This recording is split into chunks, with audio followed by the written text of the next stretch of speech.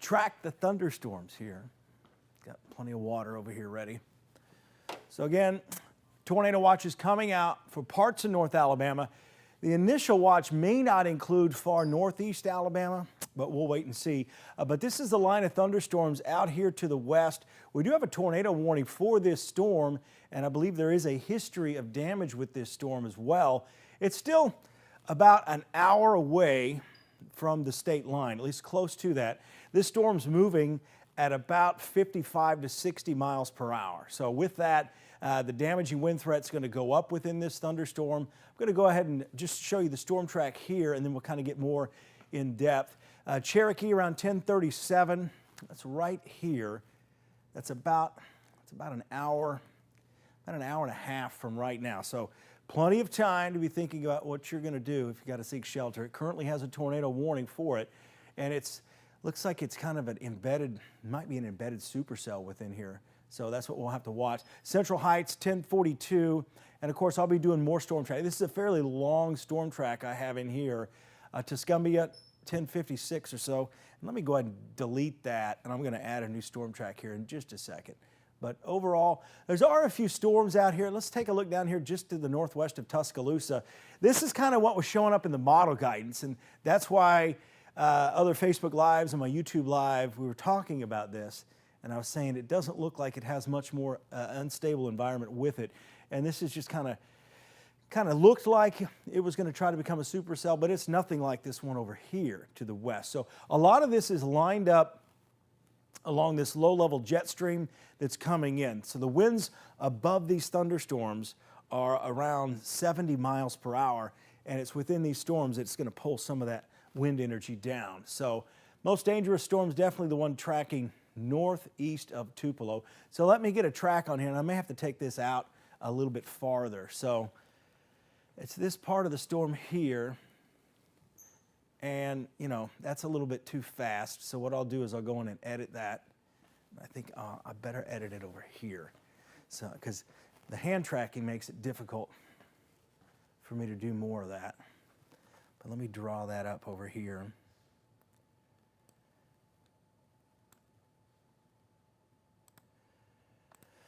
So what's going on with this storm now? We've got damaging straight line winds. There has been some damage. I can see some of your questions now if you have any questions. Again, those extended storm tracks I gave earlier, those are still accurate right now. And what I meant by check back in for more accurate, because the farther you go out, the less accuracy you have with the storm. So let's take these. I'll go 60 miles per hour. We'll take this out the next hour and 50 minutes. And we will I'll put Waterloo as the first city in here. So there's your updated storm track. Florence around 1046, give or take. And the stuff developing out ahead of it, there's not much to it. So that's some good news. But they've gone to a severe thunderstorm warning for that storm too, so that's good news. We'll get into the velocity in just a second.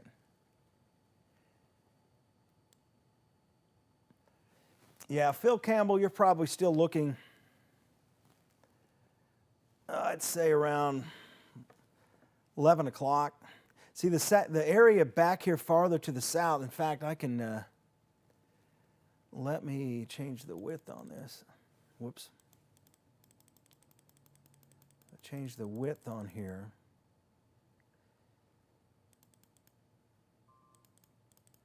Kind of get Russellville in there as well. But again, all these areas, but see this, I'm going to just delete that. Let me do one that has a little bit more information in it, at least far down there as you're asking about Phil Campbell. See, the challenge here is that you've got a line of storms like this, and then it kind of tails off at the end. So that's why it's probably a little bit later. Again, I got to adjust that. It's not moving that fast, thank goodness.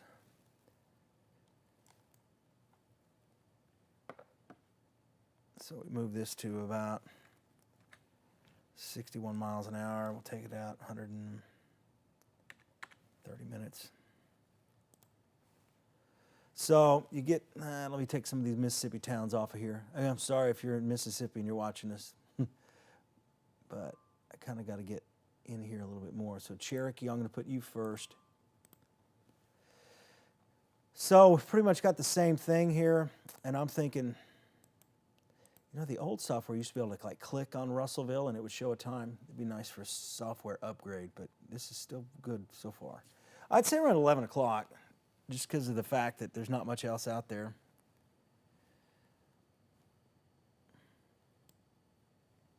All right, so I'm going to go ahead and click OK on that. We're going to get more in depth into these storms. I'm going to first, every time you hear that ding, that's a National Weather Service chat there. Tornado watch number 77 about to be issued to the entire area until 3 o'clock in the morning. So everyone will be under this tornado watch. I think it's coming out here about 9:30. Let's see, the other thing I want to look at reports from Mississippi. Lightning increasing in the Union County storm. Tree on a house. That severe thunderstorm warning, they've got possible tornado with it. Yeah, tip on Prentice. Okay, so I didn't really miss anything. Weather radios are probably going to be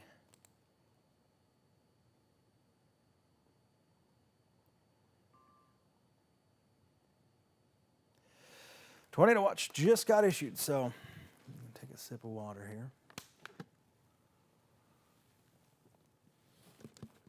We're still looking at the embedded type tornadoes, but occasionally you can get one of those supercells inside of this line of storm. So again, we've got a storm over here. The weather radio just went off. We've got a storm over here in Mississippi. In fact, it's a line, but you kind of look at it and you can see where the most intense lightning is here. And that's where your stronger updrafts and all the shear is going to be in those areas there. And they have warned this with tornado possible. Let me go ahead and just kind of move this here. So here's the latest. Red Bay around 10:30. Iron City 10:36. Florence 10:36. Tuscumbia 10:37. Pretty much, there's the weather radio. I can hear the weather radio in the other room going off. St. Florine around 10:38. Muscle Shoals 10:39. Crooked Oak 10:39. Vina at 10:41. And Russellville, you're in there too. So again, this entire line of storms is coming east, coming at us. And occasionally we get this little bow in here. So let's see what the next rad's kind of showing in here. There's another remark. Oh yeah, that's a nasty storm. This one's bad all around. Wow. I'll turn the lightning off here. Yeah, we've got these shear markers here. It's the middle button. These shear markers along this line, they're indicating where it's being flagged for possible tornadoes in here, where you get that shear. And it's getting a little closer to the radar. So, yeah, these are real concerning, especially, you know, you get this blue color back in here. That's some really, really strong wind. And it's pretty much moving from left to right there on the screen. And we've got that possible tornado spinning up there. So let's take a look at the shear right now. This is a really, really bad storm here. The whole line. And the thing about the history of storms coming out of this area is sometimes our reports are delayed. So again, we've got a few reports of a tree on a house, things like that. But we're probably getting more damage than that with this particular storm here. Just the look of this. It's almost got an S-shaped pattern to it, but this is just all in the velocity, storm relative velocity. This storm is doing damage right now. Hopefully it'll weaken before it moves in. But again, this is kind of on a beeline northwest of Russellville. This whole thing's moving into the shoals, though, it looks like. Let me get the loop back on here. So you can see the general, you can almost see the rotation in the radar here in a little bit, just here north of New Albany. Just that little notch there. So it's possible this is the kind of storm that could produce more of a higher end EF1 type tornado as it moves in. So we're talking winds over 100 miles an hour perhaps, close to EF2. I'm not saying that's exactly what's going on now. They've continued with severe thunderstorm warnings along this line, and I'm guessing both of them probably have tornado possible with them, and the damage potential is significant here with this storm. And here's the latest shear skit from the NEXRAD Doppler radar. It's got a barren tornado index of about 4, hail size 1 inch possible with this. These are not, most likely not going to be big hail producers, maybe dime or nickel size hail with this.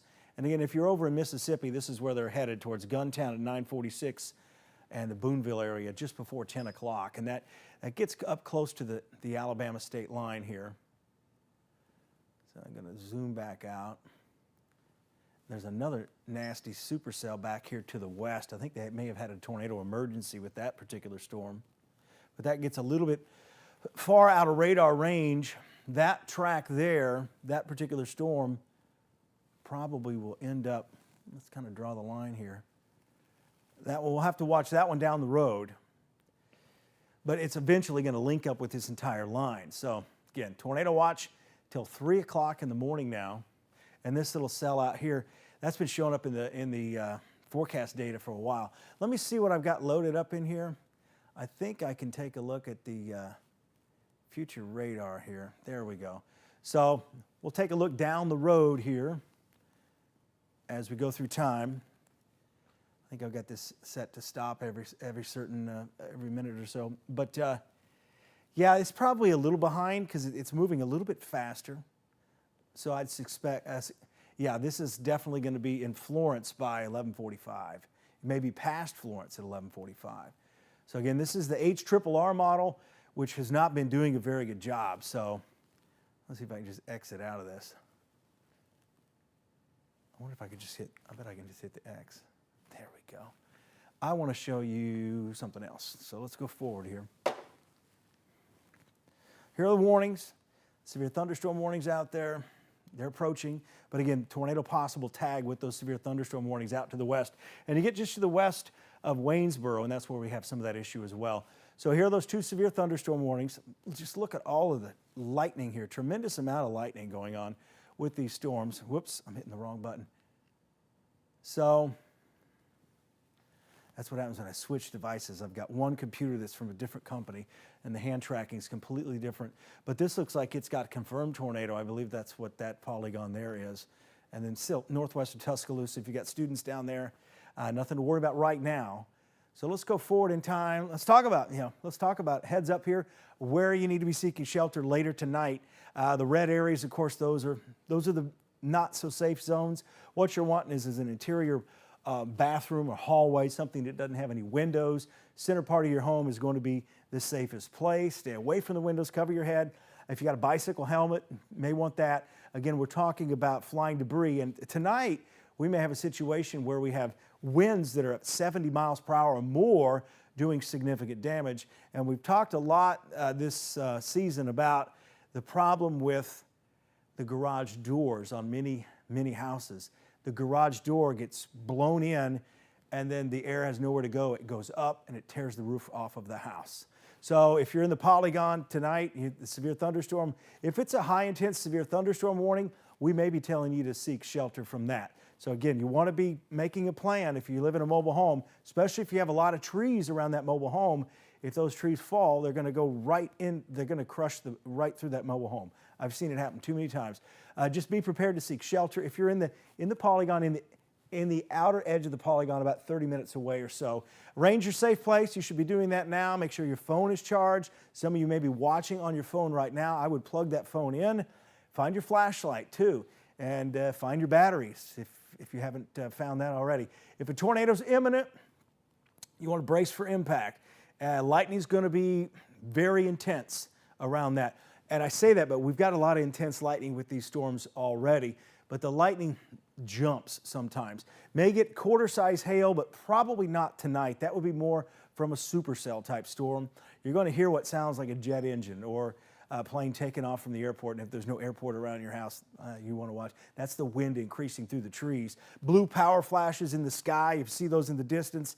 That's going to be a transformer being taken out by either high wind or possible tornado, and your power goes out. That's kind of your last resort there, at least your last notification. Here's the coverage on the radio. You can find us. Again, it's Friday night. I don't know exactly which stations. We never really know exactly, but they are our radio partners. WFIX 91.3 in Florence. We've got WKAC in Athens, 1080 AM. Mix 96.9 in Huntsville, WRSA. Their signal covers almost all of North Alabama and far reaching up into Middle Tennessee as well. WJIA FM 88.5 in Guntersville, Scottsboro, WKEA, and that's 98.3, and WZYX, Cowan, Tennessee, 1440. As far as weather safety goes, mobile home, I think we've covered this, but I'll go through this, and then we'll get back to the radar here in just a second. Mobile homes, plan ahead, leave your mobile home. Your home, again, it could become airborne. What happens is the wind goes underneath those skirts that are, that kind of hide everything. They just blow right off. They're made of aluminum, sometimes just plastic. And even if it's anchored down, sometimes even anchored properly, I believe it's about 3 feet in the ground or so, if the soil's really saturated, and it has been, the wind just flies right underneath the mobile home. And this can start happening at 80 miles per hour, and then it's like an airplane wing. It flies away. Apartment complex. If you're in an apartment complex, we've got a lot of apartment complexes out there now, especially the city of Huntsville. This whole area is just booming. You're going to want to get to the lowest floor. You want to find an enclosed small room with no windows. You want to avoid the larger rooms and get in that interior stairwell. That's a good place. And again, stay off of the elevator because power goes out, you're stuck. A business, maybe you're at work. Most workplaces have that, maybe by the time clock, you got the list of here's what we do when severe weather moves in. Local businesses, if you're out and about and you get stuck out in the weather, sometimes those convenience stores, I know I've heard places that you go in the walk-in cooler, that's more protective. Find enclosed small room, no windows, avoid the large rooms. The interior stairwell's good, but again, stay off the elevator. As far as the basement goes, everybody thinks the basement's great, and it is good and all. This one's a walkout basement, so you want to stay away from the area that's the part of the walkout basement. And if you do have a walkout basement, those windows can be blown in. So even then, you may want to go to an interior closet, someplace with a little more protection. But the other thing about a basement is you have to remember there's all that heavy stuff up above you, and the storms tonight are going to be moving from west to east, so if you get a tornado, I don't see a tornado capable of taking the entire home tonight, things like that. I don't see the high-end type tornado, but a lot of wind still. But again, things above you that may fall if a storm gets stronger than we think. Those are just things perhaps down the road if we get the supercell, bigger storms, a larger outbreak. Crawl space or a slab home. The crawl space, inside the crawl space itself, unless you've got something fortified down there, you really want to take your time and make that a safe place. As some of the older homes, you can get the foundation. If a tornado hits it and it doesn't take it all the way out, sometimes it can twist it. And as it twists it, it can collapse the home. So again, I would be safe. You'd be safer probably in an interior hallway or closet. And I think tonight's going to be more of the hallway kind of storms anyway. We may be on for tornado warnings. We may actually be on continuous for some of these winds if we start to get more wind reports here. Prepare for falling debris, and foundations again can crumble. If you're stuck in a vehicle, someone's calling you, they say, we're stuck out here on the road, stay away from the overpasses. A lot of people try to go under the overpass, and the main reason is for the hail. They don't want to get hail damage. But what happens is the wind accelerates as it goes through there. So the last resort here is to pull to the shoulder of the road, keep your seatbelt on, and duck below the windshield. And again, cover your neck with that. So here's some highest impact times. I'm going to go ahead and just leave that graphic up. I'm going to read some of the comments over here. That storm over there, still looking pretty nasty. We'll get back to radar in just a second. Let's see here. You guys can just look at those times. Those are all pretty accurate still. Let's see here. Skywarn Amateur Radio Network is now active. Power down, power pole damage. This is going to be over in Henderson, Tennessee. So some western Tennessee counties. The storm coming out of Jackson, just upgraded to significant tornado. Okay. So the storm and the Jackson area has been upgraded to significant tornado, and we'll get there in just a second. Okay, they're upgrading the Union County tornado to a tornado warning. Let me see if I've got any quick questions from you guys.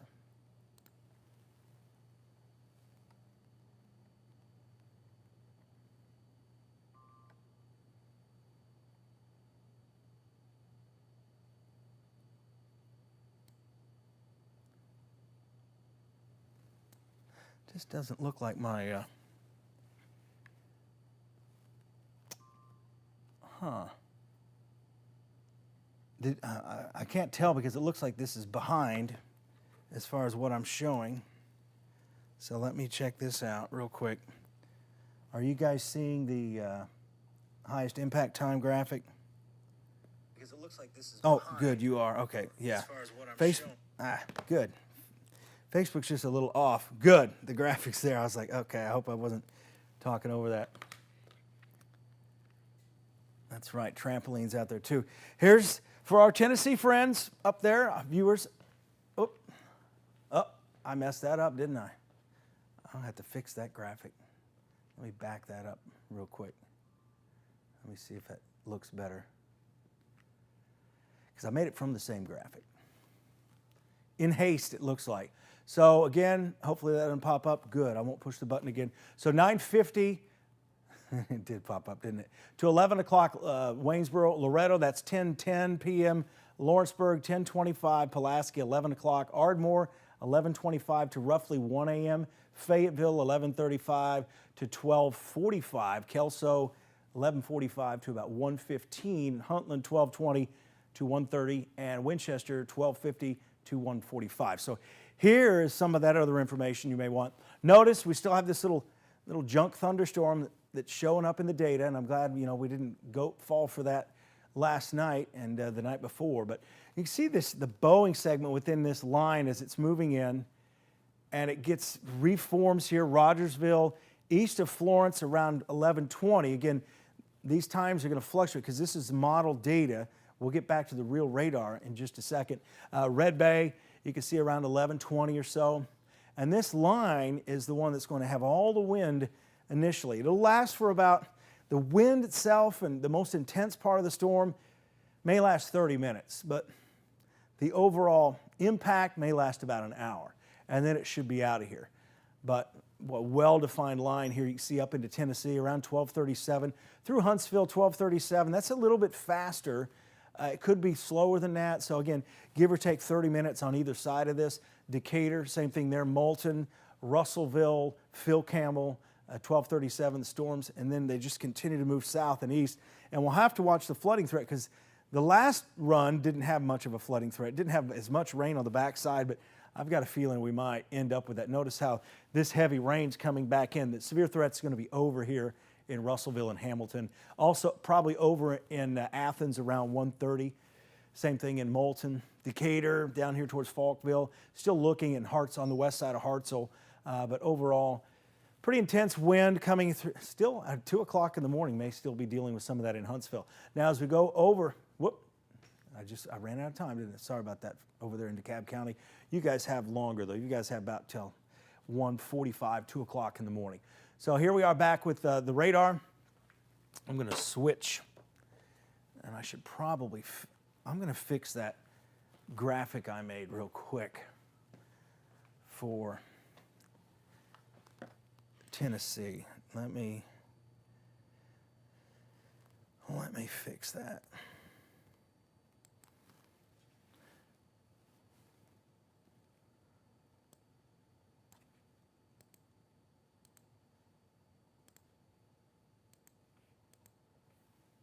Delete.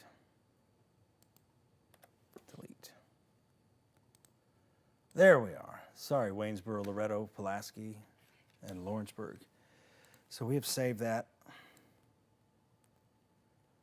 Now let's get back to the beginning of this.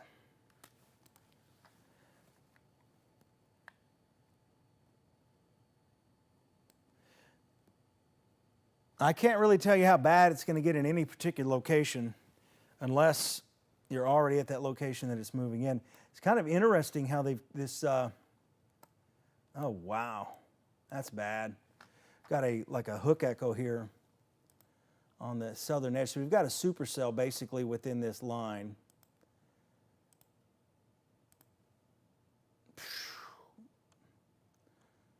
Okay. It's almost like we've got two tornadoes over there. Shear rate. I'm going to loop the shear rate here real quick.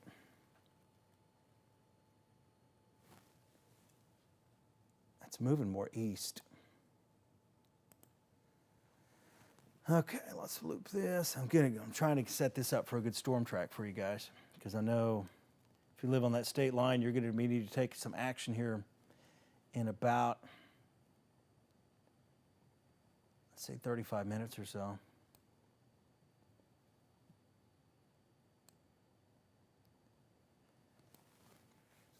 Okay.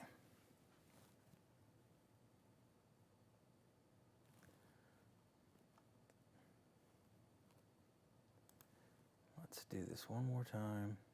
The whole line's bad, but I'm going to track like the most intense part of this. I want to get a good read on the movement because I think it's going to jog a little bit north of where it is. And then let me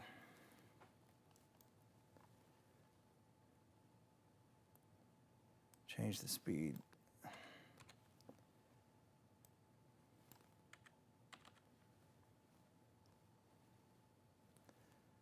That's over the next 2 hours. Let's just go 90 minutes.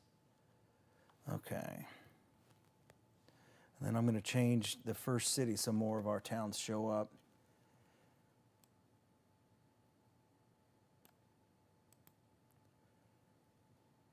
Red Bay, you're going to be the first city in this. All right. And this storm's intensifying as well, so we're probably going to get advance warnings out from the National Weather Service office in Huntsville on this storm just because it's so significant right now. Let me move. Why is that not working? Oh, I know why it's not working. Good. Avoided that problem. All right. So let's move this out of the way. So this storm here, it has probably winds at 75 to 80 miles per hour, and there may be two tornadoes in here as well that may be 100 mile an hour. So dangerous storm coming in, and it's moving they've got the warning almost due east, but I think it's going to move a little northeast over time, and this storm has been changing a bit over time as well. And this part of the storm is severe up here along Highway 45, moving east towards Waterloo. Current time right now, it is 9:46. Red Bay about 10. The worst of this is probably going to end up north of Red Bay, and I've got it at 10:24. It's about 40 minutes from now. I think it may be moving faster than that. But we get inside this storm, and this is really nasty, but it just changed a little bit. And something's going to change with this storm as it gets due north of the radar. The radar, what's happening, let me take a lot of this stuff off of here. I'll leave the shear markers on just because that's pretty good information there. So I got the lightning off. Let's turn those arrows off. I'm going to stop this in general. So as we get in here, what I want to show you is the problem, looking at the radar, is the winds, and this happens a lot, the winds are going this way, and the radar is trying to pick the wind that's going this way, trying to determine if it's north-south, but it's blowing perpendicular to the radar, so it's sometimes very difficult for the radar to pick up that signature. So that's why it may look like it gets weaker. But dangerous storm's going to cross the state line right around, I'd say 10:15 or so. Let's turn the loop back on. You kind of see how we lose a little bit of this shape as it moves farther east. We'll have to see what happens over time, because it's also at that point where it's moving east of the more unstable air. So with that, it may weaken some. That's what we're hoping is going to happen. But right now, meteorologist Eric Burke in. Been doing Facebook Live for about 20 minutes or so. All good. And let's switch this back over to reflectivity. Regular radar. But I got to turn the light. And when you know you got too much lightning when you have to turn it off. So as we get out here, this just looks bad. And what I mean by that is you get in here, let me turn those off. All right. So it's possible, let me check the debris signature. I was thinking, let's see where I've got it.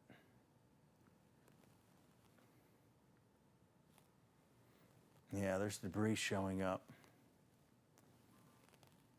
It's possible that's debris. Let's see what happens here. Yeah, there's debris showing up there and maybe there. What the signal is, you're looking for, I know we got a lot of blue here, but what you're looking for is the blue within here. So this is probably doing wind damage and blowing like leaves, stuff like that. There's not a whole lot of leaves out there though, but definitely seeing a signal here of a possible tornado on the radar signature. And as we put this into motion and pretty much go over the same area, yeah, it's possible we've had a tornado and it may be cycling through here. And you can kind of see it here as well. It almost looks like a debris ball right there. So as we get down here, it's possible we've got this tornado right here just due west of Baldwin. And that's and then again, there's two possible tornadoes within that storm. And I think it's going through a phase where it's kind of transitioning. But not looking good here. Let's take another storm track here, see if we're close enough to kind of... Okay, we're going to go, I'm going to take this. It's going to be close here. Again, there's two circulations in here.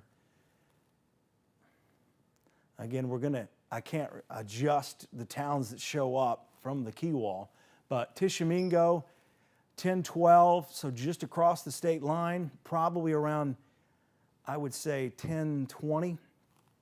Tuscumbia 1041, Muscle Shoals 1043, Littleville 1043.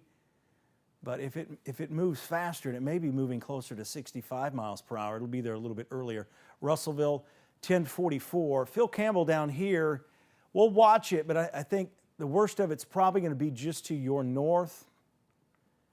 We could probably draw a line now near the Franklin County Sheriff's Office there. So let's zoom back out. Yeah, we've got a supercell on the line is what this is. So let me go back over here and check. I'm going to get some more water first.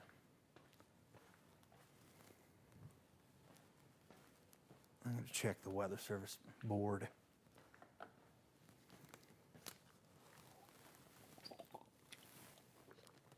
It's moving into Waynesboro now, so my 9:50 to 11 o'clock is looking accurate. Okay.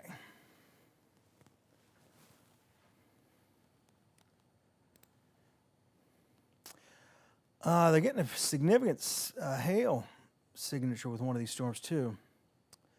I'll check the hail here in just a second.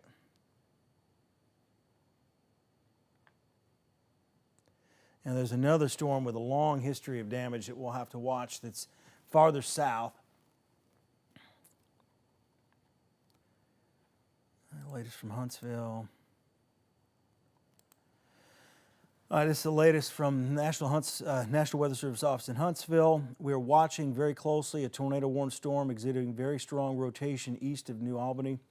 That would be moving in a general east-northeast movement and impact areas north of Red Bay and northward into northwest Franklin County and possibly far southern Colbert County. It would approach those areas in northwest Franklin County around 10:20 to 10:30 if it holds together. Again, that's if this holds together, and it looks like it probably will.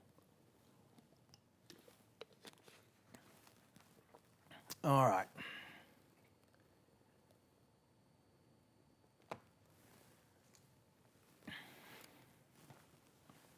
Let me get back over here to the key wall. Okay, we're going to get the latest in here. Get down here. Take a look at the velocity again. It's getting kind of messy in there too. Storm relative doesn't really clean it up, but the shear rate will. It's kind of showing this Guntown area just east of Highway 45, showing more of concern for damaging winds and a possible tornado, but we're going to see that kind of fluctuate. Again, when you get a big storm like this, now it's not in the middle of the night, it's late night, but we'll have to watch that. I'll get to the hail in just a second. I want to check the debris again. Put that into motion. That big blue area near Tupelo, that's not debris. So we've had debris there, another debris signature. This is just probably some kind of artifact here of the radar, unless, because the thing is the winds are blowing almost southwest and northeast, so the debris is going to fly in that direction as well. Let's take a look at hail.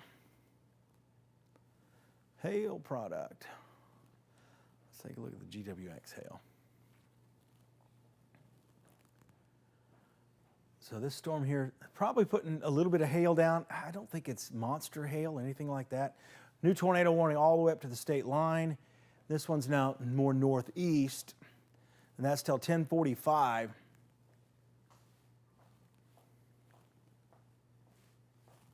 Hi, Margot. Well, we got a 10 o'clock newscast coming up here, don't we? Here's that other storm. Let's do the hail swath here. It doesn't look terrible, but there is hail in that storm. All right, I'm going to have to get ready for the show here real quick.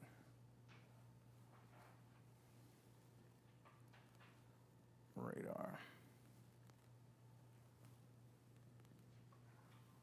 Oh, that was from High Top, I think.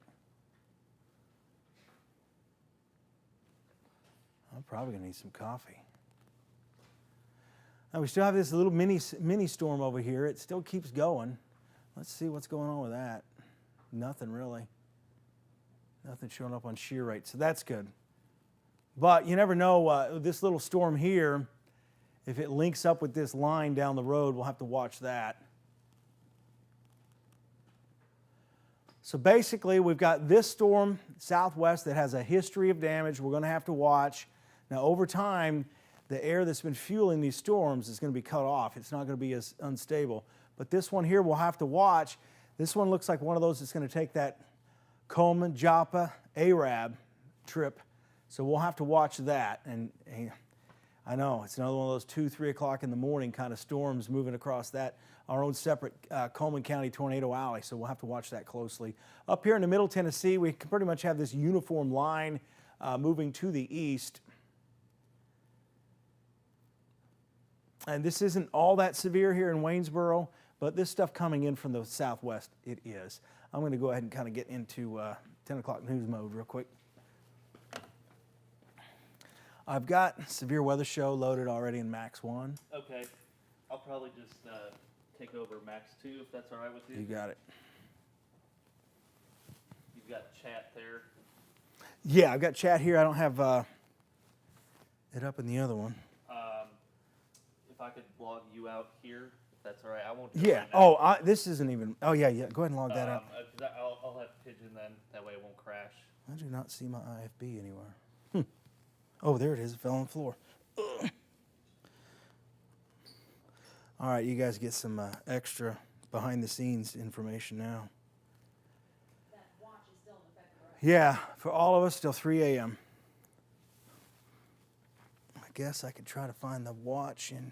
So you just got booted. Oh, I did, didn't I? All right, it's good. That's all I had to say. talking about NWS chat. Booted out of that. All right. Let me find the watch.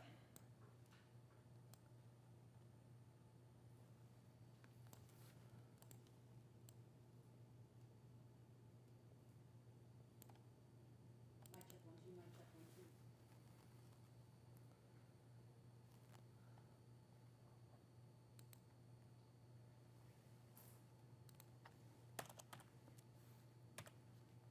Brad, you'll just interrupt me if you have to take over. Okay, will do.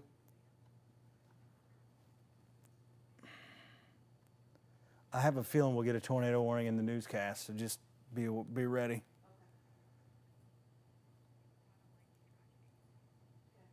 Or just give him the straight pack he wanted. It's fine. Oh. I can hear you. 1, 2, 3, 4, 5. All right, just keep it posted. You can get with Eric and take Max 2. Okay, right here, Paul.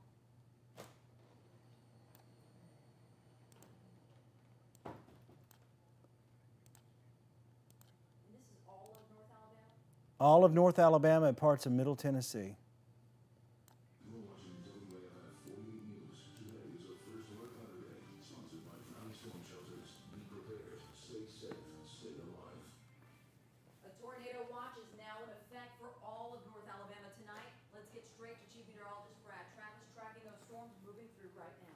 Yeah, we're watching a real intense line with a history of wind damage approaching the northwest corner of the state. Tornado warning is all the way up to the state line. We will likely see that continued and extended into parts of Colbert County. It may include the shoals here within the next 15 to 20 minutes if this continues to hold together. So I want to get in here a little bit closer and show you to the north near Waynesboro. Still some strong thunderstorm action there, but the tornado warnings have been coming out from this particular storm here. A lot of lightning, and it's been kind of fluctuating. It's been going through this severe weather where it's cycling through possible tornadoes within the storm. I'm going to go ahead and stop this. I'm going to put a storm track on here as well for the most dangerous part of this storm, and it kind of looks like it's spinning up another tornado right now. It's moving east and a bit northeast. We'll put this at 63 miles per hour. So this is when you may need to be seeking shelter, or you probably will need to be seeking shelter before this time, because this is the time of impact, at least most likely.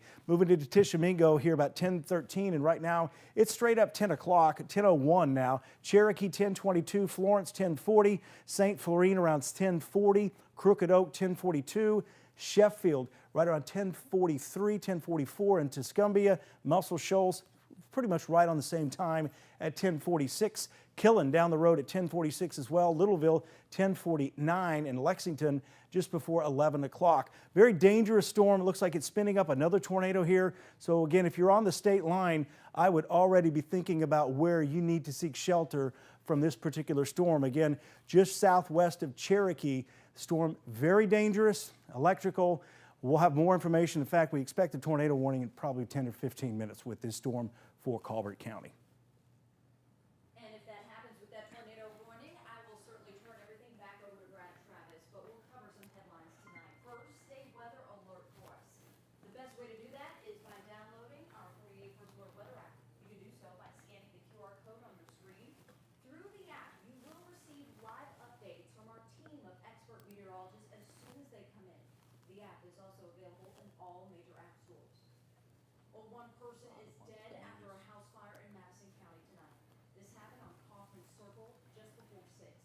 Sergeant Catherine Gordon with Madison Police says they don't suspect foul play, and they believe no one else was inside of this home at the time. Officials say they attempted to resuscitate the 50 to 60-year-old man, but he died on the scene. The victim has not yet been identified. The fire is under investigation. This was in fact a very poor decision by President Trump. So that's the latest criticism coming from the mayor of Colorado Springs on the relocation of Space Command headquarters from his town to ours. An opinion piece in Washington Post sparked the latest public fight over the planned move of Space Command to Huntsville, Alabama. The article says President Joe Biden is looking at reversing former President Donald Trump's plan to move Space Command to Huntsville from Colorado Springs, its temporary headquarters.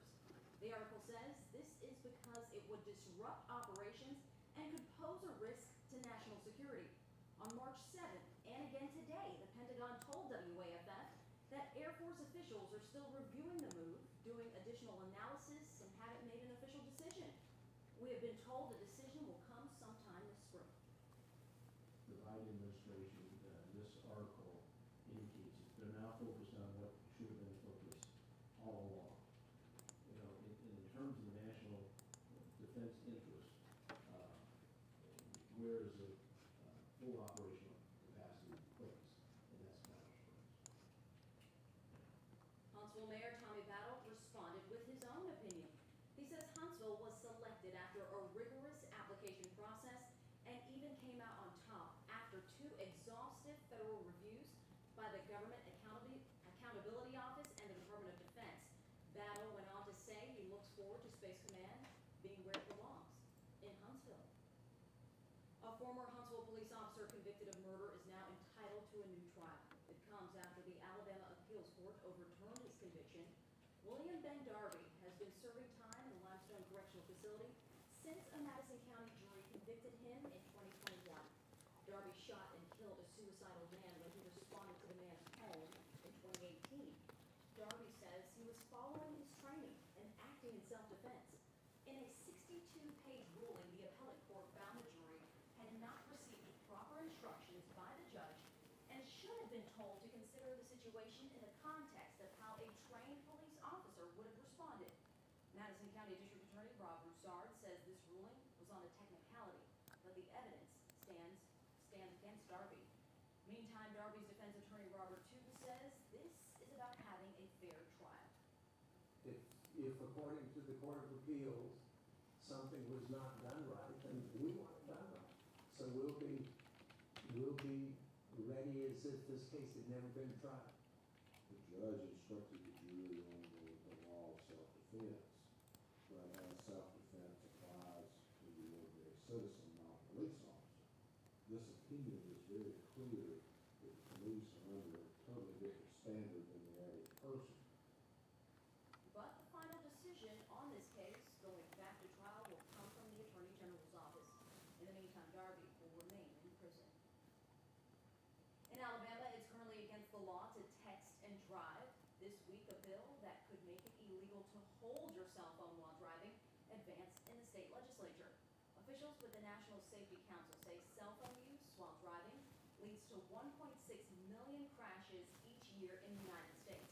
And nearly 390,000 injuries occur each year from accidents caused by texting while driving.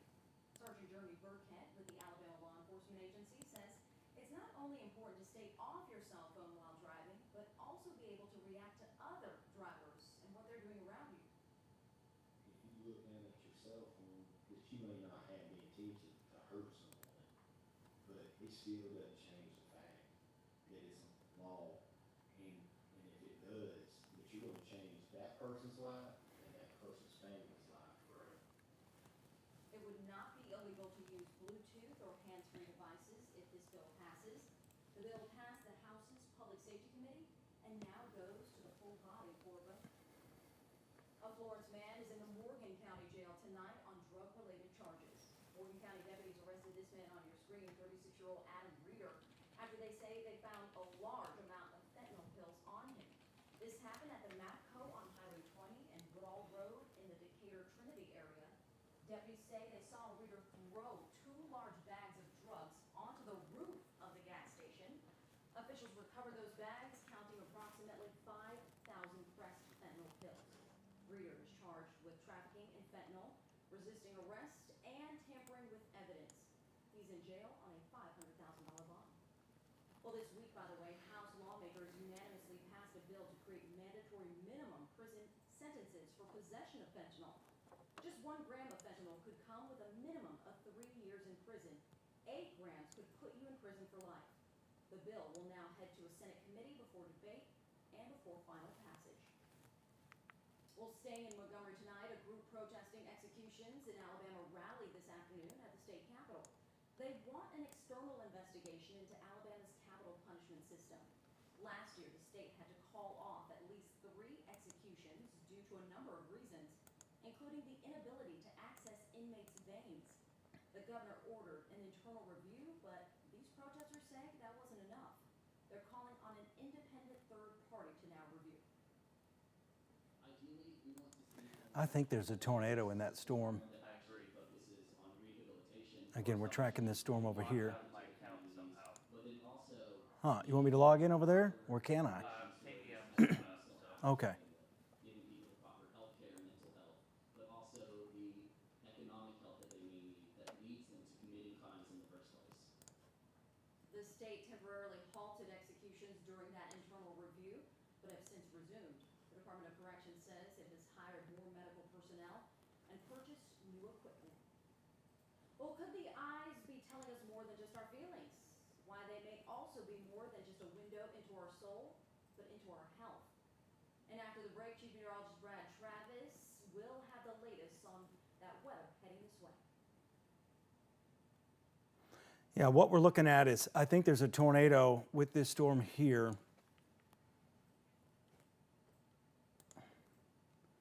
And I'm really surprised that, oh, they do have a tornado warning for it. It was just tornado possible. I think there's a tornado here. And I mean, there's no guarantee it's going to make it all the way across the state line just because it's cycling through, but this whole storm is just dangerous.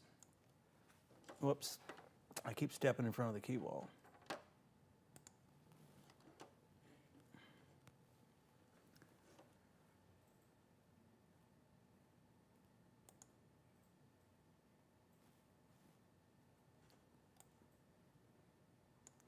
Again, it's just kind of right on the edge of the viewing area where we want to go continuous for this storm. Severe thunderstorm warning has been issued for all of northwest Alabama. And the most dangerous part of that storm is still about, I'd say, 30 minutes away from the state line. And that's what the Weather Service is looking at. They're getting the warning out in advance as far as the severe thunderstorm warning. The tornado and the signature of that tornado could fall apart before crossing the state line, so that's why they don't want to issue the tornado warning yet. What do I even have to show here?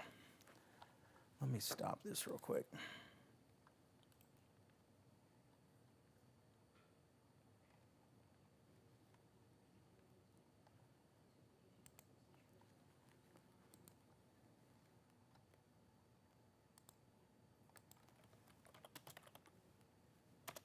Sorry, your screen's going to be blank, I think, here.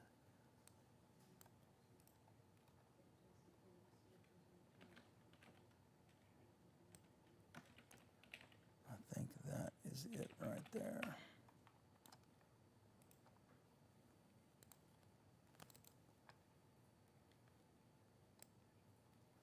Actually, I kind of want it.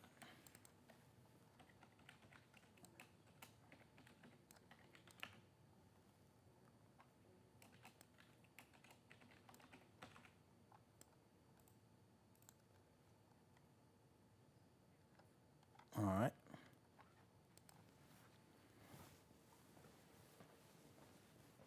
We have new reaction tonight on Hartselle City School Superintendent Christy Finley's retirement. After 5 years as superintendent, Finley announced she's retiring at the end of this school year. WAFF 48 Mario Gardner joins us now live in Hartselle. Mario, this wasn't a surprise to school board members?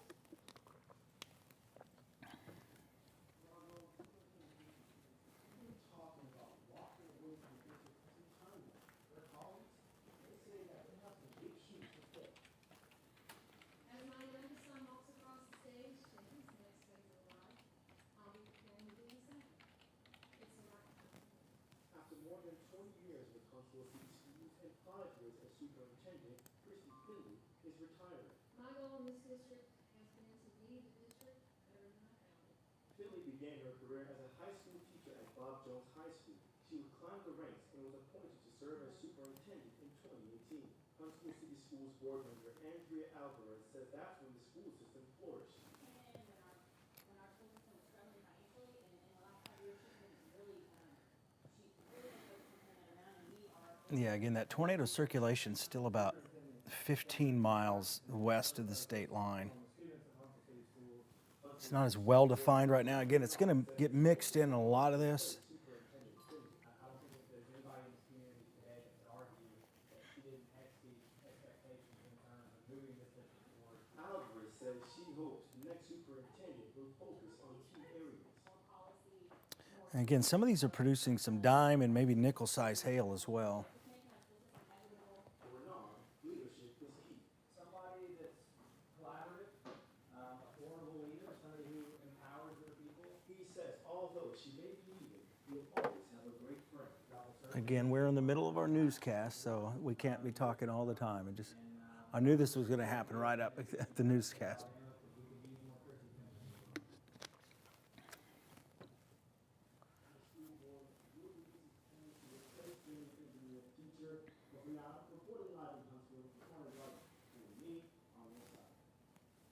All right, thank you, Romario. 4 former Memphis police officers charged in Tyree Nichols' death will never be able to wear the badge again in Tennessee. A Tennessee commission decertified 3 former officers. One already surrendered his license earlier this week. The decertification process ensures the officers involved in the Tyree Nichols traffic stop never serve in law enforcement in the state of Tennessee again. The decision comes almost 2 months after the 4 were charged with murder in Nichols' death. All 5 have pleaded not guilty. Well, we've all used ride-share services, whether it was to get home from the airport or after a night out. Law enforcement are urging you to be cautious. This after a female student at Auburn University claimed she and her friends, or 3 friends, were drugged by their driver. The student claims the driver gave them mixed drinks, and that's when they all got sick. So what should you do if you find yourself in this situation? If you immediately start feeling yourself under any sort of an intoxicant that you know is wrong, you know, if you've been drinking all night, Golf ball size hail in that Prentice County storm. you sense something is wrong, reach out to a friend, use your phone. I don't even care if you dial 911 if you have to, because in essence you've been poisoned. The structure's changed a little bit. Staying alert is key, saying this can happen anywhere. At this time, the suspect has not been identified. In health news tonight, researchers believe eye health may be able to help diagnose Alzheimer's disease. Experts say Alzheimer's begins in the brain decades before any symptoms appear. So patients don't know they have it until it progresses. Scientists looked at the retina and brain samples from more than 80 people over the age of 14 years old. They found changes to the retina correlates to changes to the brain associated with the disease. Doctors say early detection is key to delaying symptoms. It can also limit the severity of Alzheimer's. We always love to see people doing great things in this community, especially when it's children. So take a look at this. Future Farmers of America students from Limestone County Schools helped with some landscaping today at Doug Gates Park. They spent the day moving pavers from the farmers market to the beautification triangle as part of renovations to the area. Good job, guys. Well, the same storm system heading our way has left damage already in parts of Texas. This is Parker County, Texas, just west of Dallas. Take a look right here. 2 EF1 tornadoes hit that area this morning, leaving the damage behind you see on your screen. No serious injuries were reported from that storm. Today is the WAFF 48 First Alert Weather Day, sponsored by Valley Storm Shelters.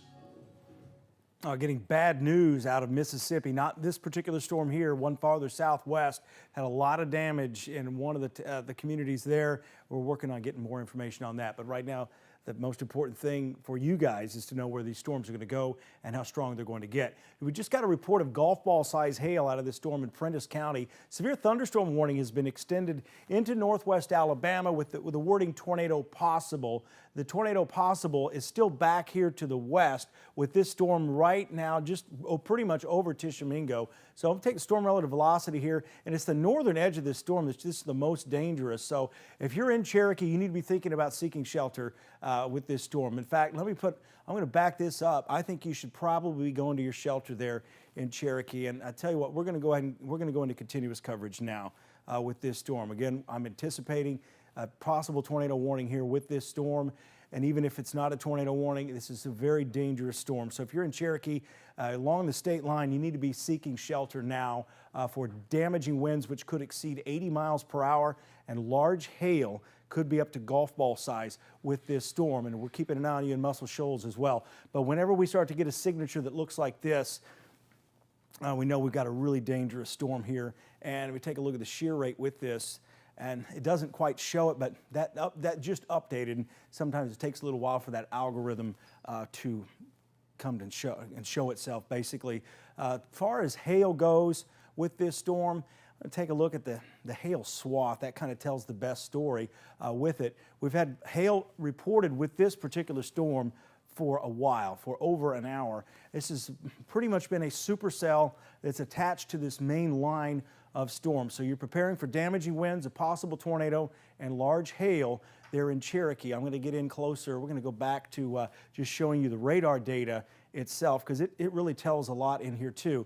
What it's showing me in the radar data alone, as I put this into motion, is we've got a circulation that's inside of this thunderstorm. You notice here how this is just kind of rotating and kind of cycling through, and it's kind of cycling back up again, I think. So again, you want to be seeking shelter there in Cherokee. Let's get street level down here. The Lime Kiln area, and I believe this may be Coondog Cemetery Road, perhaps, in this area here. Again, this is going to be Allsboro Road. Yeah, Allsboro, you need to be seeking shelter. You're right on the state line here.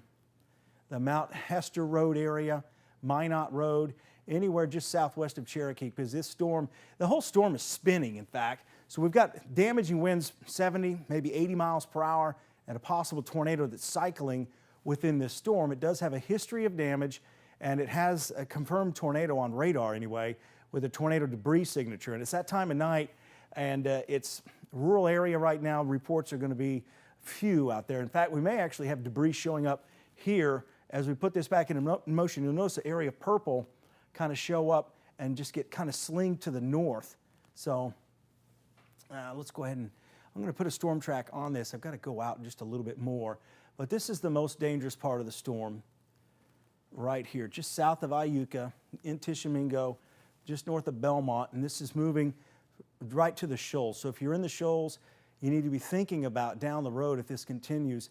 I think it's slowed down a little bit. It was moving at about 60 miles per hour. Brad, here's your tornado warning. Tornado warning's just been issued now for this storm. So again, be seeking shelter, especially in Cherokee and Barton. There's the tornado warning. In fact, they're including areas just east of Waterloo with this. So I'm going to go through this storm track, and then I'll add another storm track here. And I think the most likely track is going to be pretty much the middle of this, from Cherokee towards Florence. Your sirens are probably going to be sounding here soon in Florence, Muscle Shoals, Tuscumbia, and Sheffield.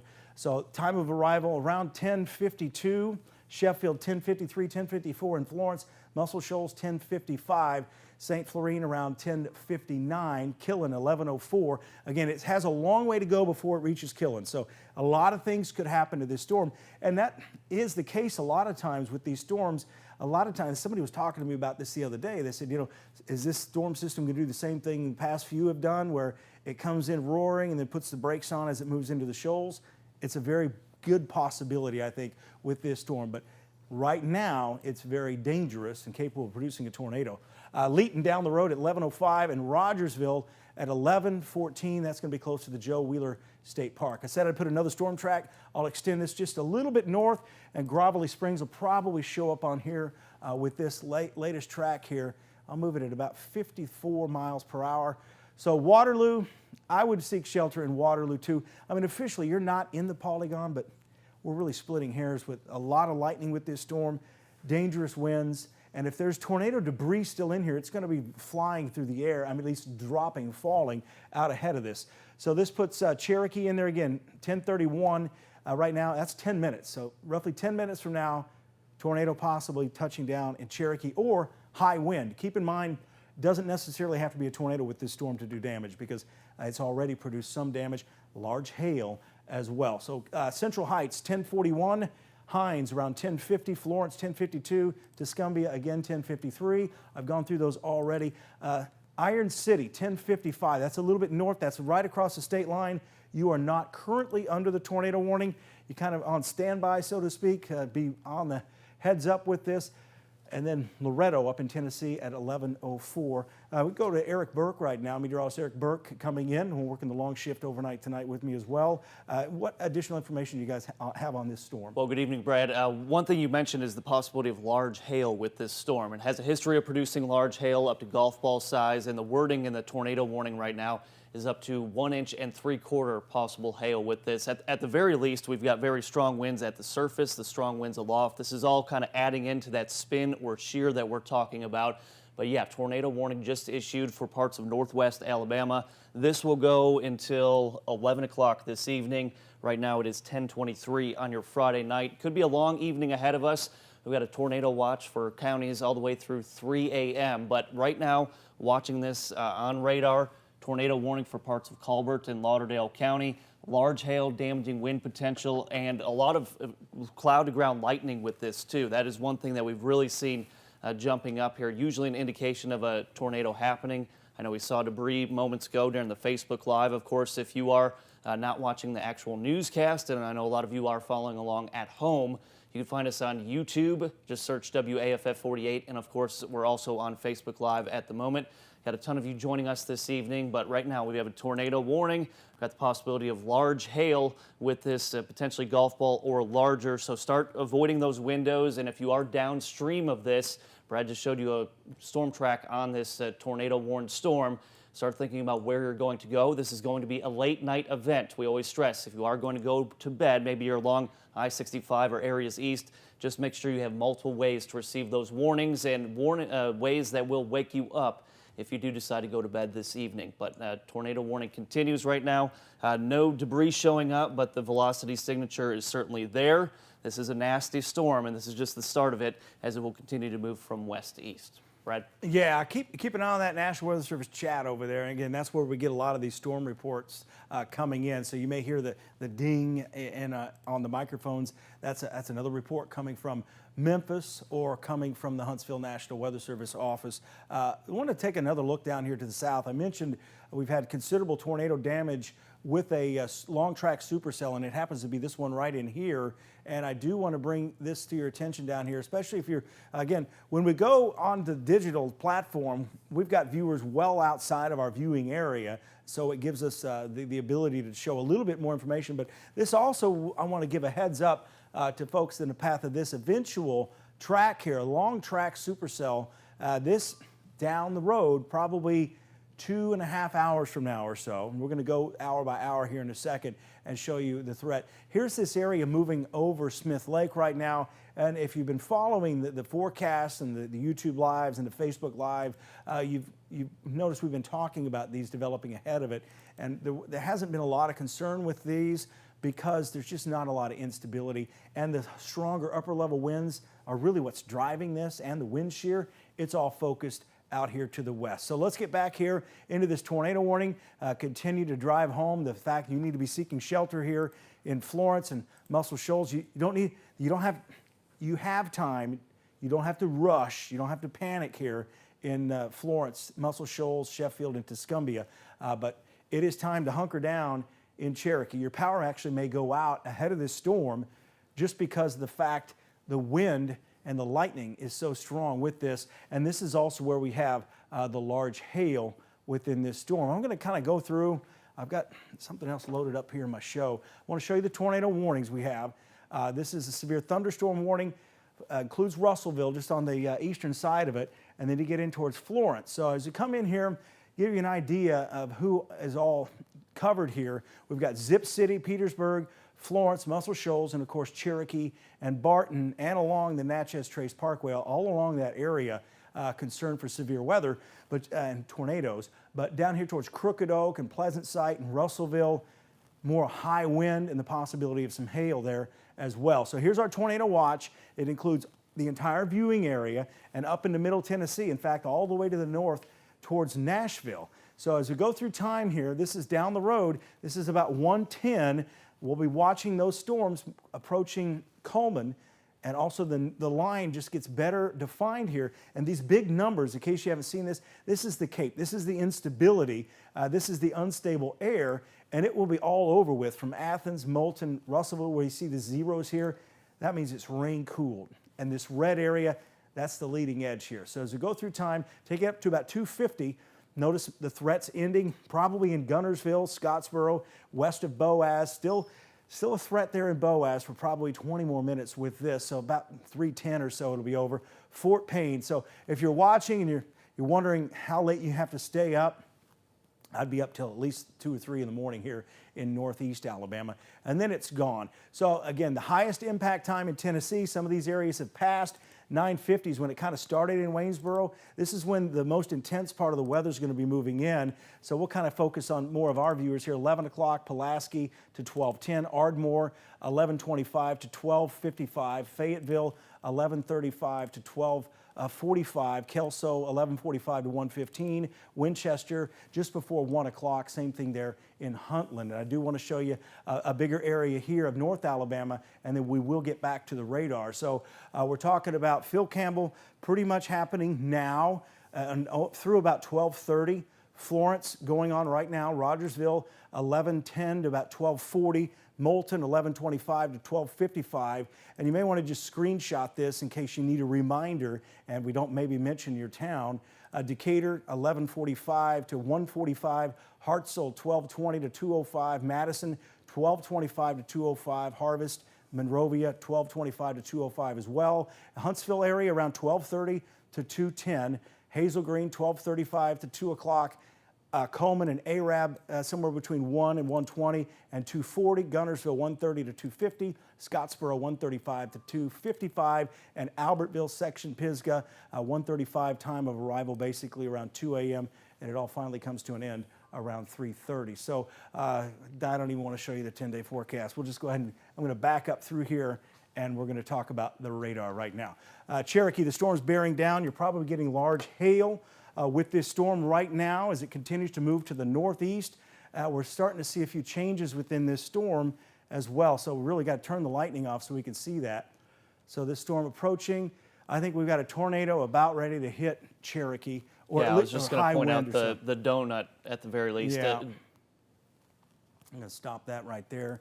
Shear rate. Yeah, it's going to be, and it's not going to look as impressive as it did earlier because it's getting farther from the radar. It's not getting as good of a look at it. But let's take a look at the debris signature here. Yeah, it's starting to get us more concerned. So let's get street level in here. So probably getting very large hail here as you go west of Cherokee and Barton near Limekiln and down Sutton Hill Road. And as you get Minot Road, White Pike, it is wrapped in rain if there's a tornado here. And another look that just updated there. Yeah, I think we've got a tornado. What's happening is the circulation looks broad because it's pretty far apart, but it's this area right here.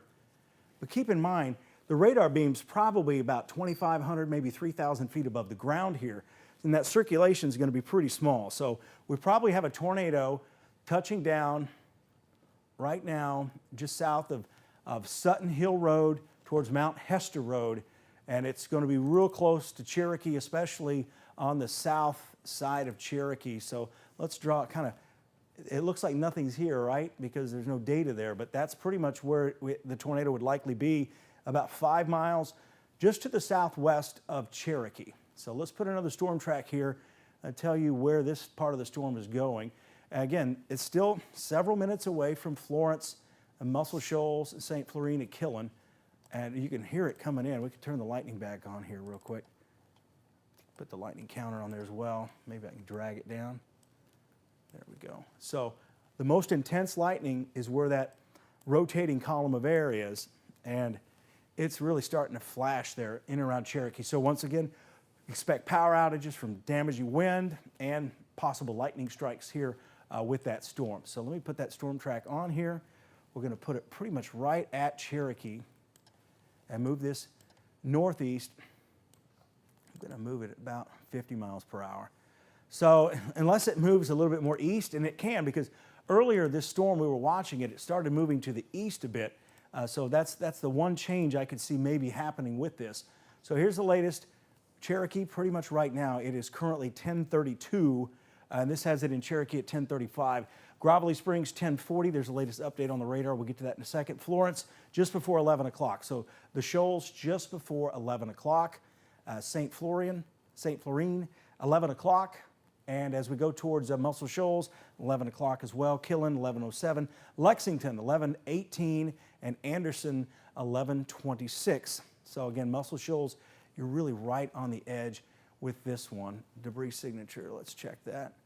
I think this is a false product on the radar. There's probably some hail in here. Let's take another look at that. Yeah, I haven't seen anything as far as correlation coefficient for debris on radar scope as well. I just want to point out, Brad, kind of focusing on the Cherokee area. If you are in Franklin County right now, here's Russellville. You've got Red Bay, Vina, Hodges. This is kind of on the southern end. This is all the wind leading in to that possible area of rotation up there into Colbert County. But look at using the pixel query tool. These are some of the straight line winds associated with it on the south end. So that is still packing very much a punch. You have a severe thunderstorm warning. That will continue until 10:45. And then farther south here, as we kind of pull back the view, thank you for pulling up that source for me.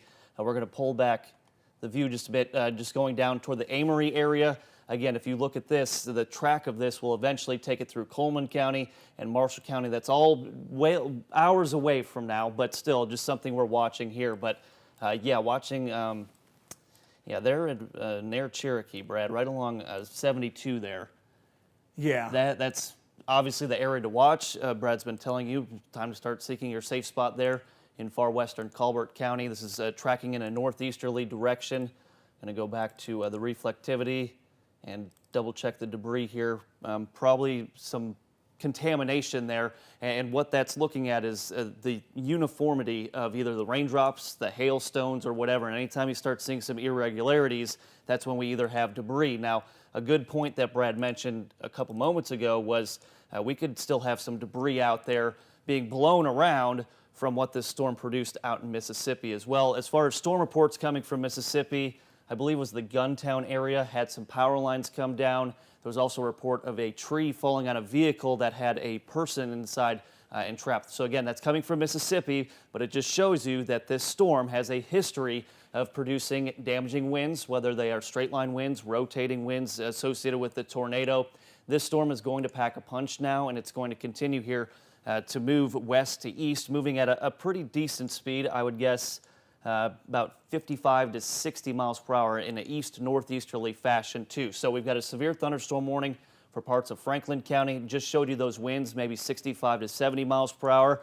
Now the hard part is, are these winds actually reaching the surface? Because the wind's a few hundred feet above the ground where the radar's potentially hitting it. That would be that low-level jet that we're talking about. And that is just feeding these storms that continue to develop, produce a lot of lightning out there in northwest Alabama. We're going to talk about some safety precautions, and you may be wanting to think about this down the road. I am seeing a little less lightning here, so I'm hoping we're at a point where this storm's about ready to start weakening. So let's hope for that, because right now there's not a lot more instability the farther east this goes to feed off of. But we're going to continue to track that as it moves to the east, and you should be staying in your shelter there in Cherokee. Where are you going to go? We're telling you to seek shelter, but you want to go to the centermost part of your home, the small room, this little green, this is a bathroom here. It could be a closet. You want to get as many walls as between you and the storm that's coming in. These are mostly going to be, you don't have to run out to the storm shelter type of storms, at least for the most part, unless our language changes. Of course, that's really, if you kids are watching out there, or maybe you're new to the area, when it really gets intense and we start looking at the higher end type tornadoes, the EF3 type tornado, that's when the inflection in the meteorologist, whoever you're watching, is going to change dramatically. So again, I'm not taking anything away from this current storm. It's probably doing damage right now, but I think probably hallway, center of your home, you're going to be okay. So if you're concerned that you don't have a storm shelter, you may be thinking about getting one, right? But if you don't have one, I think you're going to be okay if you follow those rules and you get in that small room, you get in that closet. So here's the polygon. If you're in the polygon, which now extends all the way northeast towards Killen and Rogersville, you need to be leaving your mobile home, and you need to have had this plan earlier in the day. Say, okay, if we get something like that, here's where we're going to go. Be prepared to seek shelter. Otherwise, make sure your phone is charged, arrange your safe place. And again, if you're watching us from a mobile device on your phone, that's going to be chewing up some of your battery. Find your flashlight, know where it is, because at the very least you may lose power. You may not have damage, but you may lose power. If a tornado is imminent, you're going to have to brace for impact. Lightning is going to be very intense and may increase. The hail size, quarter size and larger, typically for your stronger tornadoes, but we've already had quarter to golf ball size hail reported with the storm there moving into Cherokee. You're going to hear this roar, and it sounds like a jet engine. Some people say it sounds like a train, but it's the wind coming through the trees and the wind producing the damage. You may see these blue power flashes in the sky. That's either the high wind bouncing the power lines, arcing the power lines and blowing the transformer, or it's a tornado doing the same thing. And then again, your power goes out. That's how you kind of know if a tornado is imminent. Let's go back over to Eric with the radar update. Go over to Barron and check on the shear rate for the Cherokee, kind of the reflectivity looking a little different. We are focusing on this area right over Cherokee and Colbert, moving into Lauderdale County here. Just put a storm track on this. You are still under a tornado warning. We might kind of have kind of a cell merger happening here, it almost looks like, but still areas that are certainly worth watching. Here's a timeline. It's right there on your screen for the Smithsonian area. 1044 out to Sheffield, 1053, Florence, 1056, St. Florine, 1059, and Killen there, 1104, Big Oak, 1108. So this is the area we're watching, and we'll take this off the screen for you. Just kind of pull back the view, reset things, just show you exactly what we're looking at, and look at all the activity we have off to the south too. This is south of Tupelo, right over Amory. Of course, the Columbus radar yet again. Going to have to dodge a few bullets this evening out to Houston. So a new tornado warning just put out by the National Weather Service in Memphis goes right up to the state line. That does not include any Alabama counties here. We're still focusing on this area that is just west and southwest of you in Florence, the Shoals, the Quad Cities, Tuscumbia area. Nothing on debris that I've seen yet. Still a little messy looking, but certainly a storm producing lightning, had some very large hail associated with this too, and that was coming out of Mississippi. I'm going to put a very broad storm track on this just to give you guys downstream a little bit more of a heads up. And notice that what we've been running into, I'd say the past couple of events, is we kind of get those storms farther off to the south that tend to choke off some of that inflow coming in. But based on the northeast to southwest orientation of this line, this is getting all that wind from the south, all that moisture. It's not the most unstable atmosphere we've had, but certainly feeding this as it continues. But there's your broad storm track. I'm talking about straight line winds here, maybe in excess of 60 miles per hour. The possibility of quarter size or larger hail. We had golf ball hail reports coming out of this. Frequent cloud to ground lightning. I know they had the Sheriff's Rodeo out there in northwest Alabama this evening. But this is all what we're watching. Tornado watch continues. That goes until 3 a.m. And we're obviously on your television right now, but if you are watching on our streaming platforms, we will be with you all night long. We won't leave you unattended. We promise you that. All right, yeah, the storm just continues to change a little bit over here in and around Cherokee. I would say 5 more minutes in your shelter in Cherokee. The storm is almost past, and it's moving east. A little bit northeast here. It's going to be on the north side of Florence, probably somewhere along the Cox Creek Parkway that this eventually ends up. I'm going to zoom back out here, get a better view. Again, it's a storm that it's just got rotation in it. And it's really hard for that radar down in Mississippi to detect the tornado this far away, at least the lower end, the EF0, EF1 type tornadoes. And I think that's the kind of animal we're dealing with here. It's crossing the river right now and moving more towards St. Florine and Hines and just south of Grovelly Springs. Central Heights, again, we're going to spend a little more time over here since you guys are under the tornado warning. So I know you need more information, right? So let's take a look at Central Heights. Very intense lightning going on there down towards Cherokee. That's just an extended severe thunderstorm warning there. Turn the lightning off and we get a better view just seeing the rotation that's really just going on with this storm near Cherokee. You can see it. You really don't need velocity to see the turning. This whole area is turning. So let me turn that off. Actually, I just want to see how close that's going to be to Florence. Yeah, it's really going to be close. You need to be seeking shelter right now in the Quad Cities. So again, this may turn more to the right. You've had a thunderstorm come through. Now we have a TVS. This is a tornado debris signature, I believe. That's what that is right there. So we probably have... Can you maybe loop the debris? Because I haven't seen it. I've been watching it. But that's typically what that means is the radar is detecting tornado debris. aloft here with this storm. Again, this is right along the Tennessee River there as you go from Wilson Lake to Pickwick Lake. It's still well west of McFarland Park, but this is going to be out County Road 2 near Woodland. I will turn that debris detection on here. See what we get there.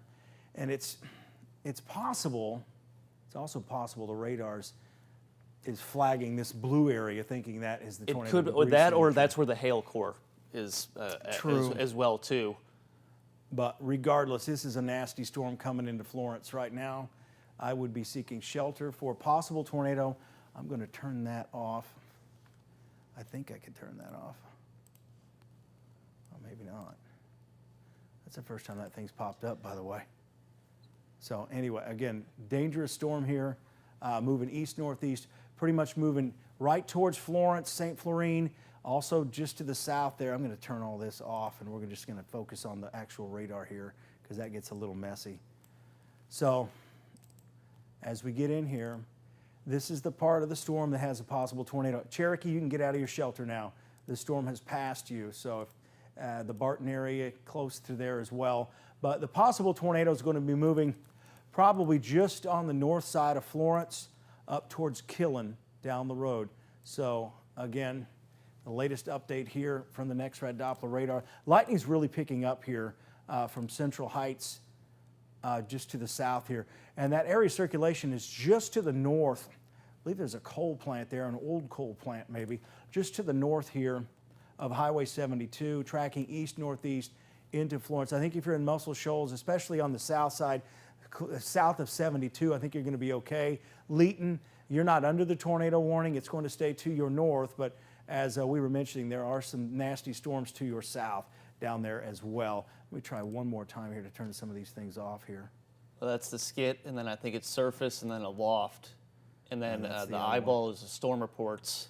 Yeah. I think we'd I have don't to think do you that, yeah, I don't think you can manually take that one and off. I don't want to mess with that Yeah. to alter They've your hand extended tracking. the severe thunderstorm warning, it looks like now, farther east to include, is that a new severe thunderstorm? It looks like a new one. It includes Anderson. Anderson, you're not under the tornado warning, you're under the severe thunderstorm warning. Cortland, you're kind of divided there within that And that goes until 11:30. till 11:30. Let me turn that other one off anyway. Really nasty storm out of the viewing area right now, but toward Amory, that thing is just ramping up. And that's the one that we've been talking about that would be eventually potentially going through parts of Coleman County and eventually moving northeastward in that direction. So we'll get to that in a second. We are back with you. All good here.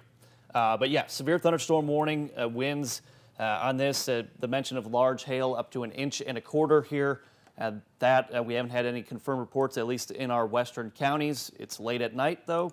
They tend to come in a little bit slower. A lot of people aren't exactly running out to go check the hail size with this. But yeah, tornado warning continues. Haven't seen any debris with this, so this is just a radar-indicated tornado at the moment. We've got a lot of cloud-to-ground lightning, the velocity showing up, and usually we use that pixel tool, but unfortunately, since we can't hit the storm very low, we're kind of just picking up on that low-level jet. But I did just hit some numbers in excess of 100 miles per hour, but I assure you those winds are not actually at the surface. You might have some 50 plus to 60 mile per hour winds, but Yeah, the forecast low-level jet, and some models had it at 90 miles per hour. yeah, I believe it too. And I'll even just tell you that the normal gradient winds on my way in coming over Chapman Mountain, my car was blowing around a bit too. Probably, I'd guess 30 mile per hour non-storm related wind gusts with this. We'll just kind of give you a long storm track on this again, all the way up from the state line. It's kind of taking on that S shape. Where Yeah. we get that little inflow there. But Kind here- of bows out, and a few areas are going to do what we call a bow echo, and they're going to produce damaging straight-line winds. Yeah, so here's your storm track on this, including that large severe thunderstorm warning polygon. Monitoring all the chat rooms. As soon as we get any reports, we'll continue to relay those to you. Sticking with our coverage here, but Killen 1103, 5 points 1107, Russellville 1110, Rogersville 1116. Not all of you in that tornado warning. No word yet on if they will extend that tornado warning. I think it goes until 11, so that would be another 13 minutes on that. These storms moving east-northeast around 60 miles per hour. Frequent lightning, all the modes that we were telling you would happen right now. Possible areas of rotation, straight line winds, hail, heavy rainfall. There's a flooding threat off to the west too into parts of Mississippi. And if this line slows down this evening, that will become more of a concern. But I don't think it's going to slow down until potentially it hits I-65 and moves eastward. And we'll be watching that here. Yeah, we've got those two distinct areas, as you mentioned, Eric. One is now moving into the shoals and basically going to focus up along the state line with Tennessee. And the other one, pardon me, we're going to keep a close eye on that because it has a history of significant damage. In fact, that has tracked all the way across the entire state of Mississippi, and right now no reason to show that thing is slowing down. Let's get over here into Lauderdale and Colbert County. Grovelly Springs, the lightning's moving away from you. That tornado threat's over for Grovelly Springs. Also Central Heights, you can get out of your storm shelter. Stay away from your windows. There's a lot of lightning out there. Some of you may have lost power as well. I don't know if you want to check my Facebook chat, see if anybody's reporting any reports over there. That may be the first place we get reports because, as Eric mentioned, sometimes they get a little bit delayed. I'm going to turn this loop off. So as we get in street level here in towards Florence and Sheffield and Muscle Shoals, it's getting close to McFarland Park, just to the west there. You got the bluff right in here, north of Sheffield. And this lightning is really intense here.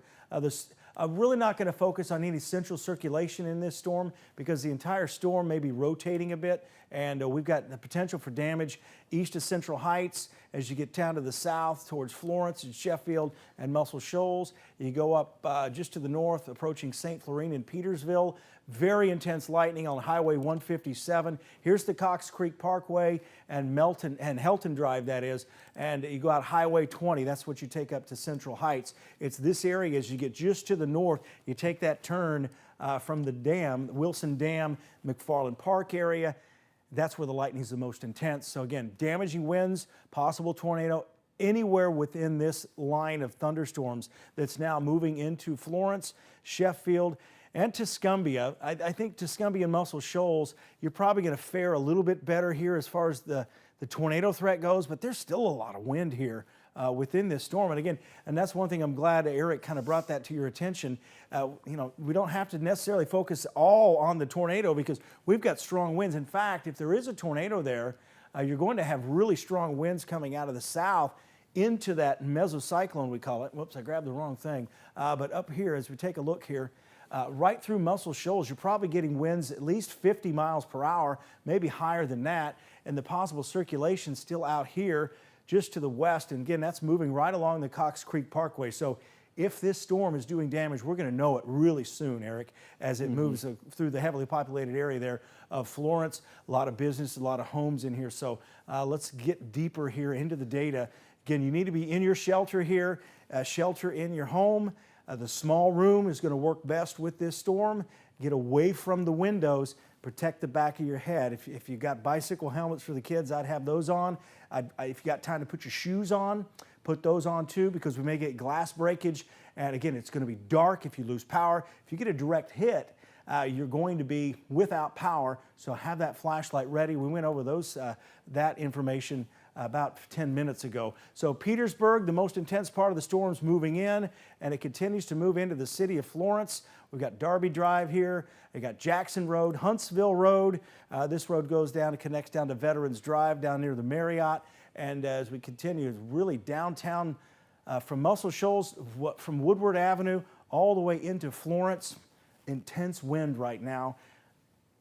Okay, here's a view from Florence with that intense lightning. So it's just going to be sheets of lightning now. We're probably going to get homes struck by lightning, and it looks like the lightning's actually started to intensify. I was going to say, just looking at the screen, I know sometimes when you kind of leave it up for a while, it stays stagnant, but I would say it's starting to intensify.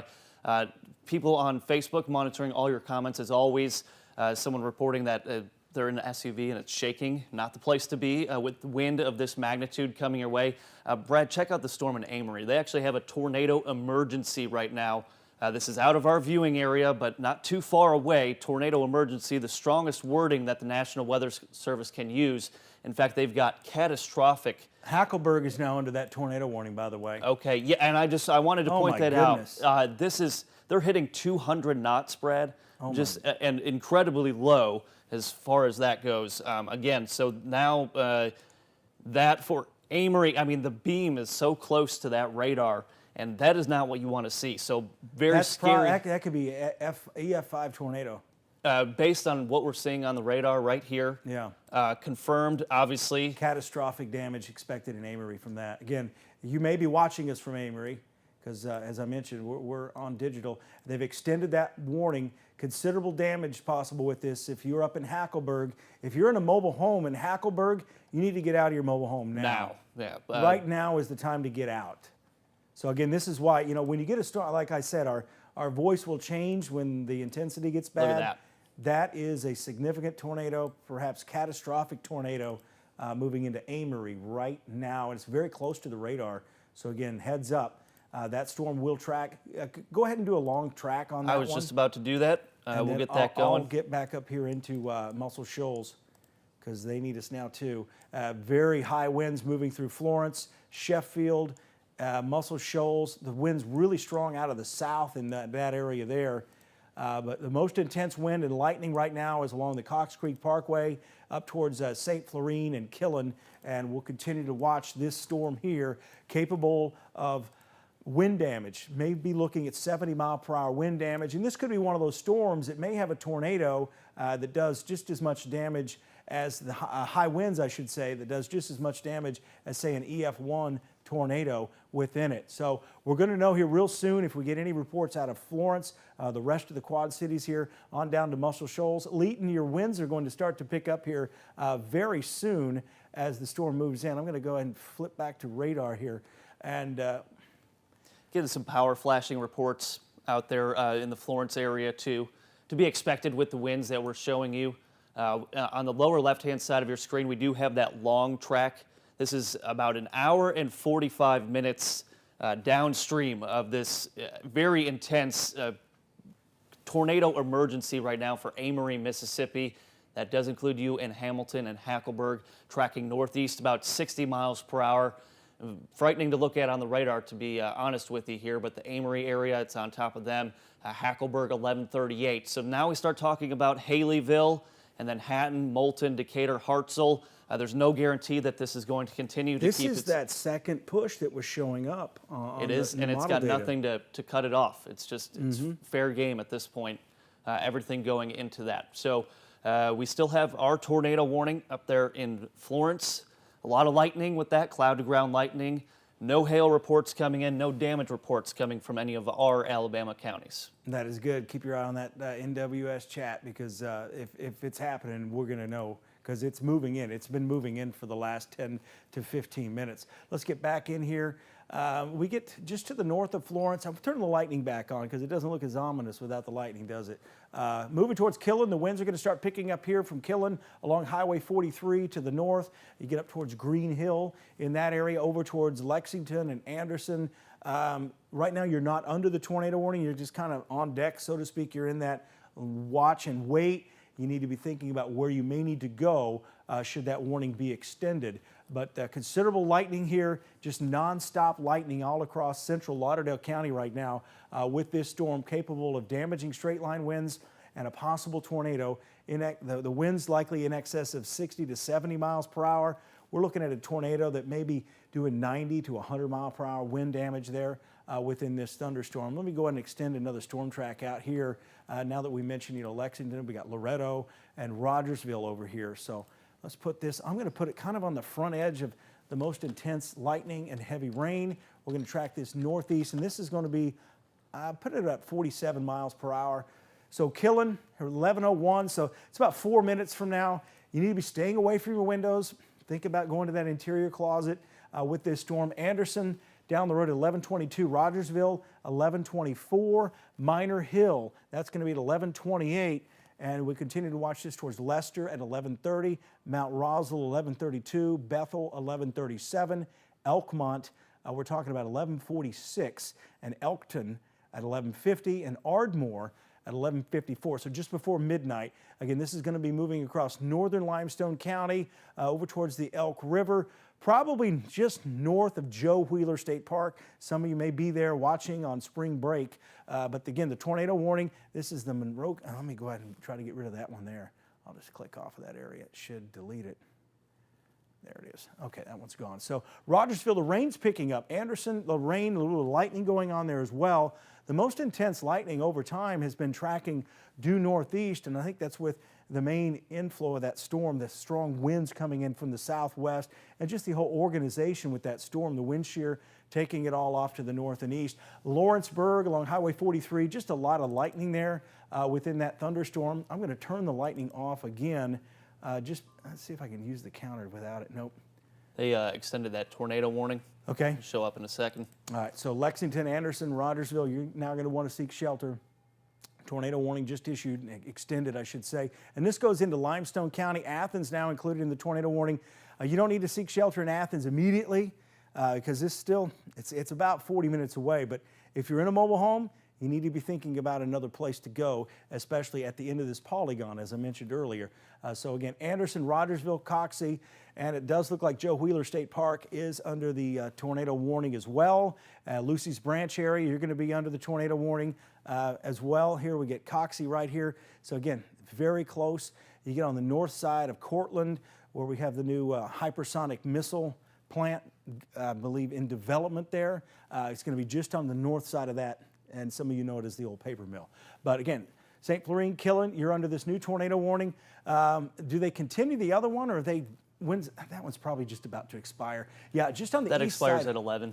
Okay, at 11 o'clock. So the new tornado warning does not include Florence. So Florence and Muscle Shoals, Tuscumbia, I'd give it 5 more minutes. Then you can get out of your safe place there. This should be it. It should be, as far as the intense, severe weather, I think that's going to be it. It's still going to rain, still going to thunder, still going to see some lightning out there, but overall the tornado threat is starting to move away. In fact, it's closer to Killen right now, up to Shoal Creek.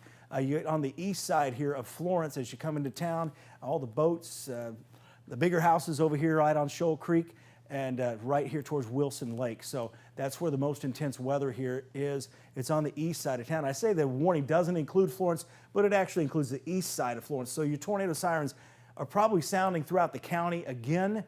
There in those areas, your weather radio definitely went off again for that tornado warning. But again, biggest impact right now is near Killen and in the Shoal Creek area where we have all the boat docks.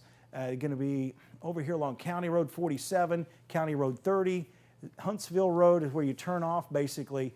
Bennett Way, a lot of businesses around here, a lot of restaurants around that area too. I think there's a Logan's over there as well.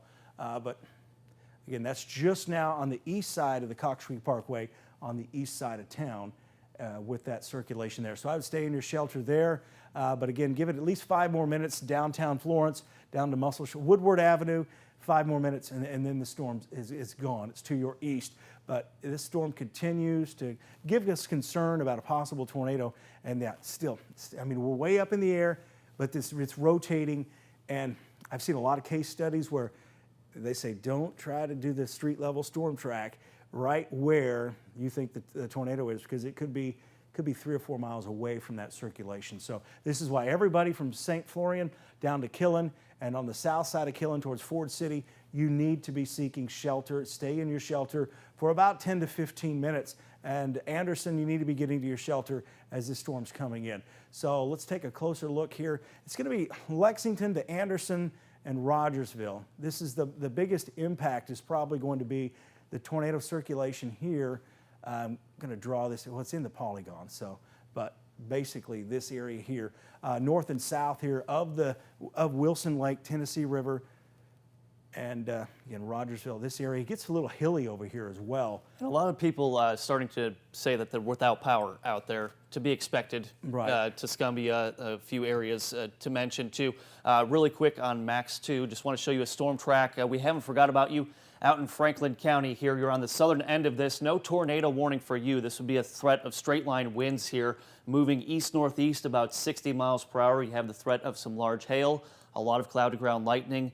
But here in Franklin County, Russellville right now, 11:11 arrival time of those winds, and that's because it kind of has that northeast to southwest orientation of that line here out to the Leeton area. You're 11:07 there. Town Creek 11:16, 11:22 for you in North Cortland. Cortland 11:24, the Hatton area 11:28, Athens 11:35, and eventually Reynolds there at 11:36. So that is the severe thunderstorm warning that continues. Winds potentially up to 60 miles per hour. We've got the more active and concerning area that Brad's been mentioning. Of course, you're under the tornado warning.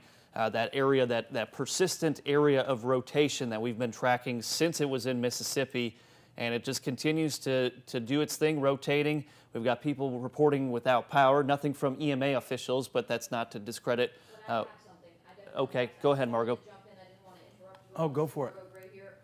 We have a large cluster of power outages. This is for Florence Utilities customers at this point. More than 600 people, you guys, are without power at this point. So this is definitely starting to spark up, and that's why we're getting these reports in now of all the power outages spreading across the city of Florence. All right, thanks, Margot. Feel free to chime in with any information you've got. It does give us a bit of a break as well. What I've done, I'm switching the radar sources over to high top. Let me back up a little bit. But what we have, this is still a significant storm here with the potential for damaging straight line winds and a tornado. And there's the lightning kind of peaked a little bit ago, had about 200 lightning strikes within a 10 to 15 minute period. You can kind of see it maxing out here. And what we're looking at is this general area. So right now, if you're in Muscle Shoals, I want to give kind of the all clear as far as that tornado warned storm. It's now east of you. It's moving northeast of St. Florine, but still pounding Killen right now. So Tuscumbia, Muscle Shoals, Sheffield, and the west side of Florence, the tornadic part of the storm is over, but you're still probably getting winds upwards of 45 miles per hour. I'm going to stop the radar here, and we're going to get back into here. I want to show you, this is looking at a different angle of the storm. Notice it shows a it looks like it's probably some big storm top divergence, we call it, because as you go up high, the wind is going up and going forced down. And that's typical with a storm producing large hail and damaging winds, and it can produce a lower end tornado. But I do want to take a look here, since we've got high top up here. I want to take a look at the hail swath here from that. So we've had hail pretty much all along the path of this, probably looking at nickel to quarter size hail potential with this thunderstorm here. So we'll go back to the normal radar velocity here and take a look here. I think the hail is probably right now in that area where you see this purple reflectivity. That's probably where we have more of this hail. So let's get in here towards Lexington. Again, this possible tornado is tracking along Highway 64 in North Alabama in Lauderdale County. There's a 64 as well to the north up into southern middle Tennessee. I just want to make sure you're aware of that. But roughly between Highway 64 and County Road 71 moving towards Lexington, and this is along also Highway 101. So Lexington, you need to be in your shelter from this storm as it's coming in from the west. Killen, stay in your shelter. Again, we're dealing with a large storm that has several impacts, a hail impact, a damaging straight line wind impact, and possible tornado impact as well. As we take another look at the storm relative velocity, just really glowing here from Killen just to the north. And again, we're not in a real favorable spot radar-wise to really see the lower or even the mid levels of this storm, and that's what we really want to see. Up here in Loretto, Tennessee, I just kind of want to give you the courtesy up here. I think you've got a severe thunderstorm there with damaging winds. You know, National Weather Service office up in Nashville responsible for the Loretto, Tennessee area. As you can see, the warning just stops right here at the state line, but the storms don't. But anyway, down the road, we've got Elkton and Ardmore. Elkmont, you need to be thinking about where you're going to seek shelter from this storm. Also, again, Athens, you're under the tornado warning, but it's still well to your west. So let me put a storm track on here. And first off, I want to show where that velocity is the most intense. And we're going to track from that. And it's starting to get a little bit north here. So we're going to go there and then come out to the northeast. I'm going to put this around probably 53 miles per hour. Have they given us a storm motion on these storms? It's been about 60. About 60? Because it looks like it's slowed down just a bit, but I could be wrong. But really quick, Brad, someone asked a good question on Facebook, and that's why I want to address it. Someone asked a good question on Facebook, and I just want to address it. They said, we're in Moulton. Do we need to be worried about that dangerous tornado that's on the ground right now in Mississippi that's had a debris ball on it for about 20 minutes? You're okay for now. Don't think we're not watching what's happening off to our south here, because this could potentially start impacting some of us down the road. I put a big storm track on this for you.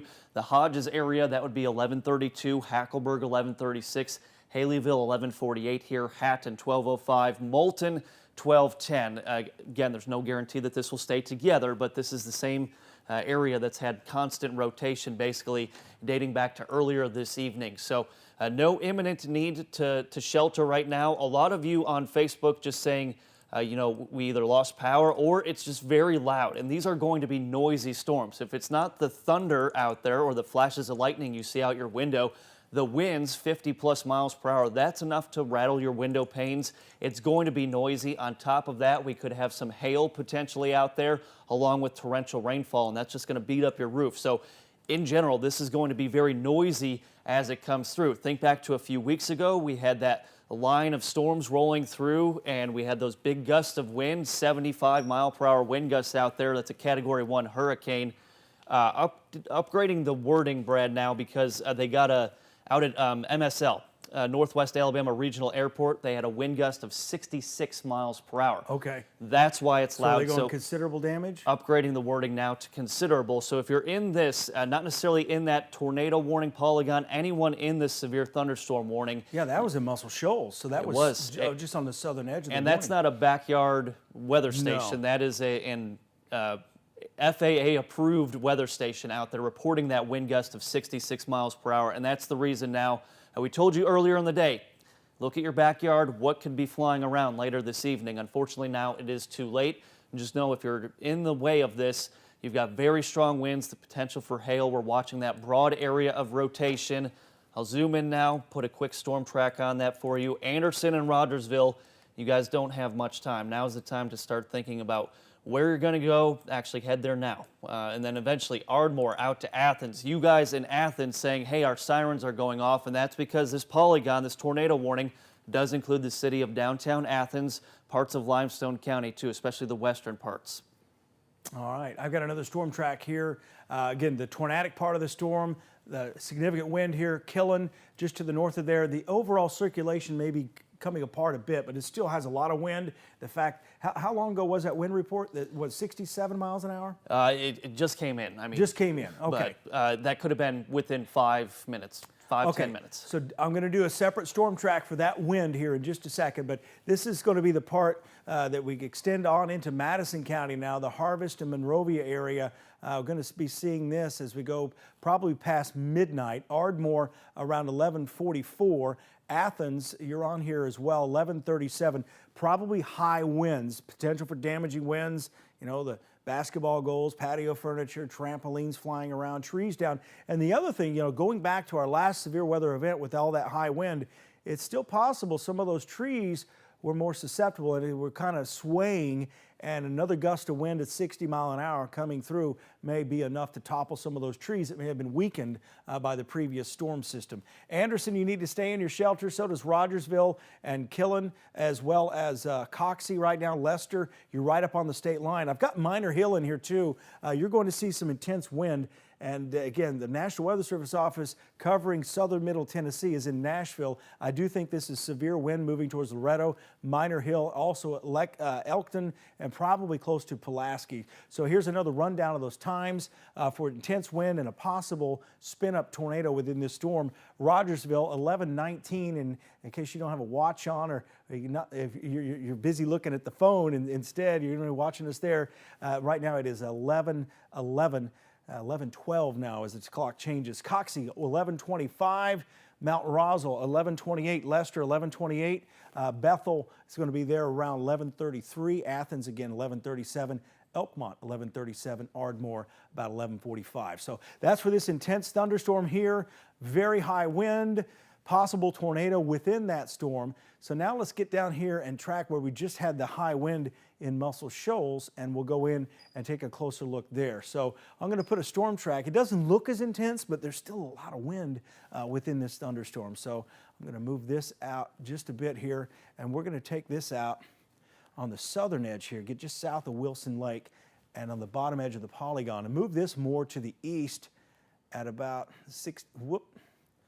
just like that. I need to move out just a little bit more here. So takes a little practice sometimes. But again, as we go down here to the southwest, moving off to the east towards Athens and put this into Madison going at 56 miles per hour. So here's where we have the high wind potential and when it may come into town. So Coxsey 1139, new warning just coming out. Athens 1152 on this side, 1153 in Tanner, Greenbrier 1202, Capshaw 1202, the Mill Creek area in the city of Madison as you go down Mill Road at 1207, Madison itself, the downtown Madison area around 1209. Again, that's a track for damaging straight line winds. And you can see what that's a new severe thunderstorm Okay. warning. They They- extended they that sure polygon. did. You were showing the storm track on that. Also includes you in Lincoln County.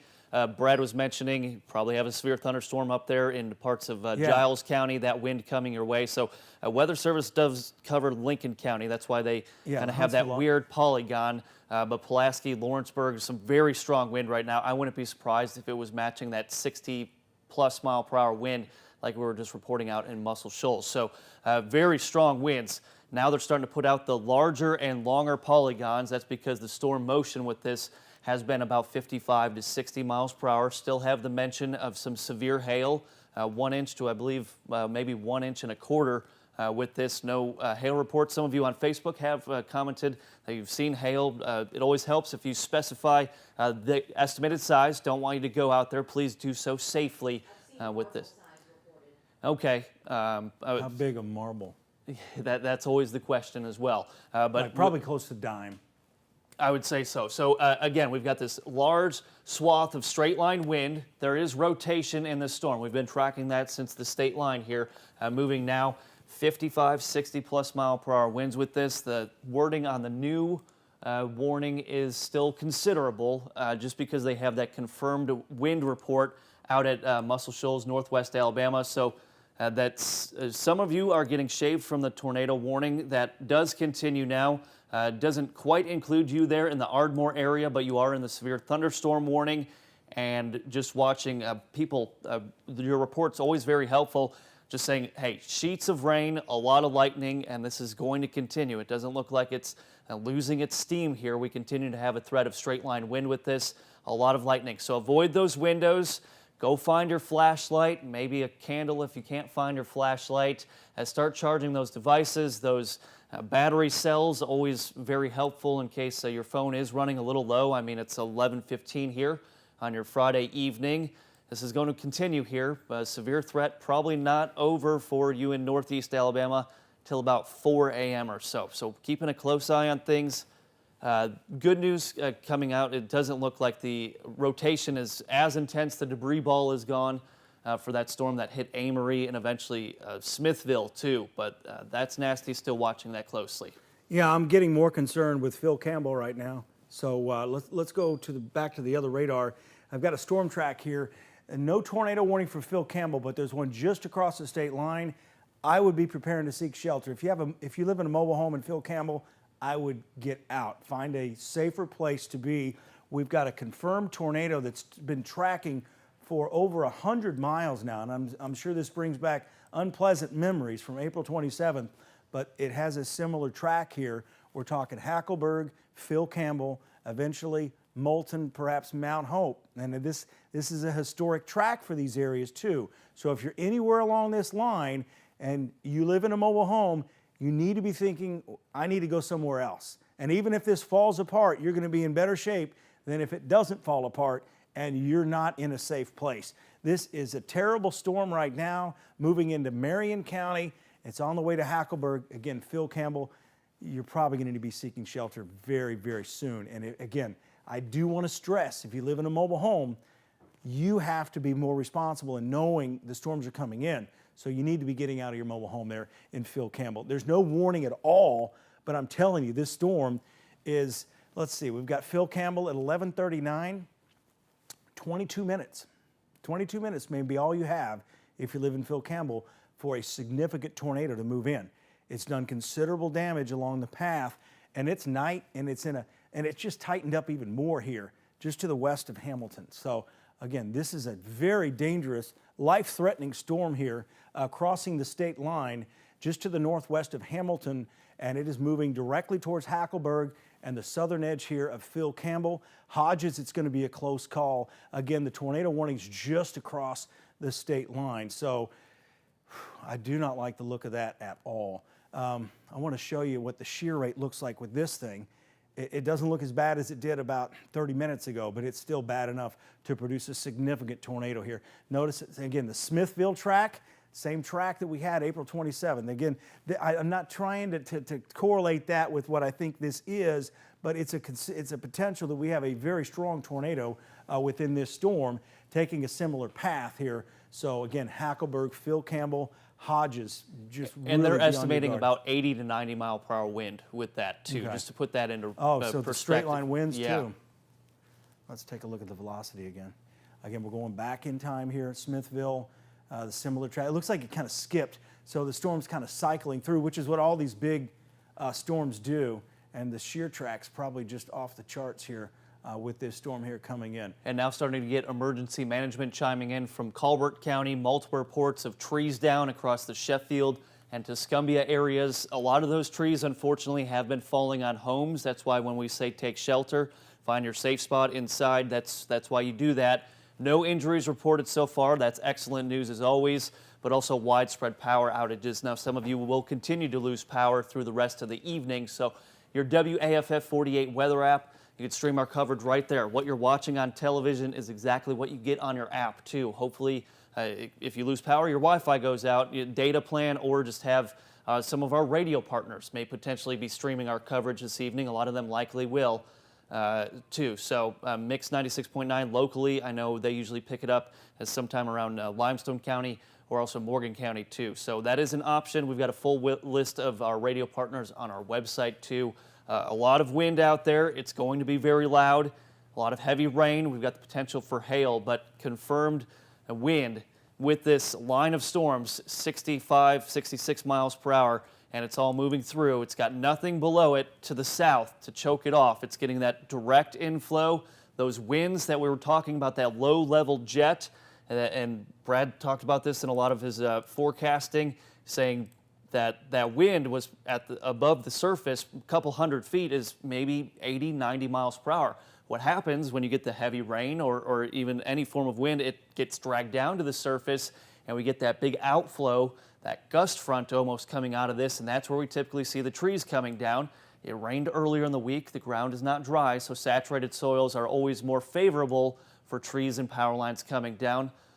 Margot's, Speaking of that- yep, go ahead. Speaking of that wind, now we have confirmation visually for you, as Eric Burke was just talking about. This is a massive tree down right now on Wood Avenue. This is in downtown Florence. This tree coming across the road there, you see crews out there, and what looks like a car, maybe even under this tree. Yeah, that's what it looks like. Yeah, so I'm hearing from my producer right now. So yeah, there's a car underneath that tree as well. So this came in from David Behrens. Thank you so much for sending us this picture. Your pictures help us. Now we have visual proof that this wind is very, very strong, taking down trees out in that area. I also want to tell you about how massive this widespread power outages are at this point. More, almost close to 7,000 customers, Florence utility customers without power. And this is all sort of clustered between Cox Creek Parkway and Florence Boulevard. Everywhere around there is without power at this point. I'm also hearing from Center Star folks, Sheffield folks, Killen, as well as, of course, Florence. A lot of power outages at this point. So this thing is really, really strong when it comes to the wind. And we want you to be safe. Brad has changed his tone, as you heard him tonight. He's trying to make sure that you guys do what you need to do to stay safe tonight. And if you have some family in a mobile home, please get them out of there and get them into a safe spot. And also, follow us on our app, follow us through the night. We're gonna stay here for you and bring you as soon as we have more information. We'll get it to you on the air as soon as we get it. All right, thanks, Margot. Again, there's nothing like seeing confirmation there to maybe urge people, again, more caution out there. I would definitely get in your hallway, especially north of Coxie up towards Bethel and Elkmont with this storm, a possible tornado, but we've got a lot of high wind, and that's what I'm tracking here. And I'm also including you in southern Middle Tennessee because I really think that the wind is still reaching up here into southern Middle Tennessee, and you can kind of see how the National Weather Service office in Huntsville is including those same areas down the road up towards Fayetteville. So what you're looking at, and I'll get this storm track out of the way after I go through it, and I'll actually pinpoint the wind. We'll go street level with that. But Bethel around 1125, Cortland 1125 as well, Athens 1134, Ardmore 1137. We're looking at Tanner around 1138, Trinity 1145, and Capshaw right around 1145 as well, Harvest 1145. This will continue roughly along Highway 72 with winds 50 to 60 miles per hour. And as I kind of take that away, notice what we're watching. This is the wind gust. As we get closer to the radar, we're going to see this a lot better. So the high wind is just about ready to move into to Coxie right now. It's moving through Joe Wheeler State Park. Well, it's about to enter that. It's just about towards Lucy's Branch as well. So again, dangerous storm here moving into Coxie along the Elk River with winds at probably 60, maybe 70 miles per hour. As we get as this gets closer to the radar, we'll definitely see a little bit more with that. And as I put the radar data, the reflectivity back on, we still have an area we're watching here right in and around Anderson that continues to show signs, and it may have actually crossed the state line, the little spin on the northern edge of that. As I watch that go back again, I think the hail threat may be dropping a little bit, but there's still probably some hail in that storm. Get south here towards Trinity, southwest side of Decatur, just heavy rain. And notice the pattern here we're getting. I just started to notice that. What's happening is you're getting this kind of, it looks like a washboard. There's a gravity wave here. It's coming in from here. It's rippling through. So the very strong wind, and it kind of fluctuates. If it was daylight, you'd see a big wave cloud. So again, high winds here coming into Moulton and Decatur, and that's feeding that storm there. And sometimes you can get gravity waves or sometimes precursors to tornadoes. But I would see that it's probably happening back here. We just don't see it as well. So that whole wave probably coming into the backside of that storm, that's going to intensify it a little bit more. So let's get up here closer along the state line, because I know you can view us up here in Pulaski. And looking at Leicester, south of Pulaski, very intense wind in here down to Mount Roswell. Again, this is the area that's under the tornado warning.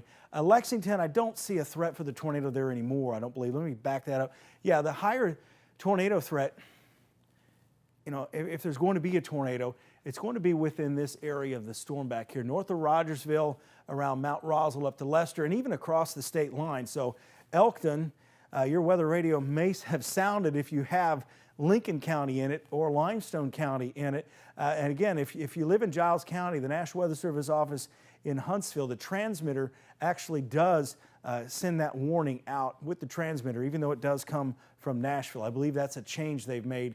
I believe it's been in the last 5 to 10 years. But so this is why you kind of want to have a county around you in case this situation happens. I mean, you've got a tornado warning right next door to you, and there's no warning at all issued up into Pulaski, so there would be no, again. All right, we're going to get a tornado warning now for the previous supercell now. This is for you in Franklin County. We were talking to you just a moment ago. Oh, down south. Yes, for the southern part of the storm too. We'll keep an eye on the north, I promise you that, but right now we've got a new tornado warning. We were talking about you and Phil Campbell just a few moments ago, saying, hey, we're watching this. Also want to note that severe thunderstorm warning, you guys just have the tornado warning, but that severe thunderstorm warning to the south, that does include Hackleburg and Hamilton. They have the destructive term on that, Brad, as far as damage. The destructive because they were not destructive, but the straight line wind. They were talking about those 80 to 90 mile per hour winds, and that's the reason for the destructive tag there. I got you. Okay, so here's that tornado warning coming out. Phil Campbell, again, if you haven't left your mobile home here, Hackleburg, Hodges, it's probably too late. You're going to be out in the middle of this storm as it comes in. So you're just going to have to bear down as the worst of this moves in. I will tell you, it doesn't look like what it did earlier. So I'm, in fact, to kind of back me up on that, notice how well-defined this is here, crosses the state line, and it's moving into the areas just west of Hackleburg. But again, they'll continue that tornado warning.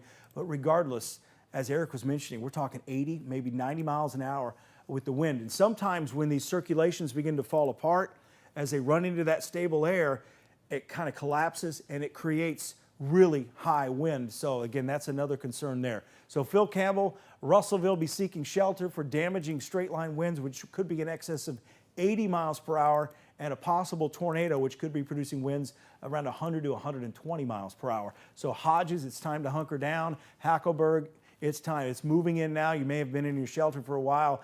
And that's the other thing, is you kind of get some anxiety. You've been in your shelter for a while. And early in my career, I made it a point to make sure I would go through and clear people, because I got home and my wife was like, well, we've been in the shelter for 3 hours. And I was like, that's the worst thing to do, is to be in there that long, because if you're there that long, you don't really want to go there the next time. So again, we're trying to be as accurate as we can with this forecast as it moves through. But I will tell you, the circulation here, it has broadened a lot. However, there's still a lot of wind energy. That kind of energy just doesn't disappear like that, even though the radar may not show a whole lot going on in that area, but hey, it still does, though, a storm relative. And it's possible this is going through a cycling. It's cycling through. And that's probably what's happened all along with this storm. You'll get one tornado that forms, and then it starts to weaken and another tornado develops. So I had kids in class the other day said, can a tornado go around another tornado? It typically doesn't work that way. You get one tornado that forms, the parent tornado, it fades away and lifts off to the northeast, and the second tornado develops behind it. And it's possible, see, we've got two circulations. It's possible that's what's happening right now. So again, enough with that science report. We've got to get to shelter in Hodges. And Phil Campbell, you need to be in your shelter. Let me back this up and do another storm track with this. Take this out, because this is the storm that's going to be moving towards Mount Hope and eventually close to New Hope as well, or Moulton, I should say. So let's take this out at about, I'm going to go about 60 miles an hour with this one still. It may get just a little bit farther southeast of this current, but again, as Eric was mentioning earlier, this has a lot of instability to still feed off of. There's no other storms down here to the south. And if it is cycling through, we're going to see this ramp up in intensity. So over the next 20 minutes, this is either going to reform a tornado circulation, or it's going to collapse, and in that collapsing stage, it's going to produce these high winds approaching 70 to 80 miles an hour. Now, it's not going to do that all along this track, but I'm just giving you a heads up. If you live in Hatton and Moulton, because I know you're worried, you have a history of wind damage and tornadoes in that area as well. So Hodges around 11:32, and it is 11:30 right now. Hackleburg 11:36, 11:44, Phil Campbell. So you're talking 15 minutes. This will be in Phil Campbell, what is left of it or what's developing with it. And Hodges, there's just a lot of wind coming your way, probably 90 miles an hour. Hatton, 12:07, Moulton, 12:11, Trinity, just west of Decatur at 12:25. And you guys have seen similar tracks here as well, as recent as last January. Some of you still recovering from the damage of that tornado that tracked across the same area just on the southwest side of Moulton and did quite a bit of damage there. But again, this is kind of the same animal coming at us as that tornado signature may be changing just a bit south of Hodges and just north of Hamilton, by the way. If you're watching us from Hamilton, that circulation's on your north side. So I'm going to get out here and go back up into this. I got you right now, Brad. All right. All right, go over to Max 2. Just want to let you know that tornado warning continues. Still an area of rotation that we're watching. That tornado warning will continue until 11:45. Includes a good chunk of you in Limestone County and just a sliver there of parts of Lauderdale County. No Middle Tennessee counties under a tornado warning. We do have that relatively large severe thunderstorm warning polygon. Potential winds 50, 60 plus miles per hour with this. Reports of power outages. We've got reports of trees coming down. This is a significant gust of wind. Straight line, not necessarily rotating, but straight line winds can cause even more damage than a weak tornado too. So here is your timeline. A lot of you asking, well, what about us? Moving now toward Madison County, parts of Morgan County, you in Decatur. We're trying to cover all of you, give you guys as much heads up as possible. If you're in the Ardmore area, right there on either side of the state line, 11:41, Athens 11:47. This wind is knocking on your door. Obviously, Athens, one of our more populated areas. We'll likely get some reports from emergency management as well as you guys on Facebook and YouTube coming in. Decatur, this is just after midnight now. Flintville 1204, Madison 1214, and then starting to track down 565, and eventually here at Huntsville 1223. So wind gusts potentially over 60 miles per hour with this. Severe thunderstorm warning continues. This is a storm, a line of wind that has a history of producing damage.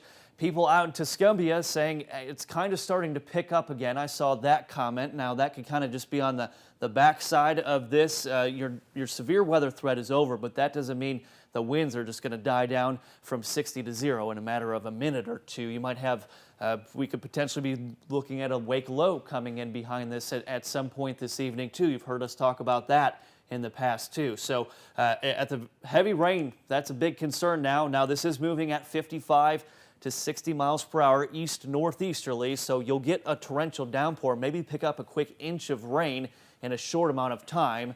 You know, northwest Alabama, a lot of those roads historically do not drain well. We could have flooded roadways. I don't encourage anyone to be out on the roads this evening, as if you're east of this line, obviously you've got some wind and lightning coming your way, but even behind that, heavy rainfall could start to see some flash flooding or even urban flooding. Now, if this line starts to slow down later this evening, and then we might have a higher threat for flash flooding at the moment. But tornado warning continues. That's for a large chunk of you in Limestone County. Athens here, you're just out of that area. There's an area of rotation.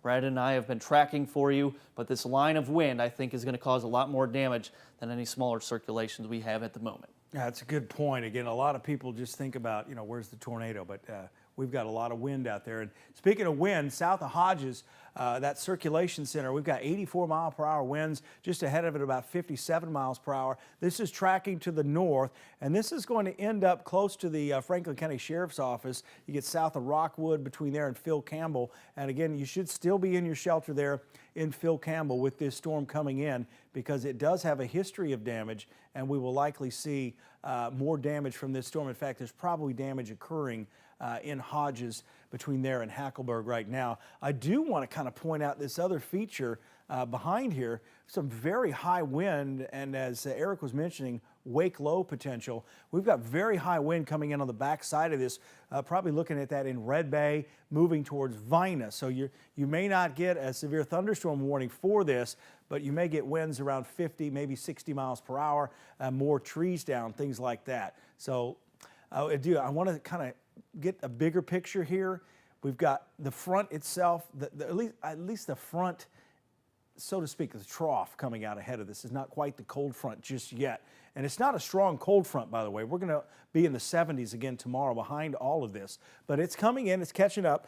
But the circulation center here, not near as dangerous as it looked earlier. Again, this is the storm towards Hackleburg. I do want to go back to the debris signature here and see if we've got anything going on down there with that storm over the last few minutes.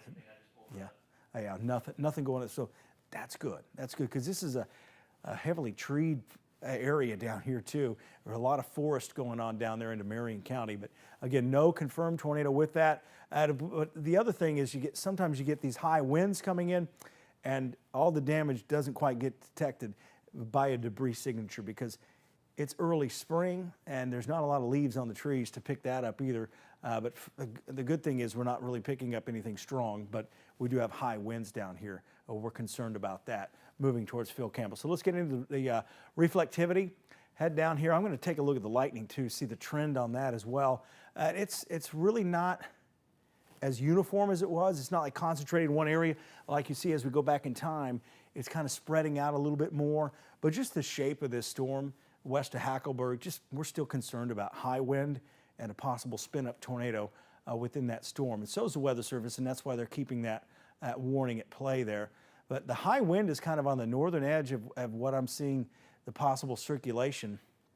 It's pretty much moving right into Hackleburg now, at least if there is circulation here. It's moving towards Hackleburg between there and Hodges, and that'll eventually end up very close to Phil Campbell. So I know you guys are concerned down here in Phil Campbell. Some of you may be in your shelter listening to us, watching us on your phone, hoping your battery doesn't die.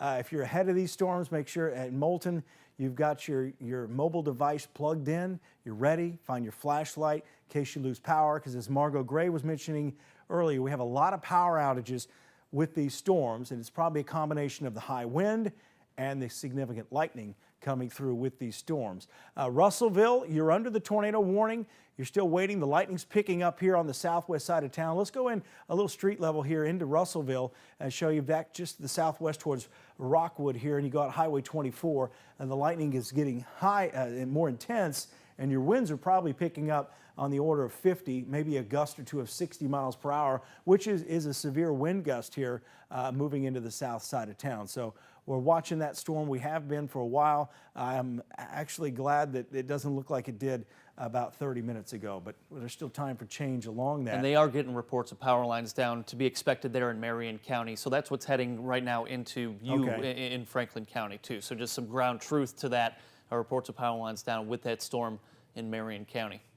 Just a quick look down towards Tuscaloosa if your parents are concerned there. Starkville, big storm moving in there right now, but no warnings out for that. I really think what's happening here is the forecast guidance picked up on this quite a bit, as we're seeing the higher threat here over northwest Alabama, and this will continue to track to the east.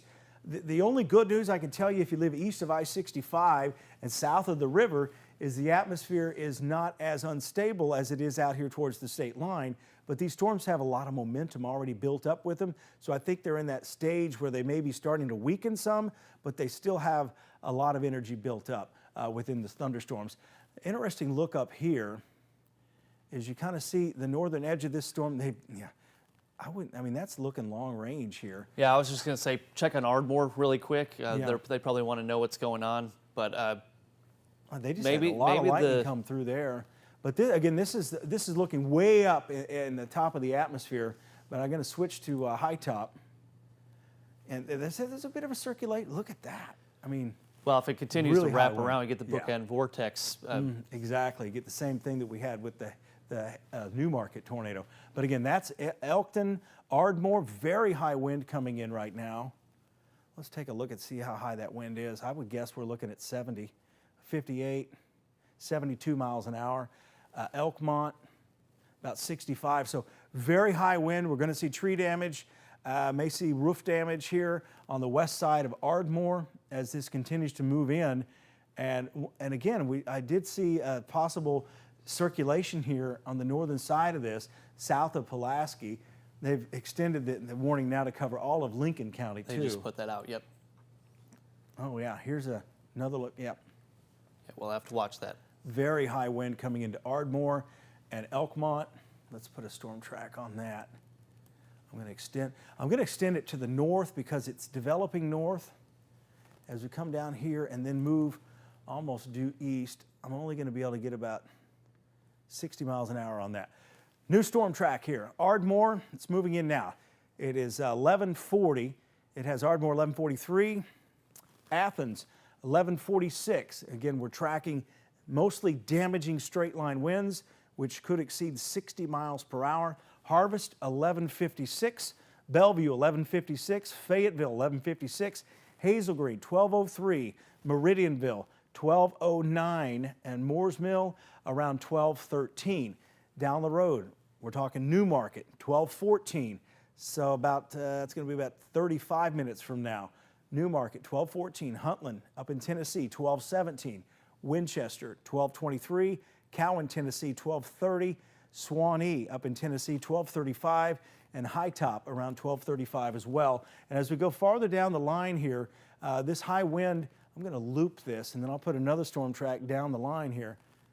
You can clearly see the velocity. This is the wind energy that's coming east, and the most intense wind is here near Elkmont moving into Ardmore. And there's a bit of almost a gate-to-gate showing up here from the radar, but it's just separate from, we'll have to see the next scan there. Well, you could check the shear tool really quick. I want to go back to you in Franklin County. Watching the southern part of this line now, the northern tornado warning for you in Lauderdale and Limestone County has been expired. Now we're really focusing on that straight line wind threat that Brad was just talking about along that state line as well. The Lincoln, Tennessee, parts of Giles County. But for you in Phil Campbell, Russellville, kind of on the northern end of that tornado warning here, that area of rotation that prompted the warning. This is the leftover of that very large tornado in Mississippi earlier, but still looking at a threat of some hail, some wind, and very heavy rainfall with this. Russellville, it is 11:42 on your Friday evening. Russellville, 11:53. The Youngtown area, 12:05. Hatton, 12:11. Speak, 12:16. And then Mountain Home there, 12:18. So this is going to move through parts of central and eastern Franklin County. You guys are under the warning at the moment, then start tracking into you in Lawrence County. Lawrence County, we haven't talked about you guys much because you are just about to get in on the action. A lot of cloud to ground lightning with this. Make sure you're avoiding windows. We've had a history of power outages with this. Power poles down in Marion County where the storm is exiting and now moving into Franklin County. So a lot of you have the potential of losing power here within a matter of maybe 10 to 15 minutes. So be sure you're finding your flashlights and anything you need in case you do lose power. But this tornado warning still active, tracking to the northeast about 60 miles per hour. We have a threat of wind estimated in Marion County by radar was 80 to 90 miles per hour. And the wording from the Weather Service on that severe thunderstorm warning was destructive, and for good reason too. But this is tracking to the northeast. And then, of course, we have our northern areas watching that. Checking all of the chat rooms, of course, in Nashville included now that we're starting to see some more activity on the northern part of this line. Go back, focus on you guys in Lincoln County here just for a minute. Put a quick storm track on that. Again, Ardmore, this should be on top of you. This is a 30-minute storm track we've got. Ardmore, you've got a minute or so. Out to the Huey area, 11:50. Fayetteville, 11:58 there. Boonville, midnight. Lynchburg, 12:05. Flintville, 12:07. And the Smithland area at 12:09. So that's the northern part of the storm. And it shows you that if we pull back the view a bit, that orientation of the line, that northeast to southwest, if this was more north-south oriented, but it's got nothing cutting it off. So we get that strong wind out of the south going right into that. Now we'll start watching this line very closely here, maybe some areas of rotation and notches forming, or if we see any of those breaks in the line, that's when we could get these quick spin-up tornadoes. The strong long track tornado threat, I think, over for the evening, but that doesn't mean we won't get some spin-ups and also some very strong winds coming with this too. So some older storm reports coming in. Margot's been monitoring all the power outages. A lot of you out in northwest Alabama still probably without power with this at the moment too. So a report from Rogersville there, 67-mile-per-hour wind gust. That is substantial wind right now into parts of Franklin County, and I believe that is a current recent report too. So. The other thing I'm seeing from, I've been texting Mary Glass, who's the EMA director for Franklin County, and she said everything is good so far. I want to emphasize so far. So I am monitoring if there's any damage reports coming out of Franklin County at the moment. At this point, what we've seen has been a lot of trees coming down, and a massive tree that we showed you just a moment ago in Florence. And we know that they're sort of the majority of the power outages that we're seeing, that's that tree that I was talking about down on Wood Avenue, I believe. What we're seeing right now is that Lauderdale County is taking the brunt of all of the power outages at this point, but we're already starting to see Morgan County get a little bit as well, more than 100 customers in Morgan County without power at this hour. And it's just starting to trickle into Madison County as well. Just five power outages at this point. So this is something that I am continuously monitoring to make sure that we see as the storm rolls through the Tennessee Valley that we are staying up to date on some of the power outages. A lot of people reporting that oh, you can't hear my sound. My microphone on Facebook may be a challenge at this point, but we're working it out, so just bear with me at the moment if you guys want to repeat some of what I'm saying here. I'm trying to look to see, some of you are giving us a lot of reports of the power outages and the wind that you're hearing. It is really, really strong out there, and we get that. And that's exactly what meteorologist Eric Burke has been talking about. Muscle Shoals still without a lot of power, Center Star, Sheffield, Killen, Florence, but I'll keep you updated as they come in. And we do have that new severe thunderstorm warning right now for you in Lawrence County. It looks like they did allow the tornado warning to expire for you in Franklin County too. That area of rotation certainly broadened out quite a bit, but now we're still talking about a threat of straight line winds and also some of the areas that I'm seeing on the line itself, as far as the velocity goes, starting to take on more of that wave-like appearance. Brad? I think we may have a tornado developing up here southwest of Fayetteville and east of Elkton. The circulation starting to show up here. I'll get to the velocity in just a second, but here's the storm track. Fayetteville around 12 o'clock, so about 15 minutes from now. Possible tornado or damaging straight line winds in excess of 60, maybe 70 miles per hour. This is that leading edge of that circulation that rolled through Muscle Shoals. And I've just seen some video that looks like it may have been a mesocyclone that was perhaps what they would call a non-descending tornado. But again, regardless, we've got damage out there with that storm. Winchester at 1227, Huntland 1219, Deckard up in, again, this is up into Tennessee around 1229, Cowan 1234, and Swanee at 1239. Again, damaging straight line winds and a possible tornado developing. It's going to be back here just where this lightning has become a little bit more intense. And I'll put the velocity Shows on. up, yep. Yeah, and that's where it is right there. Again, as we were mentioning, possible bookend vortex developing in here.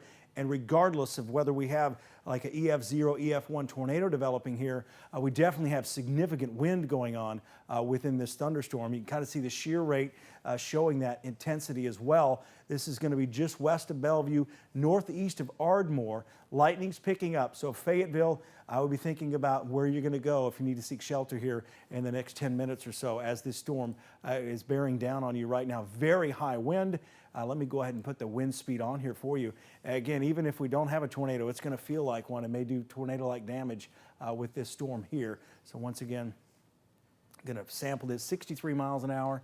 And then we've got, again, severe thunderstorm warning out for that storm.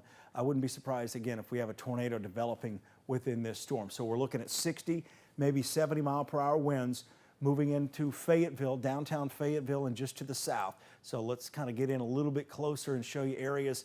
Ardmore Highway, basically the shortcut you go from the Huntsville Highway, 231, 431, down here towards Taft. So it's going to be in the Blanche area on Ardmore Highway that we have significant wind rolling through right now. And I'm going to put the, we're going to take another look at some of these 65, probably going to have some 70 mile an hour winds show up here at some point. And it's important to point out we're closer to the radar now, too. With this, the sampling is going to be more accurate to the ground. So we're probably seeing a lot of what we weren't seeing earlier within this thunderstorm. And again, as you get farther to the north, again, we're just seeing numerous areas where we have very high wind rolling through. So again, Fayetteville, stay away from your windows, possible tornado or damaging straight line wind on the way. And this is moving through Ardmore right now too. And I get kind of a view here. You get up Highway 53. Let me go ahead and get down here street level too, because some of you people may be losing, some of you viewers may be losing power as well. Just to the east now of the Welcome Center with the rocket there, that's been a part of all the controversy here lately. But again, that's where this is. You get out here towards Thatch Road, Holt Road, getting into East Limestone County, Highway 251, pretty much the north-south stretch of that. It does bend and go back into Athens the farther south you go. But the Tony area, very high wind will be moving through there. The wind doesn't look as intense in Athens. It's the northern half of that storm that's the most intense. And as we go down here to the south, again, that is intense wind here. I'm going to circle this one more time. So again, it's moving into Fayetteville and here moving into northwest Madison County.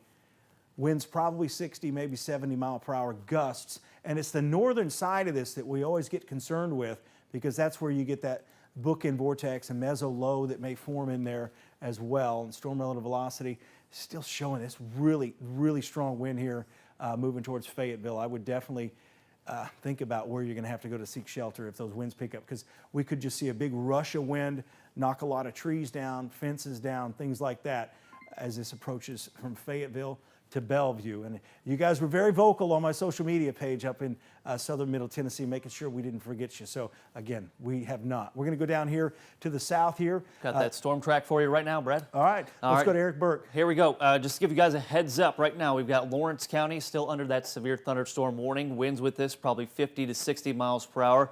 Anywhere from Posey Mill, you're right in the middle of it right now, out to the Moulton area. Probably seeing a lot of lightning flashes, hearing the loud thunder, torrential rainfall. Had a report of some large hail coming out of Athens, Limestone County, but that large hail report, it was not very specific as far as how large that hail actually was. So again, if you are trying to chime in on Facebook live chat, we're monitoring those, and we appreciate any size. Of course, do so safely. Now we start focusing on Decatur into Morgan County. You guys have had a rough go early this year, 2023. A couple of tornadic events, some high wind. I know that marina on the Tennessee River has taken quite the beating, but watching this area, this is the line of wind, straight line wind with this, very heavy rain, the threat for some hail. I want to go through this storm track really quick. Moulton, 1201, it is right now 1152. You've got the Harvest area, 1207, Decatur, 1213, Mooresville, 1218. Thank you for taking that full screen. It's easier for people to read there. 1222 for Madison, Toyota Field, 1224, Huntsville downtown, 1229, and eventually the Coal Spring area. So a long line of wind coming with this. We have numerous reports of confirmed wind speeds this evening, over 60 miles per hour, 66 in fact out in the shoals, saying a concentration of power outages out there. Want to go back to you. Here's another damage report that I need to give you guys right now. Hopefully you can hear my mic now. Sounds good. Fire and Rescue, just pushing this out on their Facebook page. Please avoid the area of Kendall Gardens. It has extensive damage and every road is blocked. This coming from Killen Fire and Rescue at this point. Kendall Gardens, in that area, extensive damage and every road is blocked. That's all I'm getting at this point. If you guys, knowing one out there, can report back, your ground reports help us as well. We don't have the crews to be able to get to every area of the Tennessee Valley tonight, so that's why these reports that you guys are giving us really, really helps. Killen Fire and Rescue, please avoid the Kendall Garden area. It has extensive damage at this point. All right, really quick, going back to you in Lincoln County, Tennessee, monitoring that area of rotation. It's right there in between the two polygons. Kind of, you could see that area, maybe getting that somewhat bookend vortex look. But if you're in Fayetteville right now, I would say go to your safe spot. You've noticed on the screen, I've kind of hit some of the radar pixels there. Picking up winds, 58 to 62 miles per hour. This could be straight line wind or rotating. We've got the one area of rotation. The Dutton area just reporting a tree down. Now that's well ahead of all this too, so that just shows you how strong the gradient wind potential is here. But monitoring a long line of wind right now moving into parts of Middle Tennessee. Go back to the reflectivity just to show you kind of what it looks like. It's not the showing up the prettiest, but this area here, Brad's been talking about that. We'll be getting that south wind kind of getting pulled in here right on the line. I mentioned that line of the polygon. This is tracking east-northeast, so this is going to move right over you in Fayetteville. You've got 231 north. Now, of course, we're talking about Middle Tennessee, and you've got the Bellevue area. If you're in Fayetteville, wouldn't it be a bad idea to seek shelter right now? Also down to the Bellevue area, Ardmore, getting a lot of reports on our Facebook live stream that it's getting pretty rough, and that's exactly what's happening. Now we go into parts of northern Madison County, out toward Madison Crossroads. You've got Hazel Green there. If you're in the Harvest, Monrovia area, this wind is all coming your way. I'll put a kind of a specific storm track just on this leading line of wind right now. Athens, I'd say the strongest winds probably starting to die down in your area, but you'll still have torrential rainfall and maybe some hail behind this too. And just keeping an eye on chat really quick, but here's that storm track. This is again for parts of northern Madison County and southern Lincoln County in Middle Tennessee, right at midnight for Madison Crossroads. You just showed up on the screen there. The Harvest area, 1202. Hazel Green, 1206. New Hope, also 1206. New Market, 1215. Huntland, 1218. And the Greenfield area at 1222. Severe thunderstorm warning continues. They'll likely keep this going until we see a significant weakening on radar velocity. I think we're about to see significant damage in Fayetteville. Yeah, I just told them to find your safe spot right now. And also that notch is due west of there, too. We're starting to get towards the extreme on the rotation detection here. So let's spend some time, a little bit more time up here in Fayetteville. Again, you may get winds 90 to 100 miles per hour with this, what we're looking at here, especially the angle we see this at. You notice how it's increasing as it approaches. I'm going to turn the loop off here, and we're going to go back to the radar. Again, it's wrapping around. This is on the west side of Fayetteville. We've got velocity. I think we have a developing tornado here. I really think I'm really concerned with this storm. Even if there's not a tornado, I really think there's some serious wind capable of significant damage in Fayetteville. So I'm going to turn the lightning off here as well. What we're seeing here is lightning's intensifying here. This is going to be just on the west side. I believe the fairgrounds are out this way on Wilson Parkway. And you got the Falcons Stadium is over there as well. And I'm going to turn the lightning off completely so we can see what we're looking at. What we're looking at is the potential for a developing tornado right in this area here. This is on Molyneux Road, and I believe that says Morgan Bend Road, moving right into the city of Fayetteville. You're likely going to have some widespread power outages here in the city of Fayetteville with this significant wind coming in. Storm relative velocity. I mean, it's just really, really a big, what we call a velocity gradient here. As we look at this, we come back out. And what I mean by that is how quickly the velocity goes from very light to very intense. And this continues all the way down the road here on Scotts Orchard Road towards Bellevue. And this is just how these features start changing and how we get these tornadoes that form. It's a little tighter even right there. So again, I think we're going to get a tornado warning for Fayetteville. Again, it's moving into town right now. Latest radar update. So it's right on Wilson Parkway, moving into Fayetteville. So be seeking shelter here. This is going to be moving right through the heart of Fayetteville, and it's going to head out Winchester Highway, Lynchburg Highway, and eventually down the road, this could be an impact up here in Lynchburg into Moore County. We're fairly close to the radar site over in Jackson County to the south of you in Alabama. There's your tornado warning. There's a tornado warning coming out. Again, seek shelter. Tornado warning just issued for Fayetteville for this storm here. Again, it may not be on the ground right now, but boy, I wouldn't count on it not being. Definitely get to your safe place. Tornado warning until 12:30. It's extended to Moore County, so that does include the Lynchburg area as well. So that just coming out from the National Weather Service office. Shear rate, this is dangerous. Get away from your windows, get to your shelter as quickly as you can. It's the northern area here, moving right into the city of Fayetteville, out here on the southwest side of town. This is moving right into the city of Fayetteville. Elmwood Trace, all College Street, northwest. Again, this is moving right in the beautiful town square there too, in the city of Fayetteville. There goes the weather radio going off for that. Velocity continues to tighten up. So again, that's up into Fayetteville. You should be in your shelter.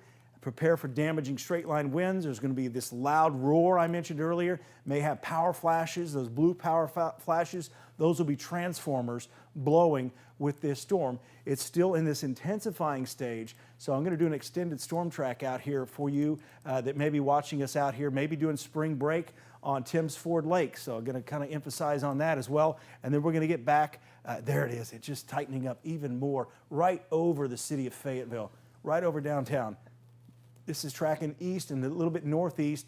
It's going to be roughly between Tullahoma and Estill Springs, and of course moving into Lynchburg as well.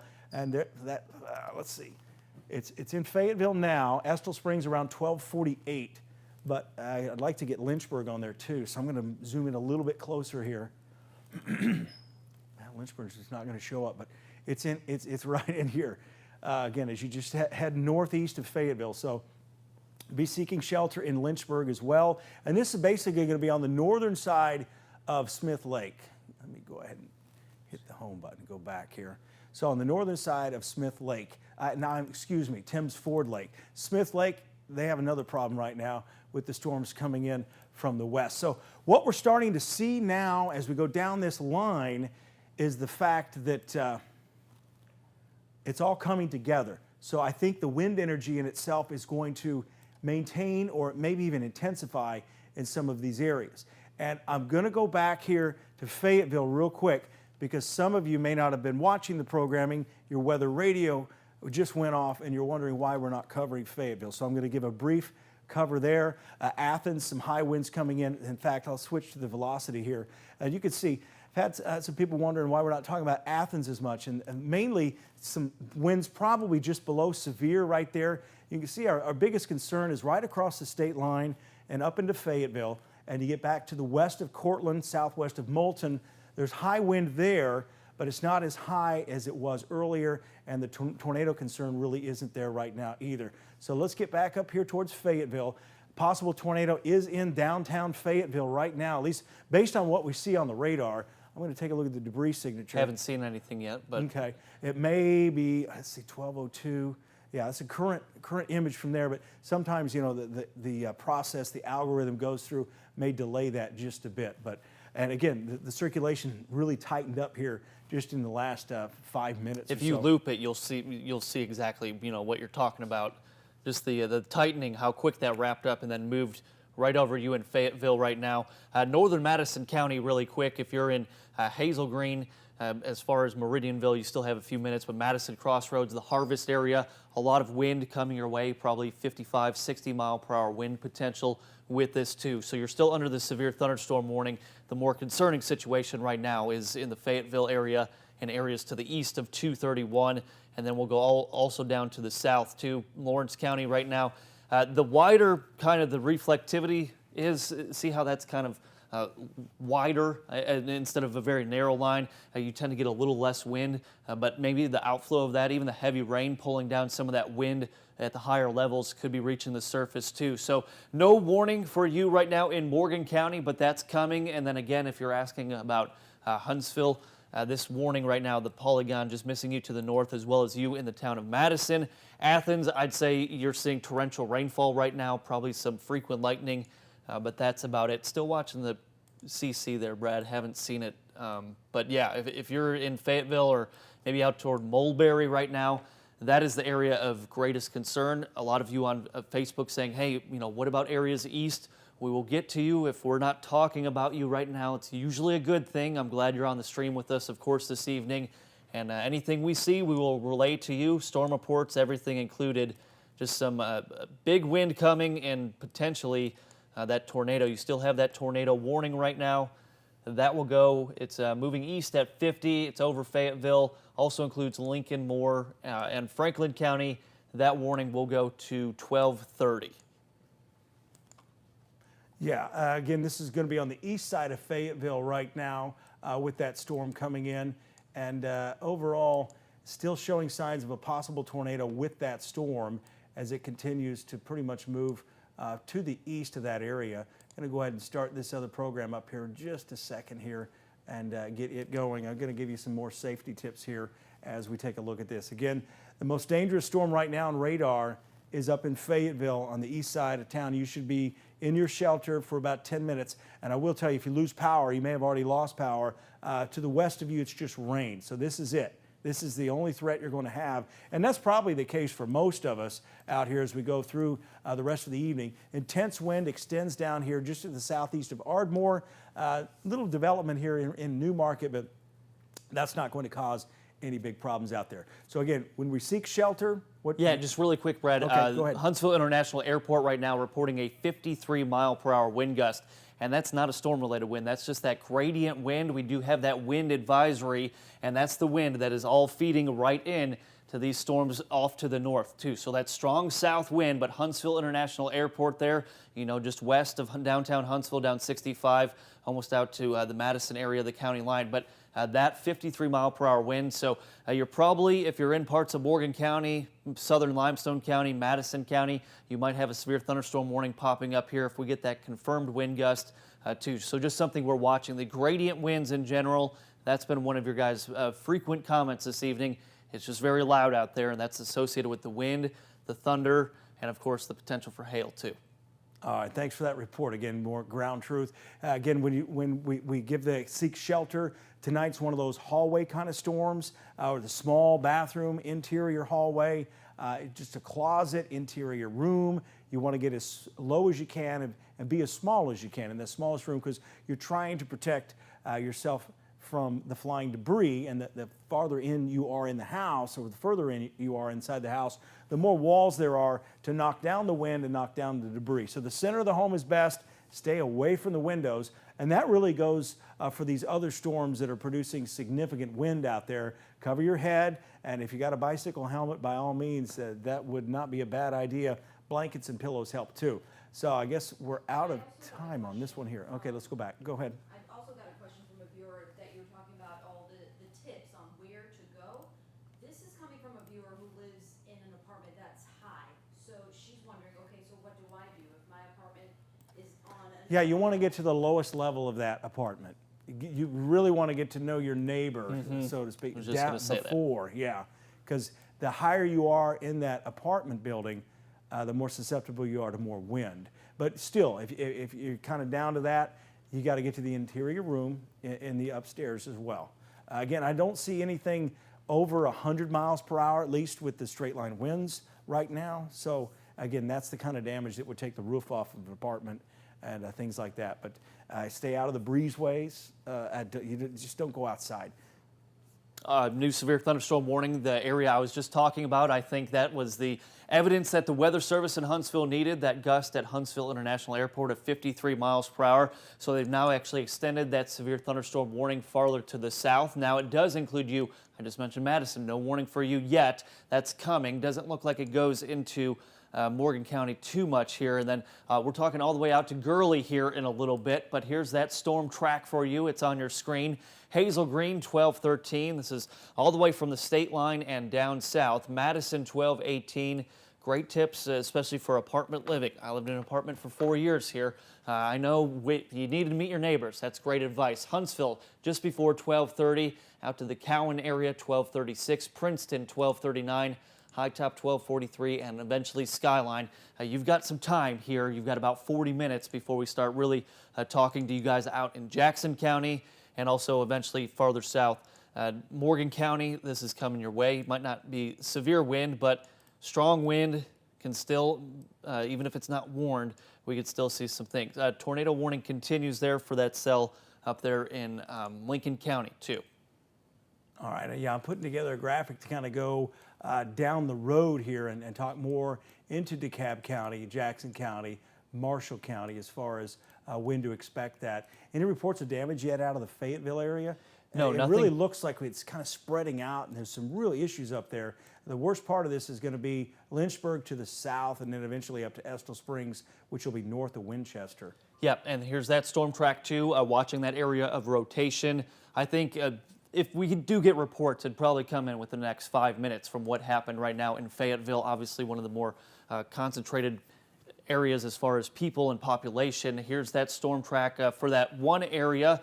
You can see that notch showing up there a little bit. It's kind of a broader area of rotation, but we were talking about that when it was out in Giles County as well, giving you guys in Lincoln County as much heads up as possible.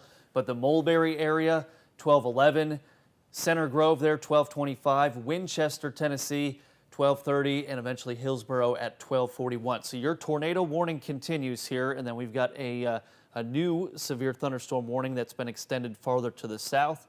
I'm going to reset the camera. Maybe some of you just joining us for the first time saying, hey, it's getting pretty loud out there. I wonder what's going on. Of course, if you do lose power, you could always stream exactly what you're watching right now on television, on Facebook Live, and on YouTube. You could always find this on the app as well. That's important too. Maybe you lose your internet or something like that. But we've got we could show Athens really quick, Zach, if you guys want to. Probably. A lot of folks are waiting for the all clear. Okay. If you can hear Well, I'll be able to do that here in just a sec. Yeah, I will. I can Very start doing heavy that. rain, gusty winds there. Again, this is I-65, Highway 72. Traffic probably a little slow. Look at all that lightning there. So a lot of lightning if going you on. guys are in Franklin County, Colbert County, Lauderdale County, you guys Okay, are okay. just got this report of damage to a hospital in Lincoln County. So again, that's not confirmed, but a message coming in on Facebook saying damage to a hospital in Lincoln County. You know, I think I saw that comment as well in Facebook. Could be the same individual, but again, the few all clears we'll give right now, Lauderdale, Colbert, and Franklin. You guys will have some residual rainfall, maybe some lightning. Will go back up to you up there in Lincoln County, parts of northern Madison. I'll just put a big storm track on this. It's just the easiest way to talk to the most amount of people and let you know exactly what's coming your way. Decatur, it's on top of you. I'd say probably some non-severe wind could still be very strong, 40 to 50 miles per hour. That would be a good camera, Zach, to keep an eye on too. What's happening out in Decatur? I believe did you move it pointing west-southwest, or Brad, the Decatur camera? It's moving. It's due west. Okay, looking Everything's due west. facing west. So if you see anything interesting or whatever showing up, please let us know. But there's your storm track right now for this line of wind. We've got the area of rotation that prompted the tornado warning right now for Lincoln County, parts of northern Madison County, and almost all of Madison County right now under that severe thunderstorm warning. Let's go ahead and go with the model data here. It's been really, really good, to be honest. One last look at the radar. Again, Fayetteville, it's pretty much all clear because the severe threat's now passed on to your east, just south of Lynchburg, and then up here towards Estill Springs. This is going to be on the far northern side here of Thames Ford Lake. But this whole Boeing segment now is an issue moving into southern Moore County. High wind continues in East Limestone, moving into Harvest and Monrovia right now, and we'll get into that in just a second. But let's start clearing a few people, and I want to use go ahead, Margot. You do what you got to do. By 1:40, we are seeing the end of the storms in Hartselle. Again, what you're looking at here is the instability, the guidance here, the CAPE, we call it, convective available potential energy. And when that's gone, the threat for severe weather is gone. So roughly between 1:20 and 1:40, Huntsville, it's over. Hartselle, it's over. Moulton, it's probably over now in Moulton. But again, farther to the east, we'll continue to see the threat. Notice how the instability is not as high in Scottsboro, but we have momentum built up with these storms, so it's still possible we'll see least damaging straight line winds. So as we continue on past 2:20, we're still looking at the storms moving across Smith Lake towards Coleman, Joppa, Arab, into Gunnersville, Boaz. Some development down here, but I don't think that's quite going to become severe, but we are going to have to watch it because this is that point in the game here, so to speak, as we get between 2 and 3 o'clock. The model guidance has been suggesting some increase in intensity from southern Coleman County into Marshall and DeKalb County as well. So as we continue on, notice the line is still formed here from Boaz to Fort Payne. That's around 3:40, and as we've been forecasting, by 4 o'clock, this should all be over with and on the state line. So pretty much all clear around 3:30 in Gunnersville, Scottsboro, Coleman, and Arab as well, as the energy's pretty much gone from all of this as we go through time, and then by 4 o'clock in the morning, it's pretty much all over with. One thing to mention here, if you're in this polygon, these tornado warning polygons, and even some of these severe thunderstorms, again, you want to leave your mobile home, but you have to have that plan in advance. Be prepared to seek shelter. Make sure your phone is charged. Arrange your safe place now, and find your flashlight. Let's go to Eric. Yeah, new severe thunderstorm warning. I was talking about you guys in Decatur. Well, basically the trend I think we're going to continue to see, at least for the next half an hour to 45 minutes from the Weather Service. We'll be extending these severe thunderstorm warnings right now for the threat of straight line winds up to 60 miles per hour. So this does include you in Decatur. It is 12:15 and 12:14 there on your screen. So obviously I was telling you maybe not severe wind. Well, that's probably been upgraded now for the town of Madison, 12:22. Toyota Field now making our way down I-565 at the moment. You go out to Vinemont. I believe that's the look right now in Decatur. Haven't seen any lightning flashes. Heavy rainfall, that is a guarantee. There, right on cue. There's your lightning flash too. So a lot of cloud ground lightning right now moving through Morgan County into Decatur. You go out to Lacey Spring here. If we could go back to full screen, either myself or you could take Max 2, please. Great job keeping up with us this evening. But Owens Crossroads at 12:44. And then, of course, we start dealing with some of the mountainous areas or the mountains here in parts of Madison County out to the Joppa area, 12:47. Arab now, 12:49, and the Woodville area. No severe thunderstorm warning for you right now down in Coleman. But again, to see that trend, that will likely be continued here. You've got the Addison area, so we'll just put a storm track on this. I do feel like, Brad, the line has kind of been slowing down a bit. I'd say more 45 to 55 miles per hour as opposed to the 60 miles per hour.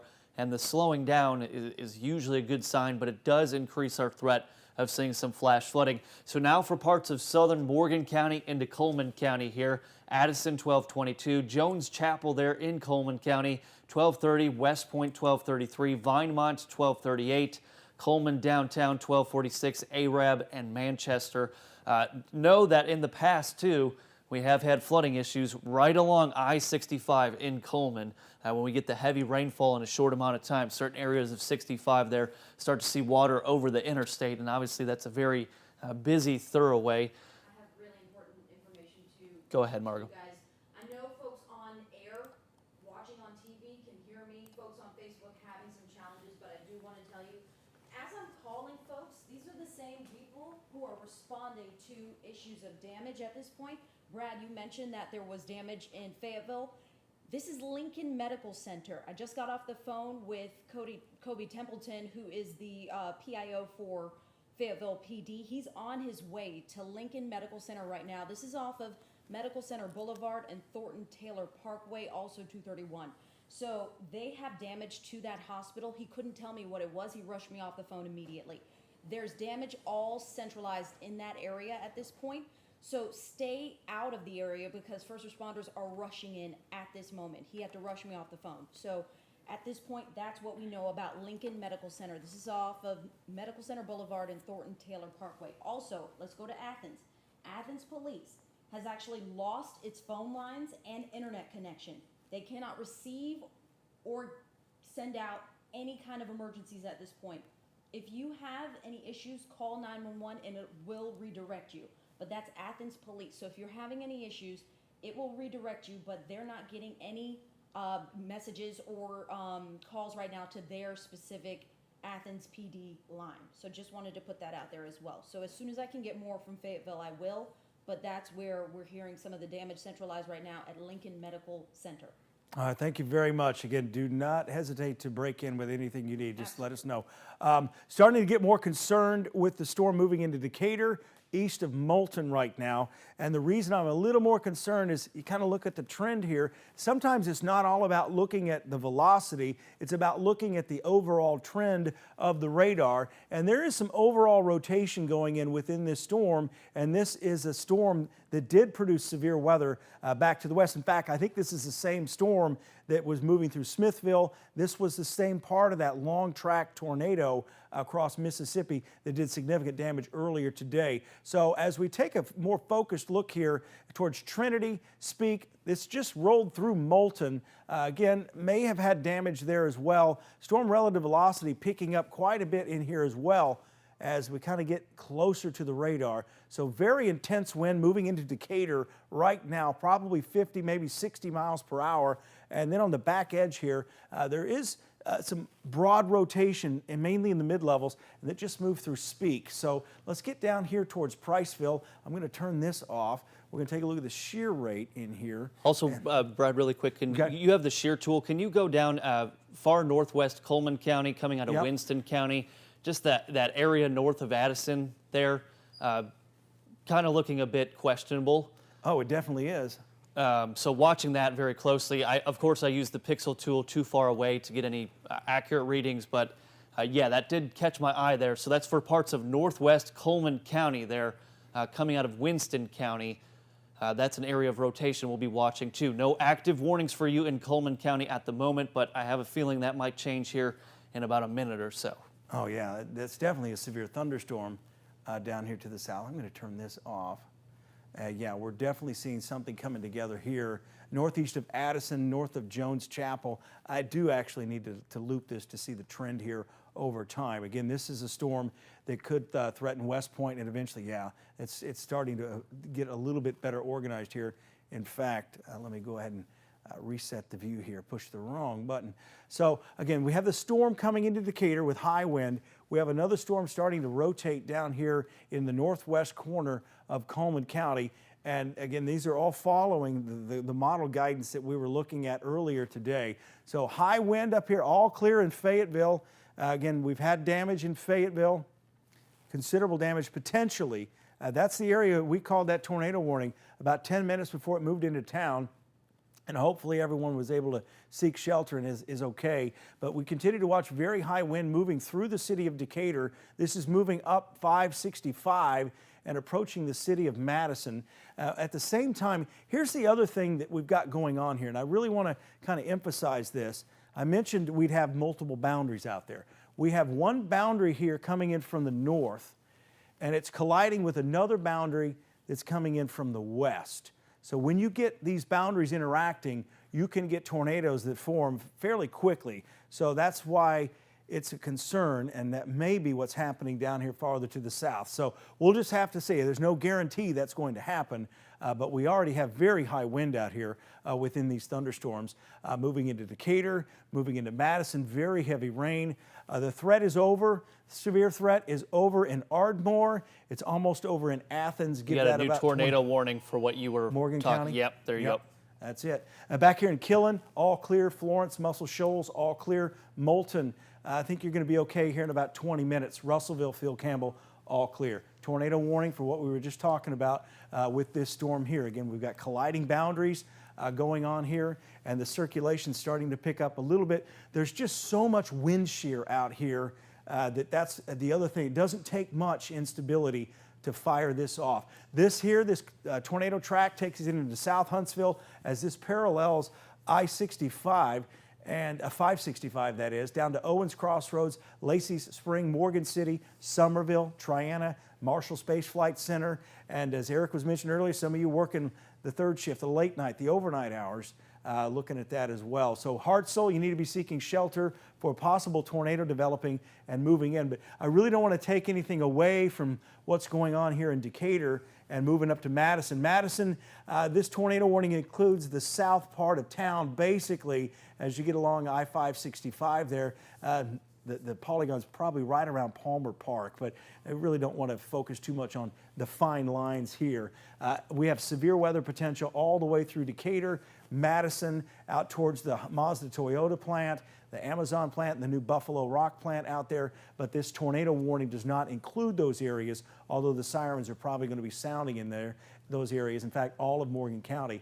Notice as we get farther to the south, that area that Eric was monitoring, we continue to see some circulation on that. So it's possible there's something there, and it's waiting on this line of storms to kind of interact with it. But let's take a look at shear rate here.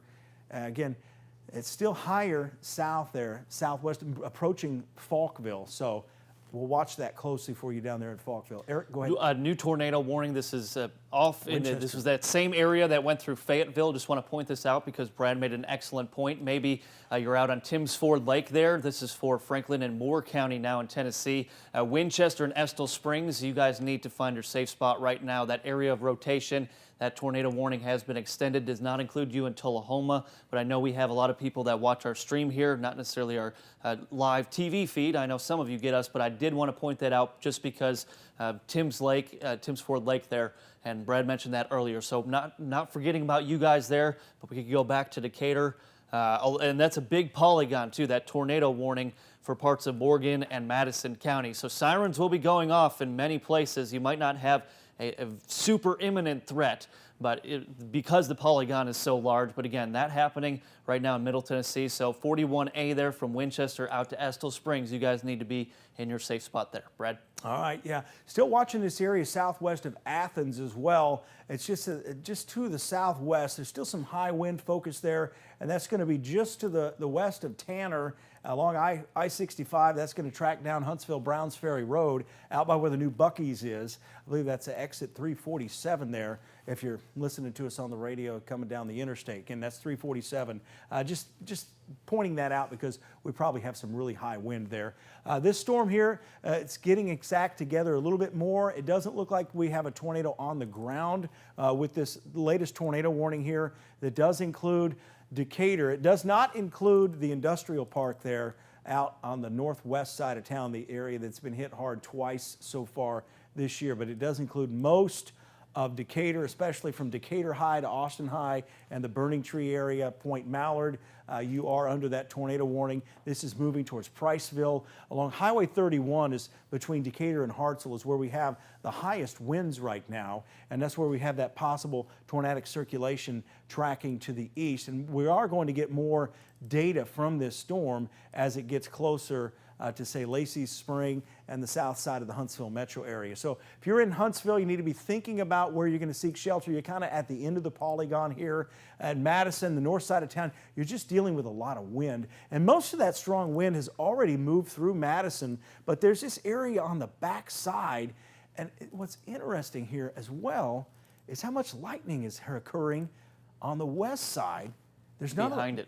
I don't think I've ever, I probably have seen it, but this is odd to see this much lightning on the back side that's not associated with the heavy band of rain. So maybe we do have like a gravity wave that's developing here on the back edge. And typically that happens at the end of the rain, but this wild that we have so much lightning going on the west side of Athens, right near Coxey, and the rainfall is not that heavy at all.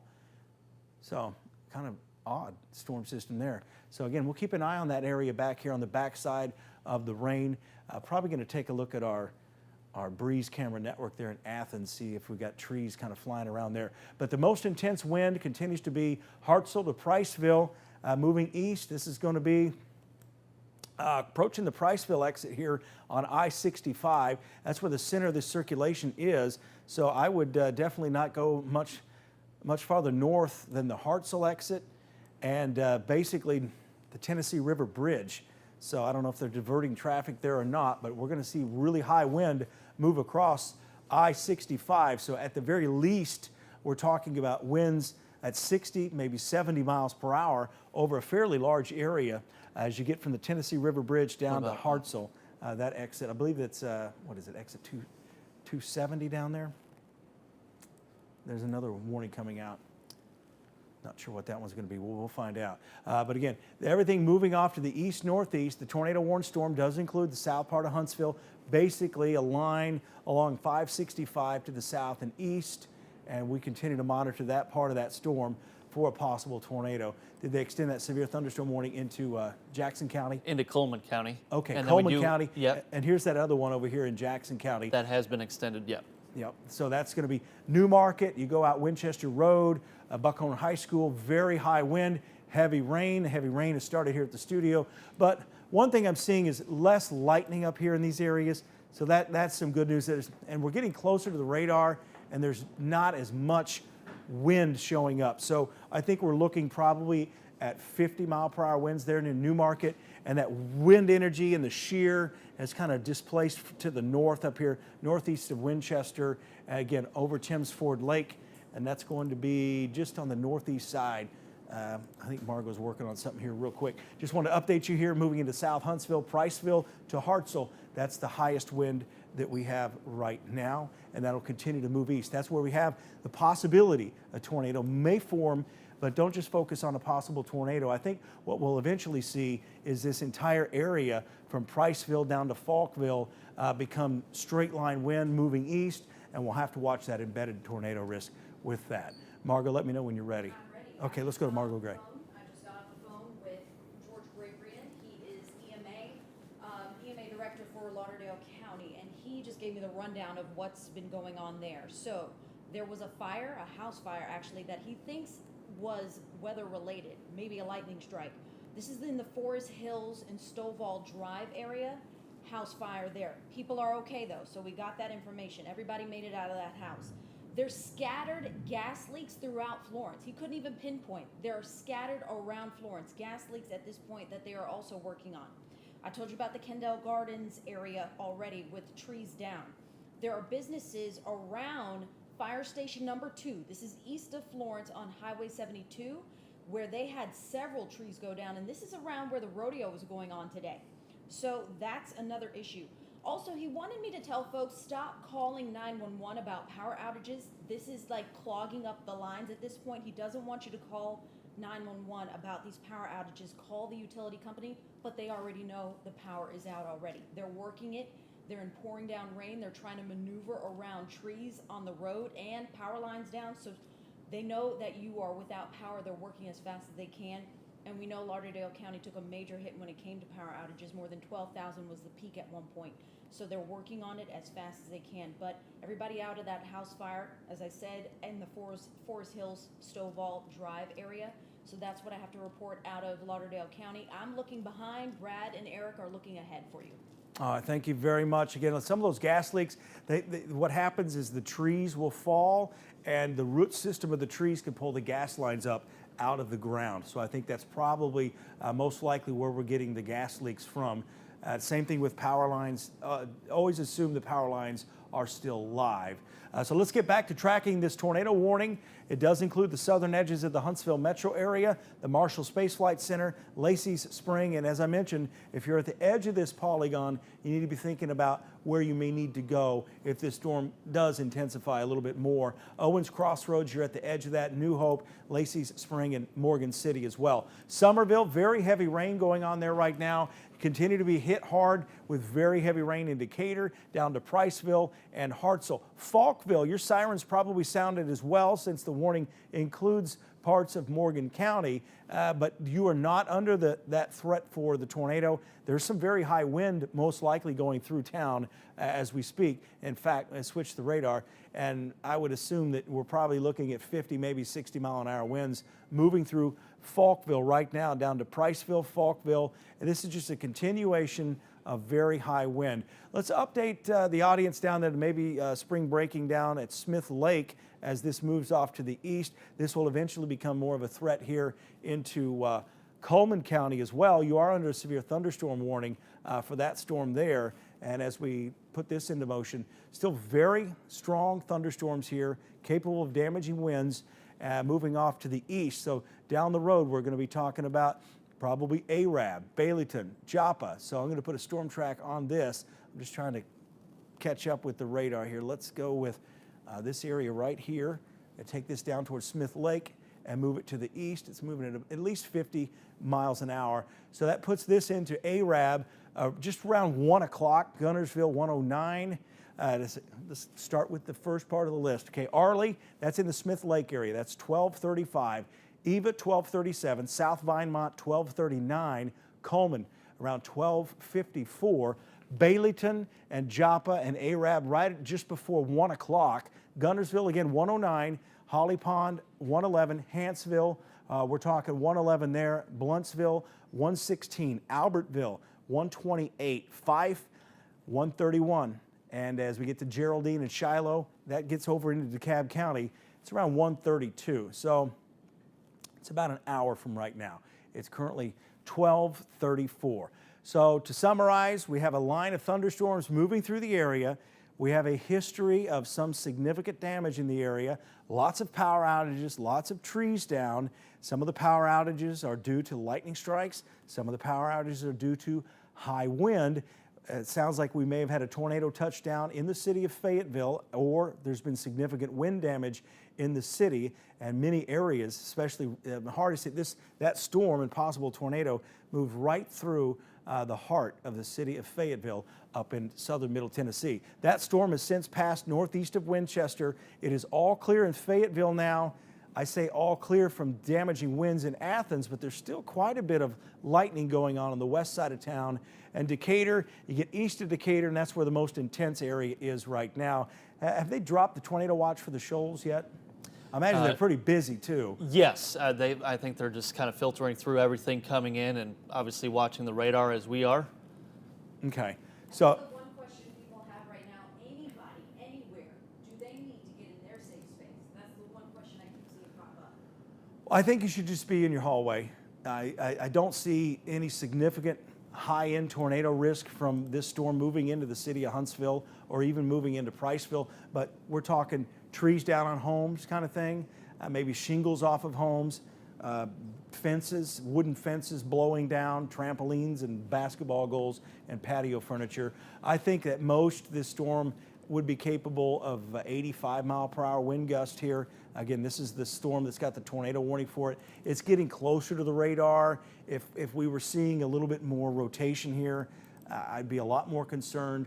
But I think that was probably a preemptive tornado warning, kind of one of those, if this storm continues in this fashion, it could produce a tornado. But we're really not seeing anything to back up any significant tornado development with this. But I don't want to take anything away from the storm. It's got very heavy rain. But this area right here with high winds is right above our studios right now. And last week, 2 weeks ago, it felt like the roof was going to blow off. So we don't have that kind of wind coming through with that storm. And it's on the southern edge here. You get to Hartselle, this area near Falkville. Again, that's the area that came out of Coleman County moving northeast. So occasionally these are flaring up just a bit.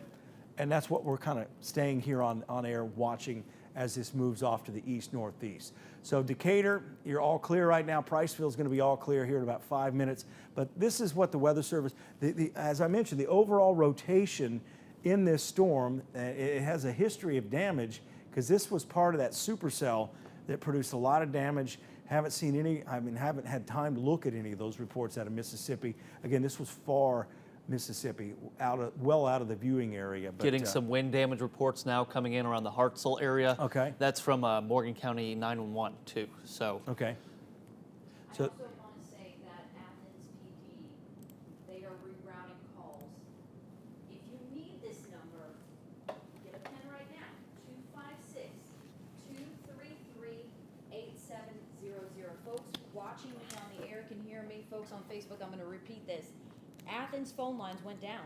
So if you need Athens police at this hour, you have to call a separate number and they're going to reroute you. That's 256-233-8700. Just wanted to throw that out. We do have a crew on the way to Fayetteville because we've heard of this significant damage in that area. We're going to get ground truth for you as soon as we have that. Our crew is trying to get there safely. So just giving you an update on that. Okay, thanks, Margot. I'm just kind of going through some of my. It's got large hail in Danville just now. Heavy rain, large hail in Danville. That came in about 10 minutes ago. So the Danville area, I would say probably dime, maybe nickel size hail. And that's going to be just southwest of Hartselle. Let's see here. Let's go over to Max 2 right now. We've got a big storm track. A lot of you, I'll get the southern edge of the line coming up here in a second, but a lot of you probably in parts of Jackson County, maybe eastern Madison County, even into DeKalb County at this point saying, well, we haven't seen anything other than some normal winds out there. Well, here's your storm track. Again, this will fluctuate a little bit, but we've seen a history of damage, history of power outages with this. This has been going on all evening long since about the start of our 10 o'clock newscast. That's when our coverage, so we're about 2.5 hours into this now. But here's your latest storm track. This is for severe thunderstorm warning, straight line winds. We are watching this line for any areas of rotation, but a lot of this damage this evening, I believe, has been just associated with straight line winds. So here you go. Out to the Princeton area, 1248, New Hope, 1255, Skyline, 1 a.m., Grant, 105, Stevenson, 112, Scottsboro and Jackson County, right along 72 there, 114, Section 119, and the Powell area just before 130. So that is the northern part of the line. A lot of you, Brad mentioned, these are probably hallway type winds. We will let you know if any of that starts to change here. Now we'll do the southern part of the line. And I'm putting this with an estimated speed of about 50 miles per hour too. So we'll include just about the rest of the viewers out here that haven't seen the storms roll through yet. You could probably hear some distant thunder with this. Maybe you're already seeing some rain. We've got those general gradient winds coming out of the south here. But Lacey Spring, 1243, Vinemont, 1251. Down in Coleman, it's about to come on top of you here in a couple minutes. Just before 1 o'clock, 105 for you in Arab, Gunnersville. A lot of you out in campers there. This is something to be conscious of now. A lot of you are in campers along the lake because it is spring break, or maybe you even had the boat out today because it was close to 80 degrees. This is not necessarily a storm that I would like to ride out in a camper or tent especially. You need to go somewhere else. For the Gunnersville area, that's 116. Powell again, 129. Albertville, 132. Fort Payne in DeKalb County, 145. And then we'll start to talk about Georgia well down the line, as well as the time change there. That's why it says 249. But keeping an eye on all of this for you, a lot of straight line winds too. Overturned trailer on Northwest Vest Road. Again, that's from Morgan County EMA. Some very helpful information coming from Margot too this evening regarding Athens 911 being out. Yeah, let's get back into Morgan County a little bit more as we get towards Lacey Spring and Somerville. You're about ready to see some of that wind. You may already be seeing it now as we get down here towards Somerville. Then we've got Valormosa Springs, south of Triana. Again, very hilly terrain in here as well. So very high wind moving in along Highway 36, the Woodland Mills area, West Point, Floret. Again, that's around Brewer High School down here. You get down here, Somerville to Brewer High School near Floret. Very high winds, probably going to see wind damage here. We're getting again, a lot of reports of damaging winds from these storms. A lot of trees down. Again, gas lines have been pulled up from the ground from some of these trees. And it's starting to sound like we may have had a tornado track across Colbert County and into the city of Florence earlier this evening. So again, getting lots of reports. We heard from George Graber earlier in Lauderdale County about some of the extensive damage going on in the city. So this line of storms is causing a number of problems.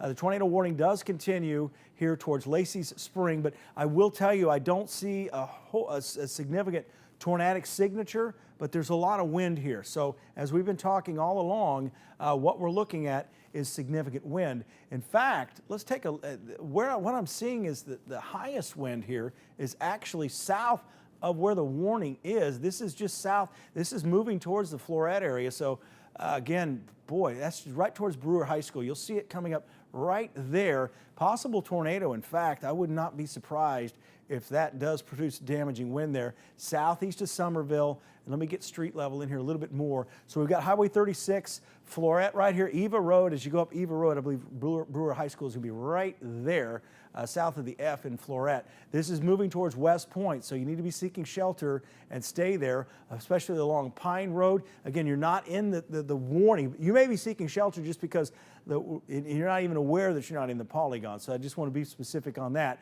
And this is moving towards Morgan City at Lacey's Spring. So formerly known as Gasoline Alley right there. As we take another look, put this, again, what I'm showing you, I see a lot of just strong wind in here, but then you get down here in the Floret area and there's possible circulation developing with that storm there.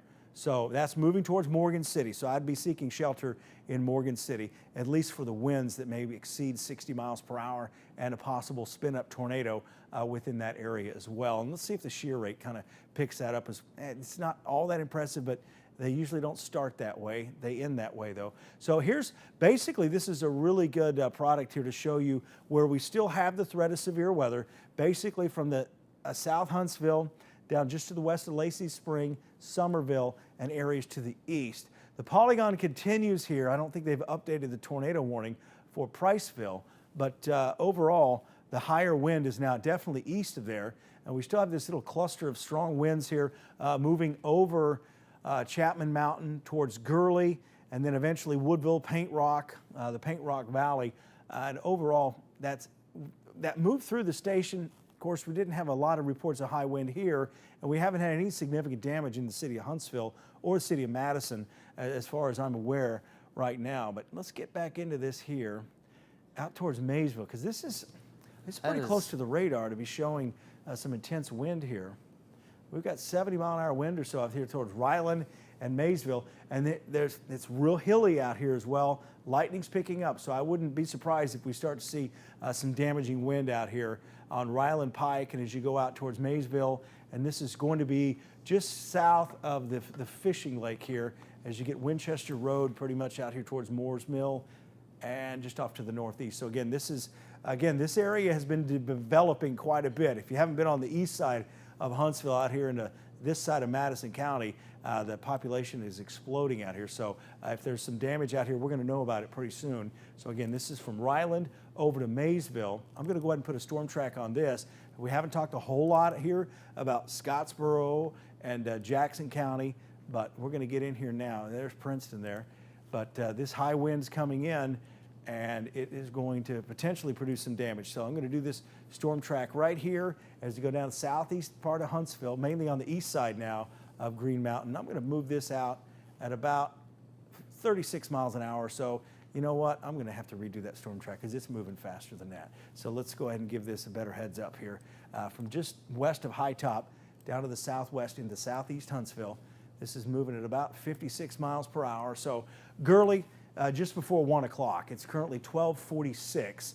Right around 1 o'clock in the morning, Skyline, Pleasant Groves, 1 a.m., Woodville around 102, Aspel around 109, and we're tracking primarily high winds here. New tornado warning there includes parts of Marshall and Jackson. Now it's that same area coming out of Morgan County that you were focusing on a second ago. Bridgeport 115, Scottsboro 114, Shiloh 129, and Morganville 132. Now let's go down to the new tornado warning. And we also have some high wind down here. Is this where they just issued it right in here? Yeah. And waiting for it to pop up. So from Lacey Spring, basically just north of Arab, out to Grant and Paint Rock too. So it's going to be right between the two severe thunderstorm warning polygons. Exactly. So that's that area we were talking about. The shear rate didn't look all that impressive, but it's starting to get there. So that area near Brewer High School that we were looking at, it's now northeast of there, northeast of Floret. So it looks like most of that area has moved to your east. But where we have that possible circulation here with the tornado is going to be just to the west of Lacey Spring and Morgan City. So you need to be seeking shelter in Morgan City and Lacey Spring, and eventually down the road, if this survives down the road, New Hope. So there's the new tornado warning. It is putting Summerville in the warning, but I think that circulation is just to the east of Summerville and Floret right now. But dangerous storm here, moving across Morgan County. And boy, you get down here into the southern part of the county, and it's very hilly terrain. I went down there and visited the school in Eva, and beautiful country down there, beautiful countryside, but just lots of hills. You're not going to see this. The other thing that's happening is there's not a lot of lightning here. So usually when we talk about tornadoes at night, you're looking for the lightning strikes, and you can see the tornado with the lightning strikes. In this case, you're probably going to have to see power flashes out here with that storm. So let's refocus back here. Falkville, lightning's picking up again, and this has kind of been the case. The lightning's picking up behind the heavier band of rain. So research on lightning has been pretty incredible lately. But let's take a look here. Lacey Spring, looks like just south of Valamosa Springs as we get in a little bit closer here, just south of Highway 36. This is right over West Point and just to the east of Valamosa Springs, moving down Union Hill Road towards Morgan City. And as you go from Morgan City, this is where they just put in the new road, the new overpasses, so to speak, the new bridges there. This was the area that was closed for quite some time, had to reroute traffic through Lacey Springs and Valamosa Springs. But again, the terrain changes a lot. You drop quite a few feet coming from Morgan City down to Lacey's Spring. So that is another concern as far as the terrain goes. This rotation, this vortex, so to speak, is going to change a little bit as it's forced to drop a little bit in elevation. So just want to make sure we're aware of that as well. So watching that. Severe thunderstorm warning for Jackson County is set to expire at right around 1:30 in the morning with high winds coming in there. Let's get an extended storm track here. I'm actually gonna. I've got one coming up. Go to reflectivity though. We're really starting to see these little notches forming in the line there in the tornado. This is you could see it basically on the on the velocity, excuse me. But I'll get that storm track drawn up when you could really just see that the line is starting to get a lot more turbulent. We're starting to see a lot of those inflow notches. There's little appendages on the that edge. shear tool becoming more and more. That's that really high wind around 3,000 feet coming right over the top, and that wind is probably 70 to 90 miles per hour. And occasionally, it's like looking down on a river, like on a Colorado stream or something with the big rocks in it, where you get a lot of fluctuations in those turbulent eddies, we call it. Basically, that's what we're looking at is a river of storms here, and it changes. It's a changing river, so to speak. But nonetheless, we've got severe weather coming through. And I have that storm track drawn up for you. You can kind of reset your bearings there on the radar, Brad. Take a sip of water. This is the extended storm track for this tornado warning. We were just talking about those notches forming if you're in Owens Crossroads. Starting to go over some of the topography we have out into parts of eastern Madison County. This is all crossing over 231 now. You take the Parkway all the way south over the Tennessee River, and then moving through this area. This is the storm track, though, for you in Owens Crossroads. You've got, I'd maybe get away from the windows now, not that I think a lot of you are just staring out the windows at the frequent lightning, but Woodville 106, Grant 111, out to Scottsboro now 122, Hollywood 125, Dutton there 131, and the Powell community at 135. So this is an active tornado warning for you, monitoring areas of rotation at the moment. It's kind of looking a little messier, but watching all these areas. If you're in the Arab area, you've got a lot of strong wind coming your way. Haven't forgot about you in Arab. And also if you're in Gunnersville, not necessarily under a severe thunderstorm warning at the moment, maybe just clipped with that polygon too. But this is a lot of wind coming your way, a lot of frequent lightning too. And again, the second time I've noticed this here, Brad, is the lightning behind the main surge too. Yeah. Like out, if you're in Falkville right now, incredible lightning show for you. Also parts of northern and northwest Coleman County. This is the second time this evening behind the main surge of wind that we've seen lightning showing up. Going to have to ask Dr. Schultz about that. Correct. But yeah, we've got two circulations there in Morgan County. One's just north of Arab, and I believe that's going to be close to Cherokee Ridge, the golf course there, country club. And then you've got another one as you get right over Lacey's Spring. So let's. I don't want to interrupt you. Okay, go ahead. While you're tracking, but I do want to get this out because you're talking about Morgan County right now, and Morgan County is getting all the damage reports in at this moment. So power lines are down southbound Highway 31. This is near the Taco Bell in Hartselle, so there are power lines down in that area. There's a report of a tree on a house on Grove Street. This is also in Hartselle. Here's the biggie though. 6 to 7 people trapped at a group home on Highway 31 in Hartselle. This is next to Coleman Hospital Health Park. This is just coming in 42 seconds ago from Morgan County deputies. More damage to report. And we're gonna see more of this in Lacey Spring and Morgan City. A mile stretch of damage and debris along Vaughn Bridge Road near Vest Road. This is where we heard about that overturned trailer with someone inside. A lot of this coming from Hartselle, Brad. Okay, yeah, Yeah. it was going to be from Hartselle up to Decatur. Again, there's just a lot of, some of this could be just a lot of wind as well. But again, let's again prepare for the worst down here in Morgan City and moving towards New Hope and Grant. We've got those two circulations that have been developing within this line, and this is the same area that has already just produced the damage in Hartselle. So we've got circulation tightening up here. I'm going to go ahead and turn that off. What we're looking at from Morgan City, you get just to the east of 231 along Union Grove Road, very high wind, possible tornado. Again, this is Allen's Crossroads here, Oleander, Ballpark Road, very hilly terrain here. So we've got a possible tornado there, and also as you go down the hill, down the mountain, down Brindley Mountain from Morgan City to Lacey Spring, there's something going on there as well. And as you get farther to the west, as we were mentioning, a lot of lightning picking up, but the wind not as bad. That wind probably still 40, maybe 45 miles per hour. The highest wind is with this storm north of Arab, so between get to Cherokee Ridge up here towards Morgan City. That's where we're concerned about a possible tornado developing in that area. And this whole area just has very high wind from Gurley to Owens Crossroads to Morgan City, east of 231. So let's get an extended storm track here. I'll put that on here for you for this. I'm actually going to loop this just to see the trend here. But it's this constant area of circulation, and what we call helicity tracks in the model data, they were showing a lot of this coming through. So that really kind of got our attention here for putting out that 48 first alert weather day. But I'm going to put a long track here for this area coming out of Madison County down just near Arab, moving east-northeast. We're going to put that at about 60 miles per hour. So Scottsboro, you're in this track, 116, the second time we've included you in that storm track. We're going to start with Arab.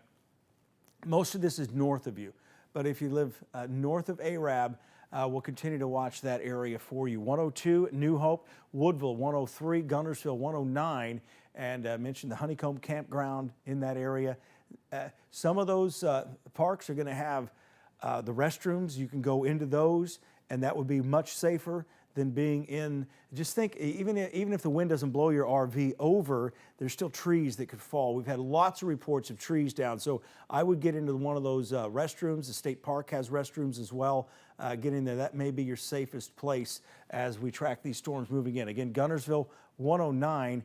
It is now 12:55. So roughly about 12 minutes or so before it moves into Guntersville. Now you get to the Guntersville State Park on the other side of Guntersville, that's probably another 5 minutes or so with that. But the Honeycomb Campground, closer to the dam, it's going to be there, just about bearing down on you right now. So Grant 110, Aspel 111, Scottsboro 116, Hollywood, northeast of Scottsboro towards Stevenson, that's around 118, Langston 120, Dutton 128, Fife around 130, Shiloh 131, Rainsville 133, and then we're talking Sylvania and Ida around 135. And if you live in Section, pretty much follow. Again, if you live close to some of these, we can't put every town on the map here or every city, but that's going to be closer to, I would say, southeast of Scottsboro. So that's going to be around 120, 125. Again, everything that tracks through Langston typically ends up tracking into Section as well. So as I wipe that off the map here, again, Huntsville pretty much all clear except the southeast side of Huntsville where we have the tornado warning in effect. But really, I think a lot of this is kind of south of this polygon area. The biggest area of concern is going to be from Lacey's Spring, as I grabbed the wrong tool, from Lacey Spring to New Hope. So Owens Crossroads, New Hope, again, this moving towards Grant. On the north side, I believe that's the Rosalie community there, on the north side of Arab. Actually, Rosalie is going to be over here farther to the north into DeKalb County and up into Jackson County. But this is the area of maximum concern we have right now, south of Owens Crossroads, now east of Highway 231, 431 in that area, and continuing to track to the east, actually 231 as you get south, and then eventually moving towards 431. So let's get down here. I'm going to get a little bit closer into the data here as we're getting close to the dam here on Lake Guntersville. You get south of New Hope, and then you kind of curve around on your way into Guntersville, and this is where the ALEA office, one of the local ALEA offices, is over here as well. It's going to be north of that. It's basically where you take that bend and you go towards New Hope, over here towards the Guntersville Dam. So Guntersville Dam Road shows up here. This is going to be really close, probably the northern side of the Honeycomb Campground there at Lake Guntersville. South of Owens Crossroads, it's about to bear down on the highway here, on Highway 431 South. So if you got somebody, I would tell them to stop at Owens Crossroads because this storm's probably producing damage right now. Those damage reports are going to be somewhat delayed, and this will continue to move east. So Grant, heads up, you're going to need to seek shelter in Grant. Let me go in here. Let's get street level a little bit more. So we've got Shirt Tail Bend, I believe that is, and then it's going to be Buttermill Road, Nebo Road, as you get into Grant, and up here towards Mill Road too. So again, what we're focusing on here is this storm moving out of Morgan County and into Marshall County, and it's still intensifying a little bit more, and we're starting to see more of that showing up here in the shear rate and the velocity. That's from Birmingham. Let's take a look here at high top velocity. Yeah, it's still showing their shear rate. It's starting to rotate a little bit more. So really concerned here on the north side, south side of New Hope, Honeycomb Campground area. The wind. The other thing that I really want to point out is a lot of times we get focused on the rotation where the tornado is, but there's strong wind coming in from Arab. Your winds are probably 45, 50 miles an hour in Arab, and that's the same thing that we saw in Muscle Shoals, is that really strong wind coming in. So here it is again, latest update. It's tightening up here. So again, the tornado threat is increasing. Damaging straight line wind threat is increasing just to the south of New Hope.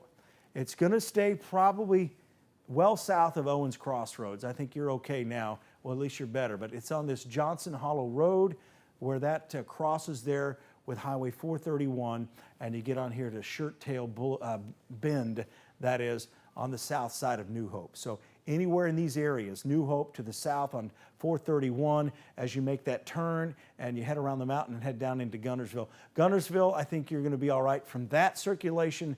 However, there's more wind coming in. So just briefly want to touch base here in Arab, strong gusty winds, but that circulation center is now north of you. That is about 11 miles or so. I was thinking of the Ruth community earlier, by the way, north of Arab. That storm may have produced some damage there as it's tracking to the north and east. East of Morgan City now, you're all clear there in Morgan City, and Lacey Spring, I think you're okay there as well. And that's really our biggest concern right now as we look at the radar. Winchester, Fayetteville, you're all clear. Newmarket, Huntsville, you're all clear. Athens, all clear. But we continue to see that lightning right on the back edge, but very strong winds. Let's go to Eric. Yeah, just good news, Brad, clearing a few of you. Tornado watches are starting to be dropped from west to east. Franklin, Colbert, Lauderdale, Lawrence, Limestone out of it. I'm guessing Coleman, Morgan, and most of Madison coming out soon. Weather Service also saying, based on the number of reports that we've had coming out of the Hartselle area, we've likely had a confirmed tornado there. Okay. We have had reports of a tractor trailer flipped over on its side. Several reports of structural damage in the Oak Ridge, Hartselle area, possible injuries. That's coming from emergency management as well. So it looks like we at least had significant wind, whether or not that was rotating. Still have some active warnings. We'll go right back to the radar here. And a lot of you now starting to finally see the action headed your way if you're in Jackson County. Right now, out to High Top, Princeton. This is on top of you. Woodville, Scottsboro coming your way. Put a quick storm track on this just to give you guys that heads up. Grant community coming your way here shortly. But Woodville 103, Skyline 107.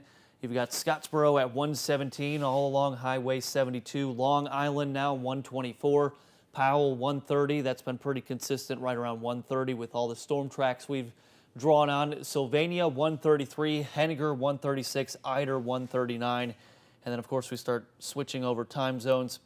A couple people asking about the Coleman County here. I'd say the worst of it moving out of the Vinemont area, and then you've got Jones Chapel. You should be all right. Maybe some residual rainfall behind this. Maybe some of you in Blount, Etowah County also watching the stream. Arab coming your way. Brad just gave you that heads up too. Here's another storm track on this. Arab 107, the Hanceville area 112. Guntersville here at 119. Five Forks 131, Albertville 138, Geraldine 138, and then Walnut Grove there at 141. So we still have active severe thunderstorm warnings. Kind of reset the view here, show you what we're working with. Anyone that is west of here, this line that I just drew, you are okay. Some lingering rain showers, maybe some lightning here, but anything, even if you're in Madison, Harvest, Monrovia, up 231, Meridianville, Hazel Green, Fayetteville. I know you guys saw a pretty significant wind, possible tornado there earlier too. Parts of Morgan County, Decatur, and then areas of Lawrence County. You guys are in the all clear right now, but still watching the potential for wind. I know Margot Gray continuing to be very helpful, checking in with EMA this evening. Here's something that we kind of glazed over. I'm going to have to come stand by you, Margot, for the viewers on the stream really quick. Oh, shoot, my mic was muted too. Okay, here you go. This is something we kind of glazed over, but is really, really important. Morgan County is dealing with a lot of damage right now, especially in the Hartselle area. It's almost like a triangle from Rhodes Street, Carroll Street, over to Highway 31 and Sparkman Street. It's going in a triangle here as all of this damage is being reported. I didn't want to glaze over this, but there was 6 to 7 people trapped in what's being described as a group home. Here's the good thing. They've now, Morgan County deputies reported that responders are on the scene and they've gotten all of those subjects out. I don't know what this is. Truthfully, it's been described as a collapse, so we don't know at this point, but that's pretty serious. If 6 or 7 people were trapped, we got to get some information out of that situation, but Morgan County deputies are doing a really good job updating their Twitter, and that's what I'm going off of here. First responders were on the scene and got all of those subjects out. So this is like a senior home in that area, Highway 31 in Hartselle. around Carroll Street. So if you are in that area and you know somebody, let me know too on our Facebook page. Even call the station if you can, so we can get the accurate report out here. But Morgan County deputies are doing the best job they can updating us. So I'm really happy about that. Deputies are also responding to a subject trapped in an overturned camper. This is on Hallbrooks Road, also in Hartselle. Every report coming out of Morgan County right now seems to be coming from Hartselle. So I don't know, I'm coming back in time. Brad and Eric are looking forward in time and getting our folks on Sand Mountain prepared. So I'll send it over to you guys. Okay, yeah, we're going to track that storm moving into northern Marshall County, and then we're going to kind of go back and show you the track of that storm that moved through Hartselle. Again, all clear in Hartselle, but they've got big problems there going on as we speak. This line of storms is going to continue to track to the east as we go through the rest of the night, and it's about over with, though. I think by 2:30, 3 o'clock, I think we're going to be out of this, so maybe ending an hour ahead of schedule. That'll be good news. However, we still have some significant wind going on. Less lightning, so you're likely going to hear this roar coming through as it moves towards Grant. Again, you get into higher terrain here as well, so stay in your shelter here in Grant. The storm continues to kind of roar. It's now east of 431.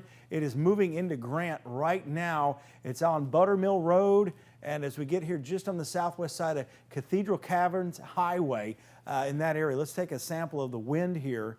This is the same storm that moved through Hartselle at 97 miles per hour.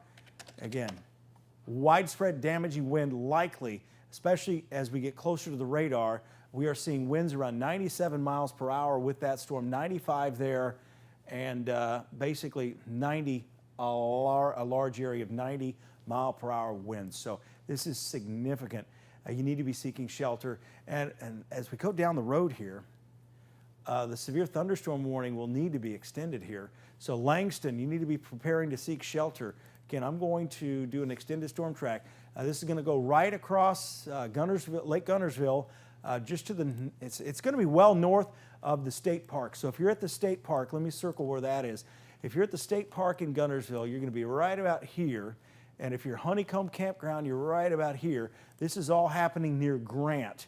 And we're going to have to watch that Sand Mountain magic too, as this is forced to climb. So as you go across the lake, you're climbing this plateau over. You're climbing up the mountain, climbing up Sand Mountain. So Langston, Dutton, and Section, this is kind of your heads up. We haven't mentioned much about it today so far, but we are now. And as we've been saying all along, if we're not mentioning your town, there's no imminent threat for you at the moment. And you're going to get a new tornado warning. This is observed now. I believe a volunteer in the Hebron area. Okay. Hebron. So extended tornado warning coming out of this. This is, again, a confirmed one. I haven't caught it on debris here, looking at that, but potential confirmed tornado on the ground. Yeah, that's going to be this storm moving into Grant, that area as well. Again, that's the volunteer fire department there in the Hebron area. So let's take a look at this right here and move this to the north. And it's moving at about, I'm about to run out of real estate here. We'll go 55. Again, Langston, 117, be seeking shelter. Dutton, 128. Sylvania, 134. Rainsville, 134. Henniger, 137. Hammondville, 146. So that's a 46-minute head start on this storm. Again, I wouldn't seek shelter in Valley Head just now, because if you go to your shelter now, you're waiting like 45, 50 minutes. But I will tell you, if you have a mobile home and you don't think you're safe, you need to find somewhere else. Give a relative a call. Find somewhere else to go. This storm has a history of damage, and it's been very significant damage there in the Hartselle area.